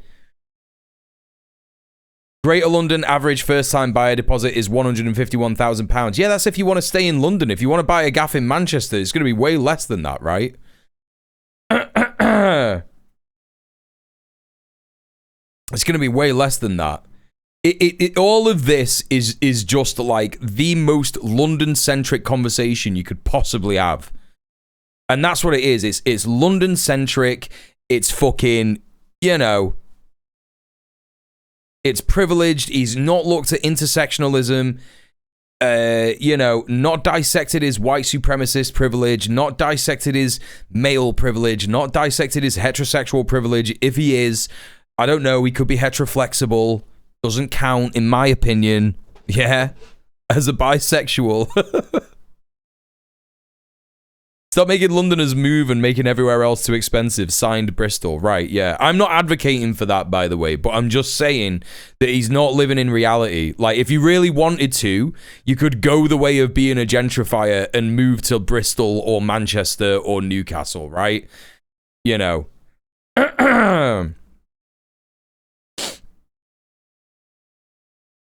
Gary is like me when I'm high and making music and thinking I'm making the most next level shit, and then I listen the next day and delete the project. Yeah. I don't even think I get the house when my parents die. I have 4 siblings. When my grandparents died, I got nothing because they weren't rich either. Yeah, exactly. And there's a lot of people who just don't have the fucking safety net that he's talking about.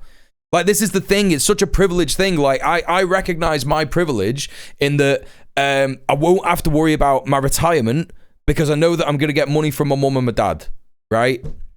But there's a lot of people who won't have that. They just won't have that. You know?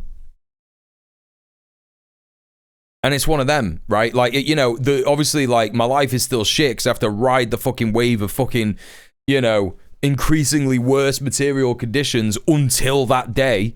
And I don't know, my dad could live for another fucking 30 years. I'll be 60. You know what I mean? He's 60 fucking years old. I mean, that's, you know, technically retirement age, right? But anyway, the point being that not everybody has that stuff. And there'll be a lot of people, there'll be people in this chat as well, just like PvP said, who were just there and you know, they'll be like, well, actually, I don't fucking know what the fuck I'm going to get when my parents die. And in fact, things could be infinitely worse for me when my parents die. Who knows, right? This right here is today's sponsor, Holy. For me, when I go to the gym or if I play badminton, I do like a bit of caffeine, but my man plays badminton. I'm not being funny, chat, yeah, but someone's gonna come out of the woodwork in chat and like Cumster and Dumpster me and be, actually, badminton was the official sport of the Soviet Union in the poorest areas of the country. Badminton is a posh people's sport. What are you on about? My man plays badminton. I'm not saying I don't enjoy badminton. If someone said to me, do you want to have a little go at badminton? I'd be like, yeah, fun. That'd be fun. I remember the shuttlecock. Isn't it funny, right? But, sorry, that's a posh people's sport. What are you on about? Right, Luna? No, badminton is fun. I'm just saying in Britain anyway, it's a posh person sport. Like tennis. Tennis is a posh person sport. I think tennis might be more posh than badminton. I don't know. Get your story straight. My story is straight. I enjoy a bit of badminton, but it's posh. That's the story. an energy drink that just has none of the bullshit. No sugar, no aspartame, no taurine. It's all no sugar, no aspartame. No aspartame. Natural flavours and just 21 calories or something. Actually, it's Goodminton. The taste is actually amazing. Like, I kid you not. This right here is the starter set deluxe. It's what I recommend you getting. But basically it gives you a ton of different flavours so you can try. And then if you like them, you can get the bigger tubs. It just looks like the worst thing ever. You're waffling.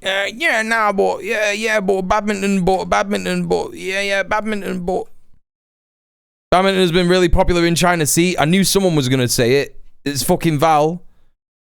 Mil serving. So it's way cheaper than buying an energy drink in a can or a plastic bottle. And also all the packaging. And that's because it's made of dissolved children. Is recyclable. So, you know, you're doing some good stuff. And the energy that you get... Gamer powder stuff. Gamer fuel, G fuel. It's G fuel. It's G fuel, but they were like, oh, this is too cringe. It'll give you a 4-hour caffeine release and it's combined with... They give you a 4-hour caffeine release. Bro, give me the 2-hour or 1 hour or whatever coffee gives you. Get fucked, man. Who knows? Like, he's not drinking that shit. There's no way he's drinking that shit. how I left the far right pipeline selling bobbins powders. They're good for hydration. They contain electrolytes, minerals, and coconut water. I'll be honest, I'm a real sucker for the brand. What are you on about? They contain electrolytes and coconut water. Is this really what they told him to say? Color of the bottles and all the like little characters. They've got flavors here like white peach, pineapple, coconut, banana, strawberry, caramel, even hazelnut. Yeah, they all look proper bad, bro. Shake. Why can't we see what the actual stuff looks like? Why have you got it in an opaque vessel? Oh, that's nice. What I like about it, you can tell that it hasn't got a ton of sugar. It's not got that sort of bittery, gross taste that a lot of energy drinks have. So why are you doing that face then? The starter set deluxe. Check the links below, and they've done a special discount just for you. You can really recommend that you get the starter set deluxe.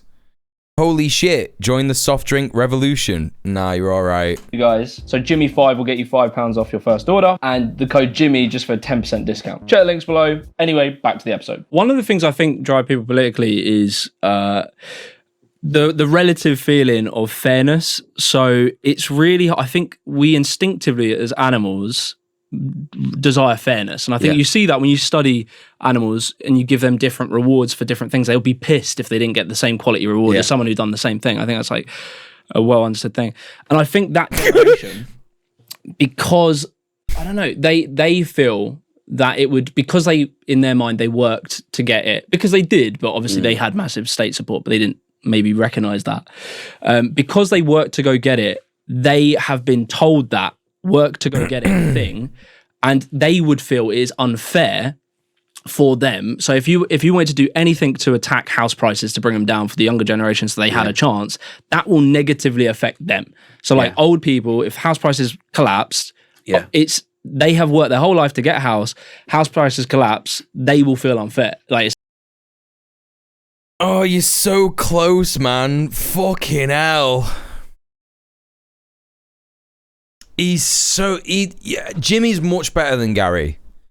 Jimmy's much better than Gary. You know what it feels like? Well, I know that Jimmy the Giant is no fucking millionaire, right? I know he isn't. Let's have a look at some Jimmy the Giant stuff. And like I said, I've had some positive interactions with Jimmy. He gets 130,000 views on a video with a big guy, Gary fucking Stevenson. Why does that not work? Why does that not work? It's that new fucking YouTube. Oh, right, you have to do that. Okay. This video is... Right, so he's got 500,000 subscribers. He got 1 million views. The evil decline of Britain's dystopian states. You're being lied to about London. You're being lied to about immigration. It's like 130,000, 20,000 views, 500,000 views, yada, yada, yada. He's doing all right, but he's no millionaire, right? He's not going to be a millionaire. I don't know. He's got a Patreon. Let's see how much money he makes a month. We should be able to figure this out. 621 members. That's shocking, actually. That is actually shocking. What's his tiers at? Titan, Juggernaut, Behemoth. At least they're better than fucking Gary's. Like, fucking hell. Giant. Okay. All right, cool. So let's say he's got... so 650, 621... Let's do some maths. Quick maths chat. Oh, that's the notepad. What the fuck am I doing? All right. 621 times... It's like a fiver, right? So he might be getting anything from $3,000 a month to... Let's have a look at the other one. His most popular one is like 10. So it'll be like fucking... Yeah, okay. So he'd be getting like $4,000 a month, right? $4,000 a month. He's no millionaire, yeah? He's no millionaire. And I think that what's happening in front of our eyes, I think Gary, knowing that he earns more money than Jimmy, because he definitely does, doesn't he? You could just tell by the difference between them as people, right? You can just tell. I don't know about you, chat, but to me, it's like, you know... Yeah, it is earnest from Jimmy. That's the thing, and that's what's like making him more endearing to me. On his interview with Hassan, he said he's well off but not rich, holiday once a year, and nice car and house. Wait, Jimmy the Giant had an interview with Hassan? Why? He was like, I'm trying to be the British you, but I don't understand anything that you talk about. I've never read any theory. I've never read Marx. I don't understand Marx. I don't understand the theory of labour value. I don't understand the enclosures of the commons and all that stuff. That's fucking mad, man. That's crazy. That's actually crazy that... Bless him. I like him. I like him. I like him. I like him. I like Jimmy. Jimmy should come on my stream and talk to me. Hassan wanted to speak to him because he did a Why I Left the Right video. Okay. Well, he's better than Zanderhol. That's definitely for sure, right? Because I don't see any fucking, like... Let's have a look. Has he got any, like, cringe videos? About fucking... Trans people are being too loud. They should just shut up. Because that's what happened with fucking Zanderhol, right? The Islamification of Britain, that's obviously... It's a bit weird that he's dressed up as a Muslim in this. That's a bit odd. Let's have a look. US propaganda, AI slopaganda, UK can't build anything. Ukraine changed my life. Okay, that's a little bit Zanderhol. That's a bit Zanderhol. Why you hate poor people? That's not going to be actually classist. I know that. 3 families secretly control Britain. That's a little yikes, but probably not that bad. Why everyone's fleeing Britain. Elite engineered Britain's collapse. Britain's prisons are on the brink of collapse. Don't know about that. How self-help is radicalizing young men. That's probably going to be quite good. Americanization of Britain. I bet that's probably quite a good video. Britain's evil war on benefit, so-called benefit scroungers. I like that. That's pretty good. I think that, yeah, this guy is a damn sight better than most people who probably, were like, oh, I was quite right-wing, and then I realized that was silly, right? He's probably a lot better than that. There's a lot of AI going on here, I think, in his thumbnails, which is a bit cringe, but this is great. He's kind of done the same thing that I've done. He's not changed his, like, banner here for like a long time. Music, comedy, parkour, video essays. When's the last time he did a parkour video? Right? Jimmy's been nice to me in comments. Yeah, he's been nice to me on Twitter, like I said. You know, so I think he's all right. I think he's sound. Yeah, he should come on. He should give me some of his fucking views. And not just because I want them, but because I think if I sat down and had a conversation, right, with him, we could get him being a proper fucking, you know what I mean? We could get him being proper fucking, you know? Got all these fucking subs. Jimmy the Giant could really be the Hassan of Britain with my help. Yeah? Because Hassan's not going to waste his time speaking to a fucking bruv, is he? Teaching a bruv. Can you ask Gary to come on the stream and just agree to smile and wave? Yeah, we could make him Jimmy the Giant commie. You know what I'm saying? What's this one here? How the US propaganda fried your brain. There's like a hammer and sickle in there, so that's quite interesting. Jimmy, read one book. You will be reincarnated as a lotus flower. Yeah, exactly. The unseen donkus jonkus hand. Well, he's already on a trip to radicalization, right? He's already on a trip to radicalization because he's going, you know, oh, well, I realized that the right wing was cringe, and he was like, yeah, you know, I'm gonna understand more stuff about politics, and that's gonna be good. He's had a bit of a dip with doing a video with Gary, not understanding what class war actually is. You know, but. And they would feel it is unfair. That's that for them. So if you wanted to do anything to attack house prices to bring them down for the younger generation, he does seem like he wants to improve. He really does, because again, chat, I'm gonna try and find an interaction that I've had with him. How do I do this? I think I have to do like advanced Twitter search. Mule. Will this work? Mule, Jimmy Giant. I don't fucking know. Let me see if I can do this while I'm watching this. While we're watching this. Them. So like old people, if house prices collapsed, yeah, it's they have worked their whole life to get a house prices collapse, they will feel unfair, like it's unfair against them. And you've got this tension between them feeling hard done by and then the young people feeling hard done by because we have gone and followed the exact things they told us to do. Like we all, like mostly I didn't get educated, but like Twitter account education rates are really high. We went and did that. And it's that conflict of like fairness. And this is where I sort of feel sometimes let down by the older generation, is that I think, I don't know, I like this idea that you should leave the world better than how you entered it. Like, that's a nice idea that you should... He's a commie. He's a commie. Most people are a communist waiting to happen, right? That's the facts. That's the facts. Like, even the term communism is so deeply misunderstood. It's the idea of like living together on a commune in a communal way, supporting each other, right? That's where it fundamentally comes from. And that's how humans have lived for fucking millennia, you know? And it's just like, he's waiting to happen. It's waiting to happen. This kind of idea, like you should leave the world in a better place than when you found it. Absolutely. Do more good than bad. And what is good? Well, generally speaking, the consensus of what is morally good and correct is that people don't die or get discriminated against or suffer. And how do you alleviate those things? Communism, right? Socialism. You know, you look after each other. You are nice to each other.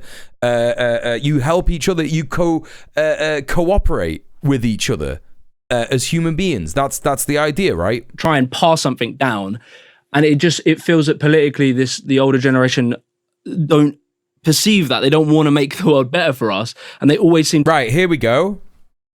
I'll show you an interaction that I had with Jimmy, and this was me criticizing him. So Jimmy did this post. I'm not going to lie, some of the woke SJW cringe stuff a few years ago wasn't great, but I could never envision this would be the backlash. What on earth is going on? So he's talking about this, right? He's talking about this, but the flag shagger stuff, yeah? Now, obviously, I took umbrage with this because it's like, what are you on about? The woke SJW stuff. So I said, people like Jimmy always say this stuff. Some of woke SJW cringe stuff wasn't great. What stuff? Name it. Don't compare people earnestly advocating for people to think purposefully about oppression to open racists unless you could think of something tangibly similar. So he responded and he said, Pepsi woke washing Black Lives Matter protests in adverts. Gillette best the man can be. Lockhead Martin's pride posts. That's really funny. Woke washed corporate slop was annoying. It's not comparable to racism of the far right, but I don't see harm in admitting some of it was cringe. So I said, buddy, you're referring to corporate co-opting of social movements. What exactly is the point you're making? That stuff was cringe, yes, but why are you making this left versus right? If you're saying capitalism is cringe and racism is cringe, say that if that's what you mean. And he said, okay, mate, I got you. And I said, appreciate the understanding here, mate. I think he liked that. So, he's a sound guy. He just seems like a sound guy. I think there was another interaction that I had with him. So about two-tier stuff.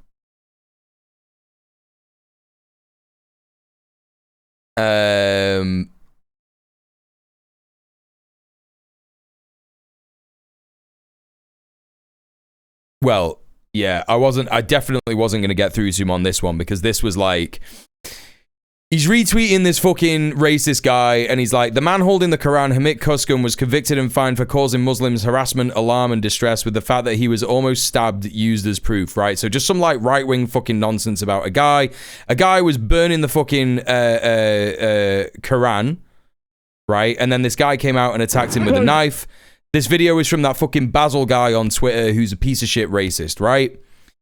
And I said, Jimmy, I need you to do literally an ounce of research before willy-nilly posting anything that the fascist far right say. The man has been convicted. They just fucking lie. And he's like, I looked it up. He didn't get jail time. A suspended sentence and community service seems not enough to me. And I was like, I'm a prison abolitionist, Jimmy. I don't think you're ready for this conversation.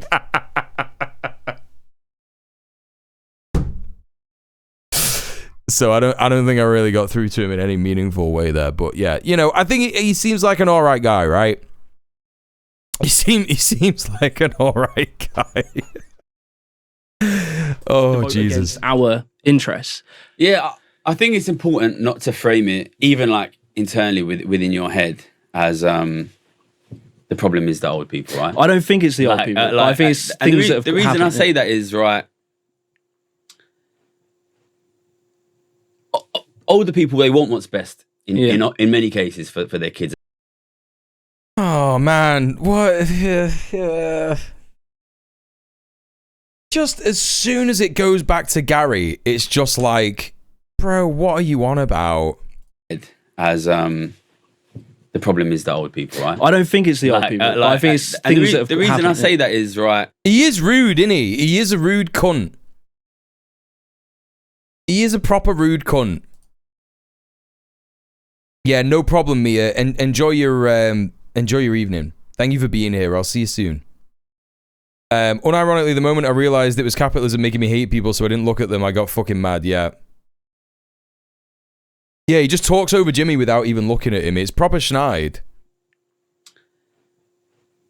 Does he have a Jamie to pull things up for him? It is like Rogan. It is like watching the Rogan podcast. Best in many cases for their kids and their grandkids, right? But this is a crazy thing to say. Where's he going with this? But they just don't understand. That's what I mean. Yeah, the reality of the situation for younger people, right? And like I was talking to Jordan Stevens recently about like the reform marches and the Tommy Robinson marches, and I was saying it's important not to like go and point fingers and say like these guys are a bunch of racists. You know what I mean? Which I've seen a lot of people sort of saying this kind of stuff, and I've been. He's good, isn't he? He's good. This guy's really good for normies, isn't he? He's really good for normies because what he does, chat, yeah, what he does, right? What a lot of people don't do, what Gary does, yeah. No one else does this. No one else does this. Is he makes apologies for people who attend fascist marches. Yeah, does that? No one does that, do they? No one does that. But that's important. It's really important to be progressive like that, isn't it? You don't just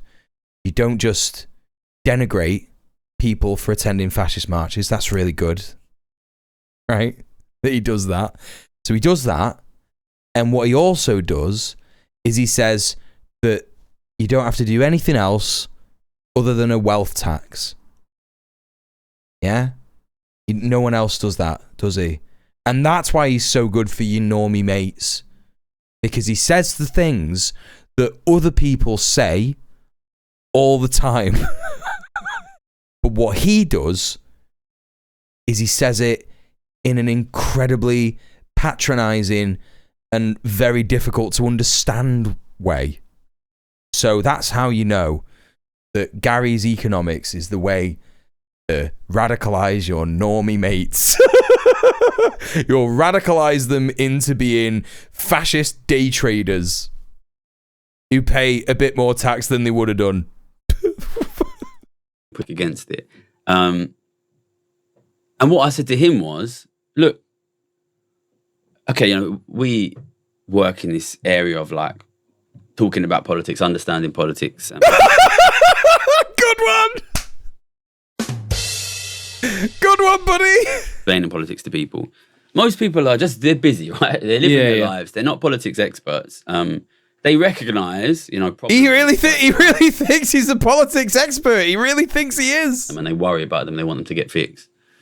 And it's the job of people like us to explain to them what is happening. But then again, that's the same thing as perceived fairness. Fuck no.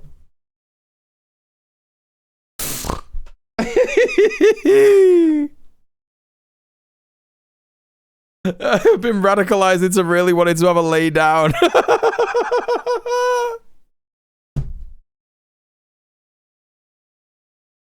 He really is like the living embodiment of the Dunning-Kruger curve, isn't he? Do you know what I mean? The living embodiment of the Dunning-Kruger curve. And like, I don't know, I've probably had an amount of that in my life as well, right? Like, I really thought that I understood politics and communism after watching like a couple of video essays, right? And no, I had to do more fucking learning than that. But then I started streaming and I was like, yeah, you know, I think it was, I don't know, maybe like 2021, 2022, when I really sort of like understood it. Funnily enough, around the time that I started hanging around with Sophie, right? Because she's just dead clever and knows all this stuff. And that was the point where I was like, oh, okay, there's some stuff that I've got wrong here. You know what I mean? There's definitely some stuff that I've got wrong. And there's still been other stuff that I've gotten wrong. But like that's truly the enlightenment of understanding the Dunning-Kruger effect, right? Is that like really actually we know nothing, right? And I say this a lot, don't I? I say there's loads of stuff in life that we don't understand. And it's really important to remember that, because once you have that in the back of your mind, you're like, oh, okay, well, actually, I might be wrong about this stuff, I might be wrong about this stuff, yada, yada, yada. You have to really be like critical in that regard, even if you do know a lot of stuff, right? And I would argue that I don't really know a lot of stuff. I know probably a lot of stuff about one subject, which is US and UK politics and Palestine, right? And a bit of geopolitics. Wouldn't go so far as to say as like I'm a geopolitics understander kind of thing. But it's like, yeah, he's at the point in the Dunning-Kruger curve where he really thinks he knows everything, and he's super uncritical of himself. Chat, I've got to go to the toilet real quick. I won't be long. I'll put some tunes on for you. Back in a tick.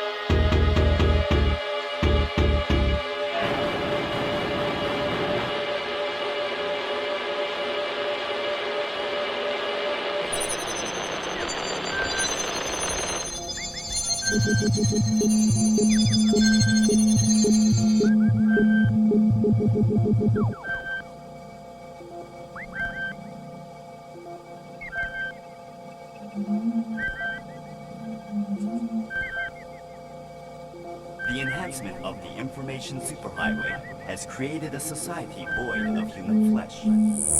We were created here and have obtained unlimited possibilities beyond the dimensions of time and space. We are free.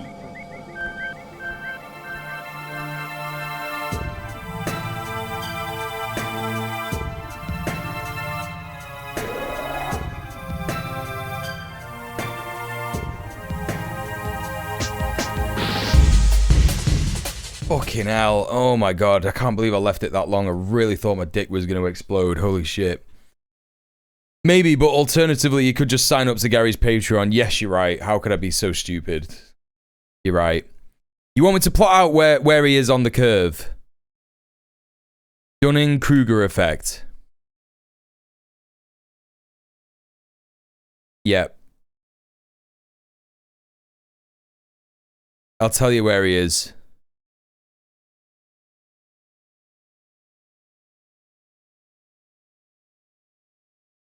Right?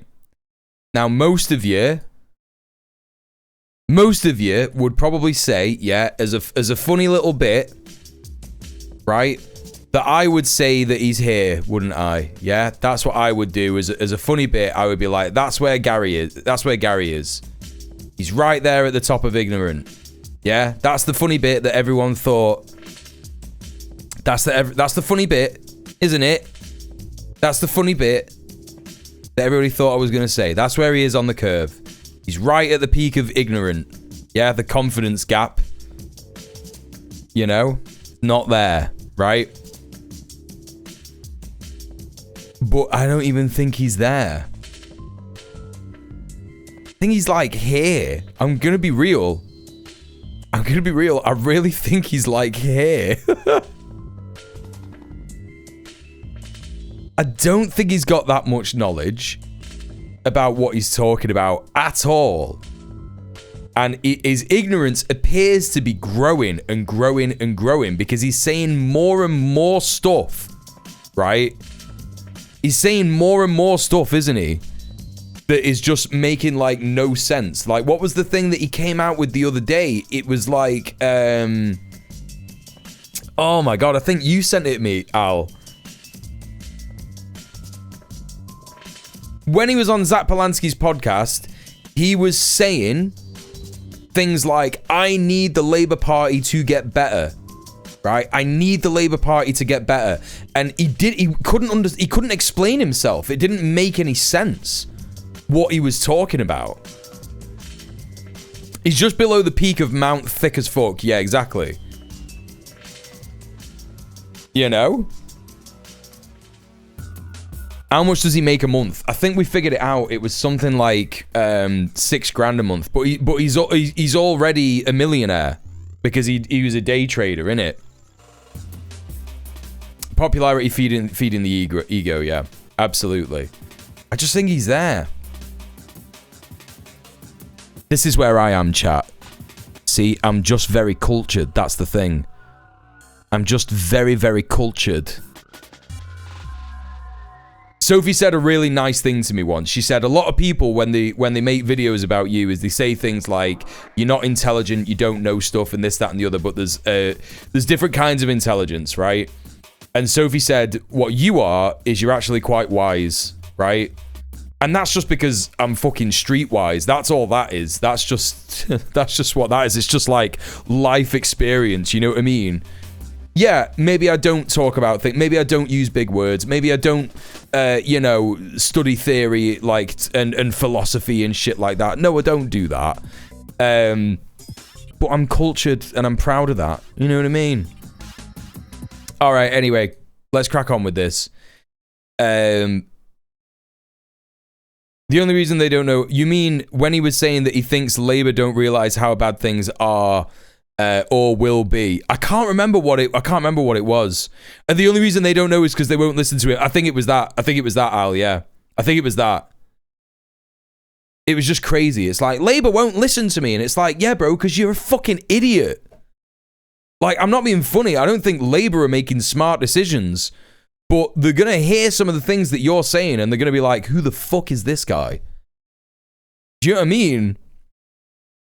Being cultured and having a solid analytical framework goes a long way. Correct. So from their perspective, because of what they're being told, this is why I have the same opinion as you. I do see there is definite racism and there's definite far-right people. And I think mainly the influencers, mainly the politicians, they're deeply far right. But I think a lot of people are being duped because they're being told there's an unfairness being committed against them, which is that people, if you come over, so you go and work a hard life, you go and do your job and you're getting shit, and then you're being told endlessly, relentlessly from every angle of the media that people are coming over on boats and getting luxury hotels, getting a phone and getting good wages. So if that was true, it would be unfair. And so that's where that thing of fairness, I understand their emotions. It's just, unfortunately, that isn't the reality. They're not being treated like that. They're not like having this luxury life. But that's what they do. I think the media finds where they're... You know what's mad?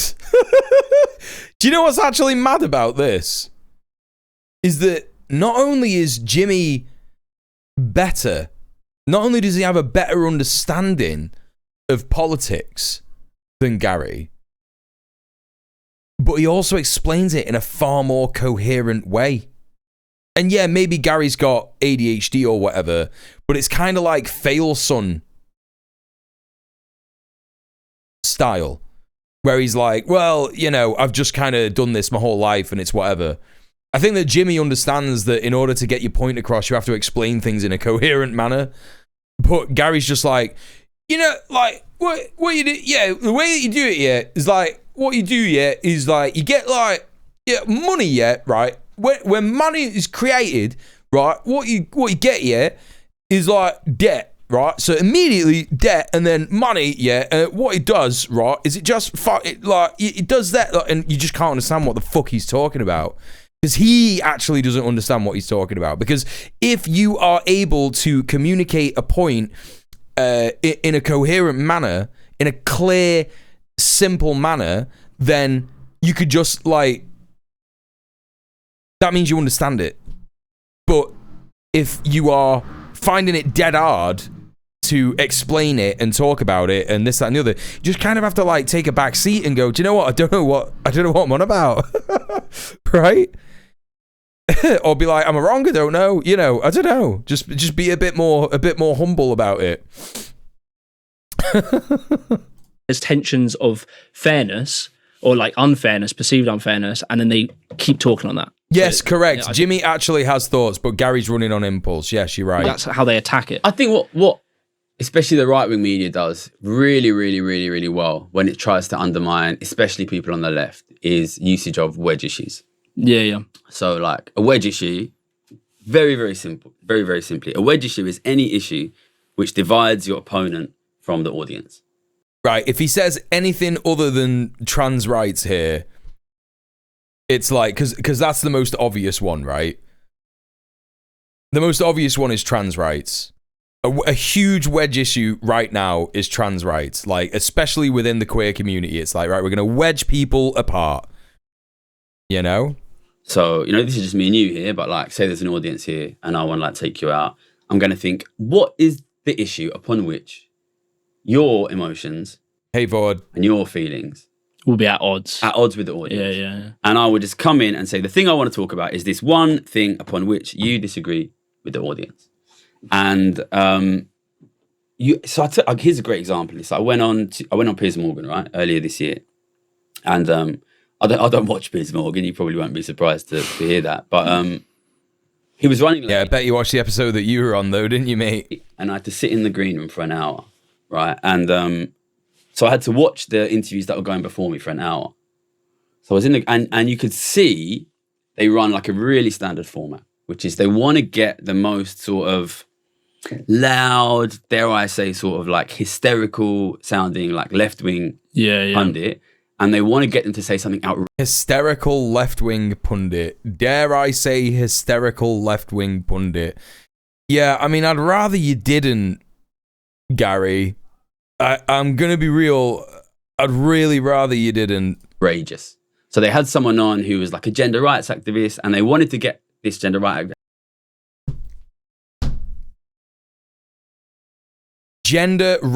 activist. You know he's going to be talking about trans rights. You know that's what he's talking about. He's talking about trans rights. And he's saying hysterical because he's being a trans misogynist. I can't believe this is happening. This is mental. What the fuck is he talking about? Activist to say that she didn't think there should be a female category in the Olympics. And they just kept trying to get her to say it. And then she was like, yeah, there shouldn't be. No female. And, you know, and that's it. And it's at odds with... Job done. And I think, you know, I see a tendency on the left sometimes to point fingers at people who might be voting for reform or at older people and say, you are the problem. You are the problem. You know what I mean? And I think as soon as... Bro, right. Again, he's just showing that he doesn't go outside. He doesn't talk to anyone normal. Like, we're not here blaming the electorate for voting reform. We're not doing that, are we? You know what I mean? Often on my stream particularly, I make apologies for the electorate. Now, maybe I'm not representative of the broader left, yeah? And certainly the, what would you call it? The sort of liberal electoral politics heads, yeah? Might do that a little bit. They might be like, oh, your nan votes reform. Well, you know, she's a fucking idiot. You need to speak to your nana, right? You know, maybe there'll be some people who do that, but largely it's just not a problem. Yes, right? When someone like him says, I see a tendency on the left, you know that it's not going to be a informed position. And again, he just brought up what was clearly a Piers Morgan fucking horrific interview with a person who supports trans rights, because he was talking about there shouldn't be a female category at the Olympics. That's a trans issue. It's about trans people in sports. That's what he's talking about, and he has used the word hysterical. Oh God, he's a trans misogynist. He's probably just a regular, you know, he's probably just a misogynist in general. He's just a regular fucking privileged cishet white guy, hetero flexible on field. the left or the centre. You know what I mean? The best example of this was when Hillary Clinton said, "What did she call Basket deplorables?" The deplorables. Yeah. The best example is as soon as if you can get your political opponent to say look something down on you and makes it clear that they dislike the public. Yeah. And I see that, and this is my big worry with the growth. Did he just glaze Hillary Clinton? What? Was he just like, Hillary Clinton had this great idea? Of like reform or the alt-right, the far-right, whatever you want to call them in every country, is that the left and the centre respond with like dislike and hatred. Yeah. And they say, we hate you, and the problem you have is... Oh my God. He's so shit. He's so shit. He doesn't understand things like the paradox. Like, you know, what he's doing is the paradox of tolerance. He's doing the paradox of tolerance, right? This is like a baby's first day in leftism concept. If you are tolerant of fascists, eventually fascists will gain power and become, you know, become the people in power, and they will, you know, prevent people from being tolerant, right? That's the paradox of tolerance. That's what he's doing right here. Oh, is he saying that she messed up? Oh, okay, so he was saying that she did a bad thing. All right, yeah, fair enough. I've misunderstood that, but again, he's doing the paradox of intolerance here. He's saying that, like, no, you shouldn't hate racists. You shouldn't hate fascists. Yes, you should. You can't tolerate racism and fascism in a society. You just can't. The problem you have is, which I recognise very much, there's a class element to this, right? Yeah. Which is a lot of the like talking heads of the left, of the centre, not all of them, but a lot of them, they look and they sound middle class. Mm-hmm.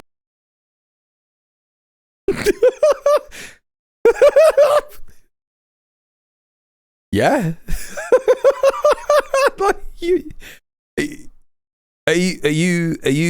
Are you doing some kind of protracted comedy bit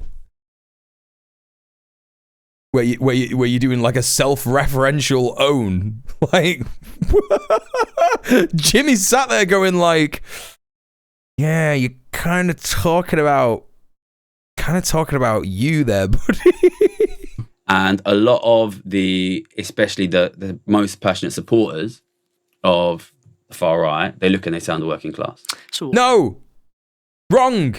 Nigel Farage doesn't sound working class. What are you talking about? Piers Morgan doesn't sound working class. Nick Ferrari doesn't sound working class. What are you talking about? You've made this up in your own head. Who amongst the far right, the loudest supporters of the far right, people like the people that he's talking about. If I go on fucking GB News, yeah? If I go on GB News right now, right? And if I pick like a random fucking video, just like a random fucking video, let's have a look.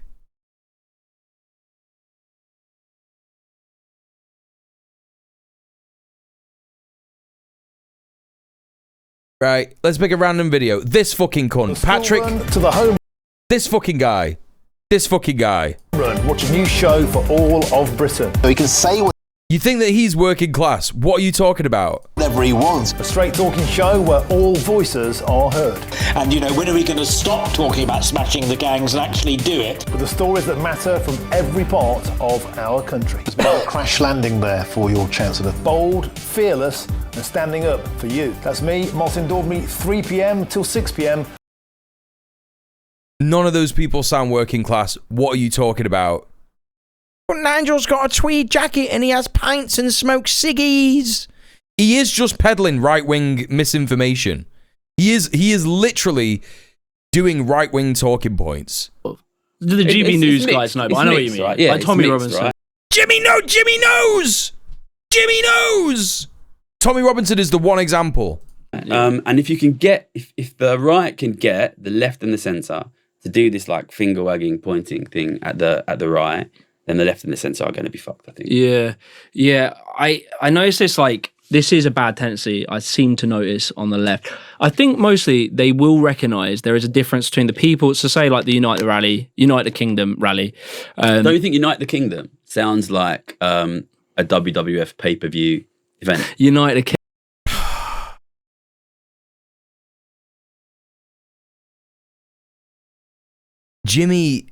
Jimmy was talking, dude. He was talking. I really don't like Gary's economics, chat. I really don't like him. I don't know about you, chat, but I really don't like him. Kingdom, yeah. Tony Robinson's like going in against Ash Sarkar. Yeah. That'd be sick. Yeah. What are you talking about? No, it wouldn't be sick. What are you doing, mate? What are you on about? Jimmy, nah. It wouldn't be sick to watch a fucking thug from Luton beat up a brown woman. What are you on about? It does. I notice like there's that feeling to like look. What is he on about? Most leftists will be able to say most people in that crowd are normal people, and we understand the reason they believe the things they believe is because of various scenarios. They're not evil in their heart, blah blah blah. But I do sometimes wonder, like, I think that really, like, I don't know how to word this specifically, but sometimes people will look at these lot, like the far right lot, and they won't give them the same grace that they might give, say, gang members. And I do. Why do you think that is, Jimmy? Why do you think that is? Why do you think the far right don't deserve grace? Why? Hey Franny, how you doing? Spoiler alert, you don't word it. I've decided I'm not going to join Gary's Wankonomics fan club. It's horrible to watch. It's so bad. Franny, it's so bad. What the fuck? You know, it's crazy, man. It's crazy. Sometimes notice that on the left where... And also, what are you talking about? When are you hearing people on the left saying things like, you know, gang members min, we love gang members. What are you talking about? What are you on about? Who does this? I would say it's quite easy for, I don't know, a lot of us to look at someone who is in a gang or something and be like, the reason they're in a gang is because of various scenarios. They're not evil in their heart. They're just a person that is fallen into this kind of lifestyle, blah, blah, blah, blah, blah. Well, it depends what they do, bro. It's like a very different situation. Like, if you're at a far-right march and you're far-right, it's because you're an evil cunt who hates fucking black or brown people. That's pretty simple. That's pretty cut and dry, man. Do you know what I mean? If you're in a gang, sure, if you're killing people, that's fucked up. If you're doing, like, sex trafficking, that's fucked up. You can't just be, like, a gang member. You can't just, like, pull an idea of, like, something out of your head like that. That's not... And when are fucking leftists doing this? Do you know what I mean? Like... But then you'll look at maybe the far right rally and there will be comments like, these are disgusting gammons, these are, like, gross, blah, blah, blah. And I'm like... sort of thinking, you know, we understand the reasons why people do bad. The same for like Al Qaeda. Like, I can understand how that movement formed. I can say.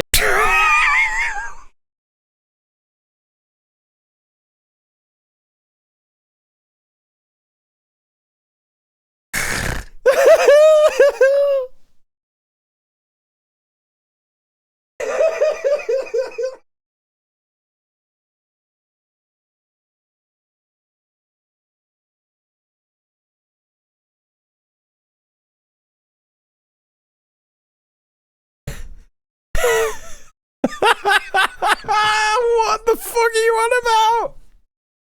No, you can't. You don't know how Al Qaeda formed.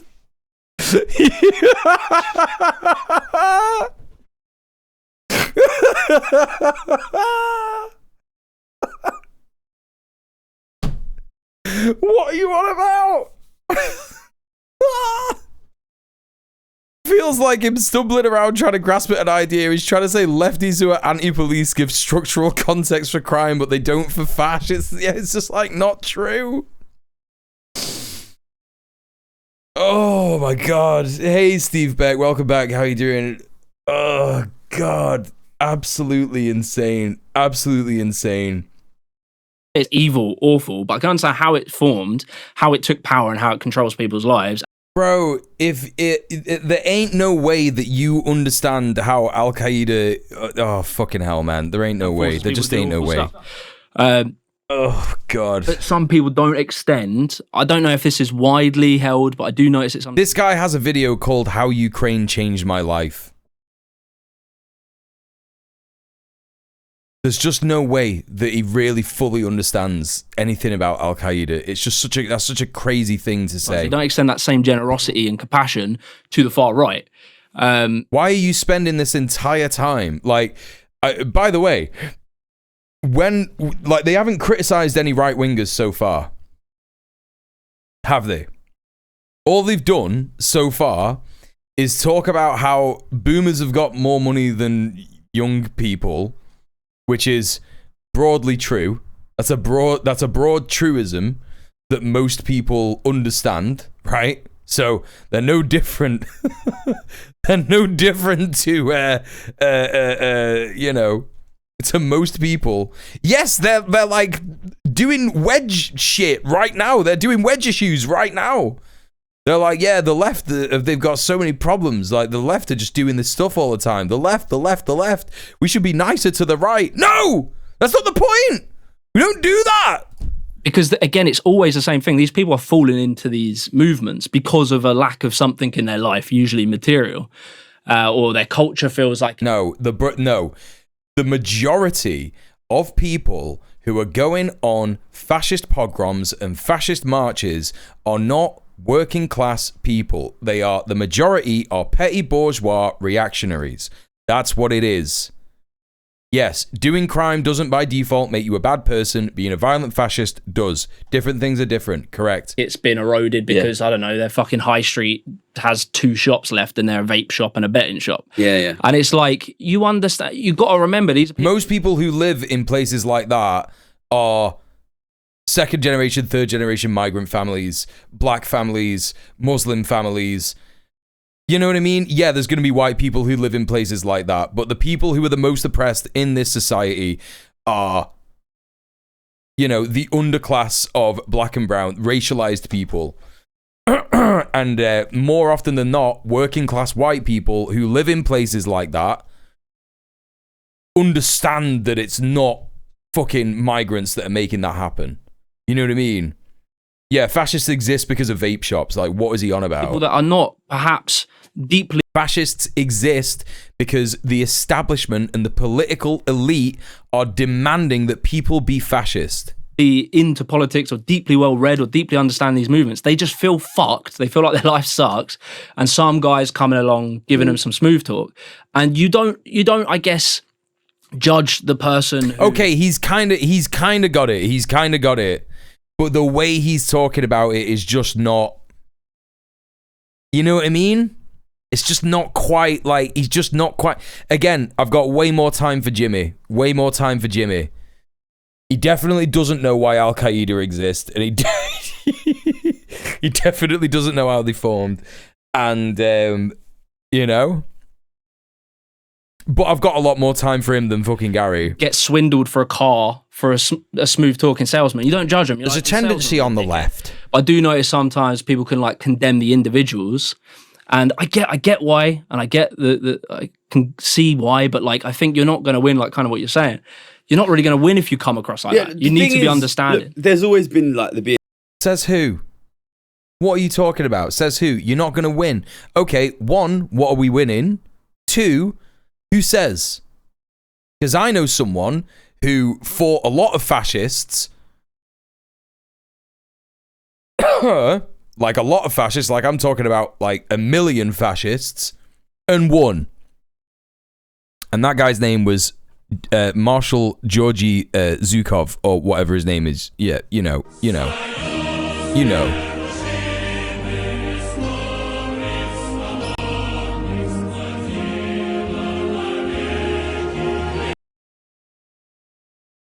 This guy, mate. This guy won. And he attacked a lot of fascists. I don't know, man. Where do you think he got all those medals, bro? Tendency on the left is a great brand name. Yeah, correct. It's not that the person he's talking about doesn't exist. It's just that it's that it's not a systemic issue the way he's presenting it. Yeah, correct. BNP in this country, right? Yeah. And, you know, the BNP used to get, I don't know, 100,000, 200,000 votes, right? And most of those people who used to vote for the BNP would probably be, like, racist. Ardent racist, you know what I'm saying? Like, and there has always been racism in this country, just like there has always been racism. In every country, racism exists. There's always been racism in every country. Oh, come on, man. That's right. Racism exists. Oh. How can you talk about the far right when you don't even understand racism? You don't even understand why it exists. Honestly. Reform are probably going to win the next election. That's it, right? Simple as that. And, you know, 8 million people will vote for them. You know what I mean? In the next election, right? And if your way of dealing with that is like, well, suddenly the country just became way, way, way more racist. Well, that's like very disempowering, right? You know what I mean? You have to understand why that's happening. Why people are going that way. Why people are voting for these people. I mean, basically, it's a question of like, what do you want for your country, right? And I personally am worried that if they win, lots of things will happen. Even if we put aside what it will do for race relations in this country, they will cut tax on billionaires. That will increase inequality. It will make living standards fall. What? Bro, like, how can you, like, disconnect those two things? That's wild. That's absolutely wild. Random thought, is he going over his whole head and face with the same razor? That's exactly what he does. He just has it on a number one and just goes... No, exactly, Kairos. That's what I'm talking about. Racism is an invented thing. It's literally an invented thing. It's crazy. He's acting as if like racism is just this like ontological truism. It's just gonna be like that forever. You know what I mean? And it's like, no, it's not like that. It was invented by fucking white colonialists. Mental. Oh my god. Just absolutely mental. Absolutely mental. And also, he's like disconnecting these two things. He's saying like, God knows what it's going to do for race relations in this country. Anyway, it'll increase inequality. Bro, that's what that is. That's what that is.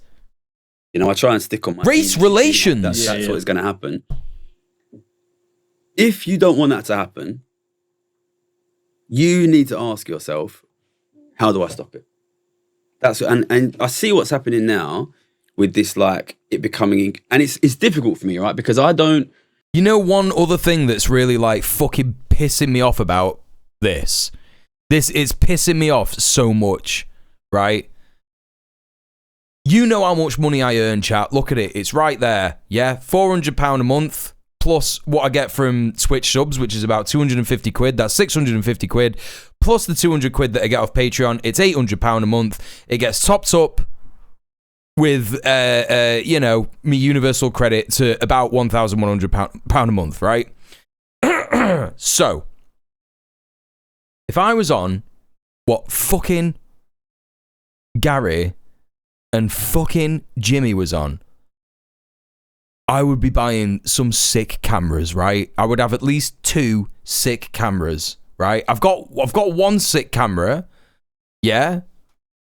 But it's just mad that this fucking camera, like, it's so shit. Like, the fucking quality of this camera is mad. It's like Gary's not even in focus. What's happening? It's all fuzzy. It just doesn't look right. It's like not at the right frame rate or something. I just don't get it. The color is so bad. It's like, where even are they? it's just, I don't know, like, what is going on? It's just so bad. I don't target my YouTube at people on the left or at reform voters, you know what I mean? And I try my best to speak to everyone. Forget the cameras, you'd be buying sick biscuits. I'll be having takeaway every day again. Both sides, same things are happening, right? Which is their living standards are falling, and they're worried and they're scared, and they have a right to be worried and scared because things are getting worse. And it's increasingly difficult for me to say anything that will not piss off one side. Yeah. And when I see that, I really worry that what is going to happen here is the way things have gone in the US, right? Where it is unbelievably divisive. Everybody has their hat on. Everybody's on one side or the other. And they just fucking hate each other. And once you get to that kind of situation, number one, like, it's going to make this country just fucking unbearable to live in, right? Because everyone's... And there it is. And there it is. He thinks it's not unbearable to live in right now. It's his privilege speaking, you know what I mean? Your camera is indeed remarkably good, not just the hardware, but the way you set it up. Did you ever work with filming studios? I'm a videographer. That's what I used to do before the pandemic. So I really appreciate it. Thank you for the compliment, Kairos. Really appreciate that. It's his privilege. It's his privilege. He is comfortable right now. He has a great life right now. He doesn't see that, you know, there are two racialized women in this country who were raped specifically because they were brown over the last month, right? Having racist insults hurled at them while they were being raped, right? Gary, this country is unbearable. It is unbearable. It has been unbearable. You know, like, this is just like the bit that he's not getting. And it's because of his privilege, and he doesn't look at stuff like that. You know, even if that stuff wasn't happening, even if things weren't getting worse for racialized people in this country, the mere fact that our country is participating in a genocide makes it an unbearable country to live in. Do you know what I mean? He just does not have, like, he's only concerned with, like, you know, he is individualism condensed. And actually, it's quite interesting because he's a really good example of neoliberalism, right? Neoliberalism is like, well, you just earn loads of money, be individualistic, and don't worry about anyone else, and just vote for your own interests and use your capital to promote your interests, right? And that's what he's doing. That's exactly what he's doing. And don't think about anything else that's happening outside of your bubble. Just concern yourself with what concerns you. He's stagnated over 3 years, and I've radicalized more. When I came out as trans, I understood how fucked I was. Right, exactly. He doesn't think about that. When he thinks about trans issues, he's like, gender rights activists, you know, they're hysterical, you know? A fucking absolute plank. An utter plank. Honestly. So, that's that. I don't know if we'll come back to that. We probably won't. Depends how much you enjoyed it. Depends when I look at the stream analytics after the stream and see if everyone tuned out for this segment. But that's it, chat. It was the last stream of the month, the last stream of the week, and we hit the dono goal. Thank you very much. We hit the fucking sub goal. Thank you very much. And yeah, honestly, we've had a great month. It's been really, really good. The stream is growing. We got new people in the chat who are coming in all the time. We got some of the old school heads, the old school soldiers, the stamina crew still knocking around, like Franny, for example, popping in. It's Halloween. It's Halloween tomorrow. Now, don't forget, chat. Yeah? I'd love to see you and Gary debate. Oh, no, I would never. I don't know. Maybe I would do it just for the fucking exposure, but it would just be so deeply frustrating. Anyway, chat, listen. Tomorrow is Discord movie night. So, from 5 p.m., if you've got no Halloween plans, like me, you boring boy, yeah, we are going to be watching from 5 p.m. UK time 2 scary movies. We're going to be watching The Exorcist and The Exorcist 3. And it might sound a little counterintuitive, missing out a whole film in the trilogy, but it's widely regarded that The Exorcist 2 is very bad and it has no relation to the story whatsoever. So we're going to be watching The Exorcist 1 and The Exorcist 3. They're a direct sequel. It's in the Discord, so 5 p.m. tomorrow evening. There's an event in the Discord, so if you're in the Discord, you can click on the event and click it. Yes, fantastic performance by Brad Dourif in The Exorcist 3. It's a fantastic film, one of my favorite films, best film to watch around this time of year. So yeah, you know, you can click on the event and that will remind you when that is actually happening tomorrow. So join us for that in the Discord, and of course don't forget Red Planet. I'm sorry, I know that there wasn't a Red Planet last week, but I'm absolutely certain there's going to be a Red Planet this week, so make sure you join us. Just follow the channel anyway, and then you can get notified when we go live and stuff. Don't forget, I've got a YouTube channel, I've got a Patreon. It's not as good as Gary's, obviously, but it's there. I've also got socials. I've also got all this other kind of business that you can support me with. We are going to go and raid someone right now. We are going to go and raid. Let's go and show some love to... Let's go show some love to Lance from the Surfs. He is currently streaming. And what is he talking about? Let's have a look. Kind of like seeing this kind of stuff and being like, wait. Batman versus Nazis. Oh, okay. He's talking about like the new Batman comic and how chuds are getting mad because he's beating the shit out of Nazis. Okay, so the Surfs TV. Let's go. Join me for the raid chat. Copy and paste the raid message as well. Also, it's Leftist Mafia tonight as well, the talk show that Lance does with a bunch of other cool lefty talking heads, so that'll be very fun and you'll enjoy that, I believe it. But yeah, thank you so much for being here, chat. Thank you for enduring the Gary slot with me. Absolutely insane scenes all over the fucking place, but there we go. And yeah, thank you so much. Honestly, thank you for all the support this month. Thank you for all the subs. Thank you for all the bits. Thank you for all the donos. Thank you for being here. Thank you for lurking as well. If you're not in the chat and you're just watching the stream as well, I really appreciate that. I'll be back on Monday. Same mule time, same mule place for a new month of streams and a new month of horrors. You know what to do, chat. We will win if we organize. I'll see you after the weekend. Mwah. Sextants to each other. Peace.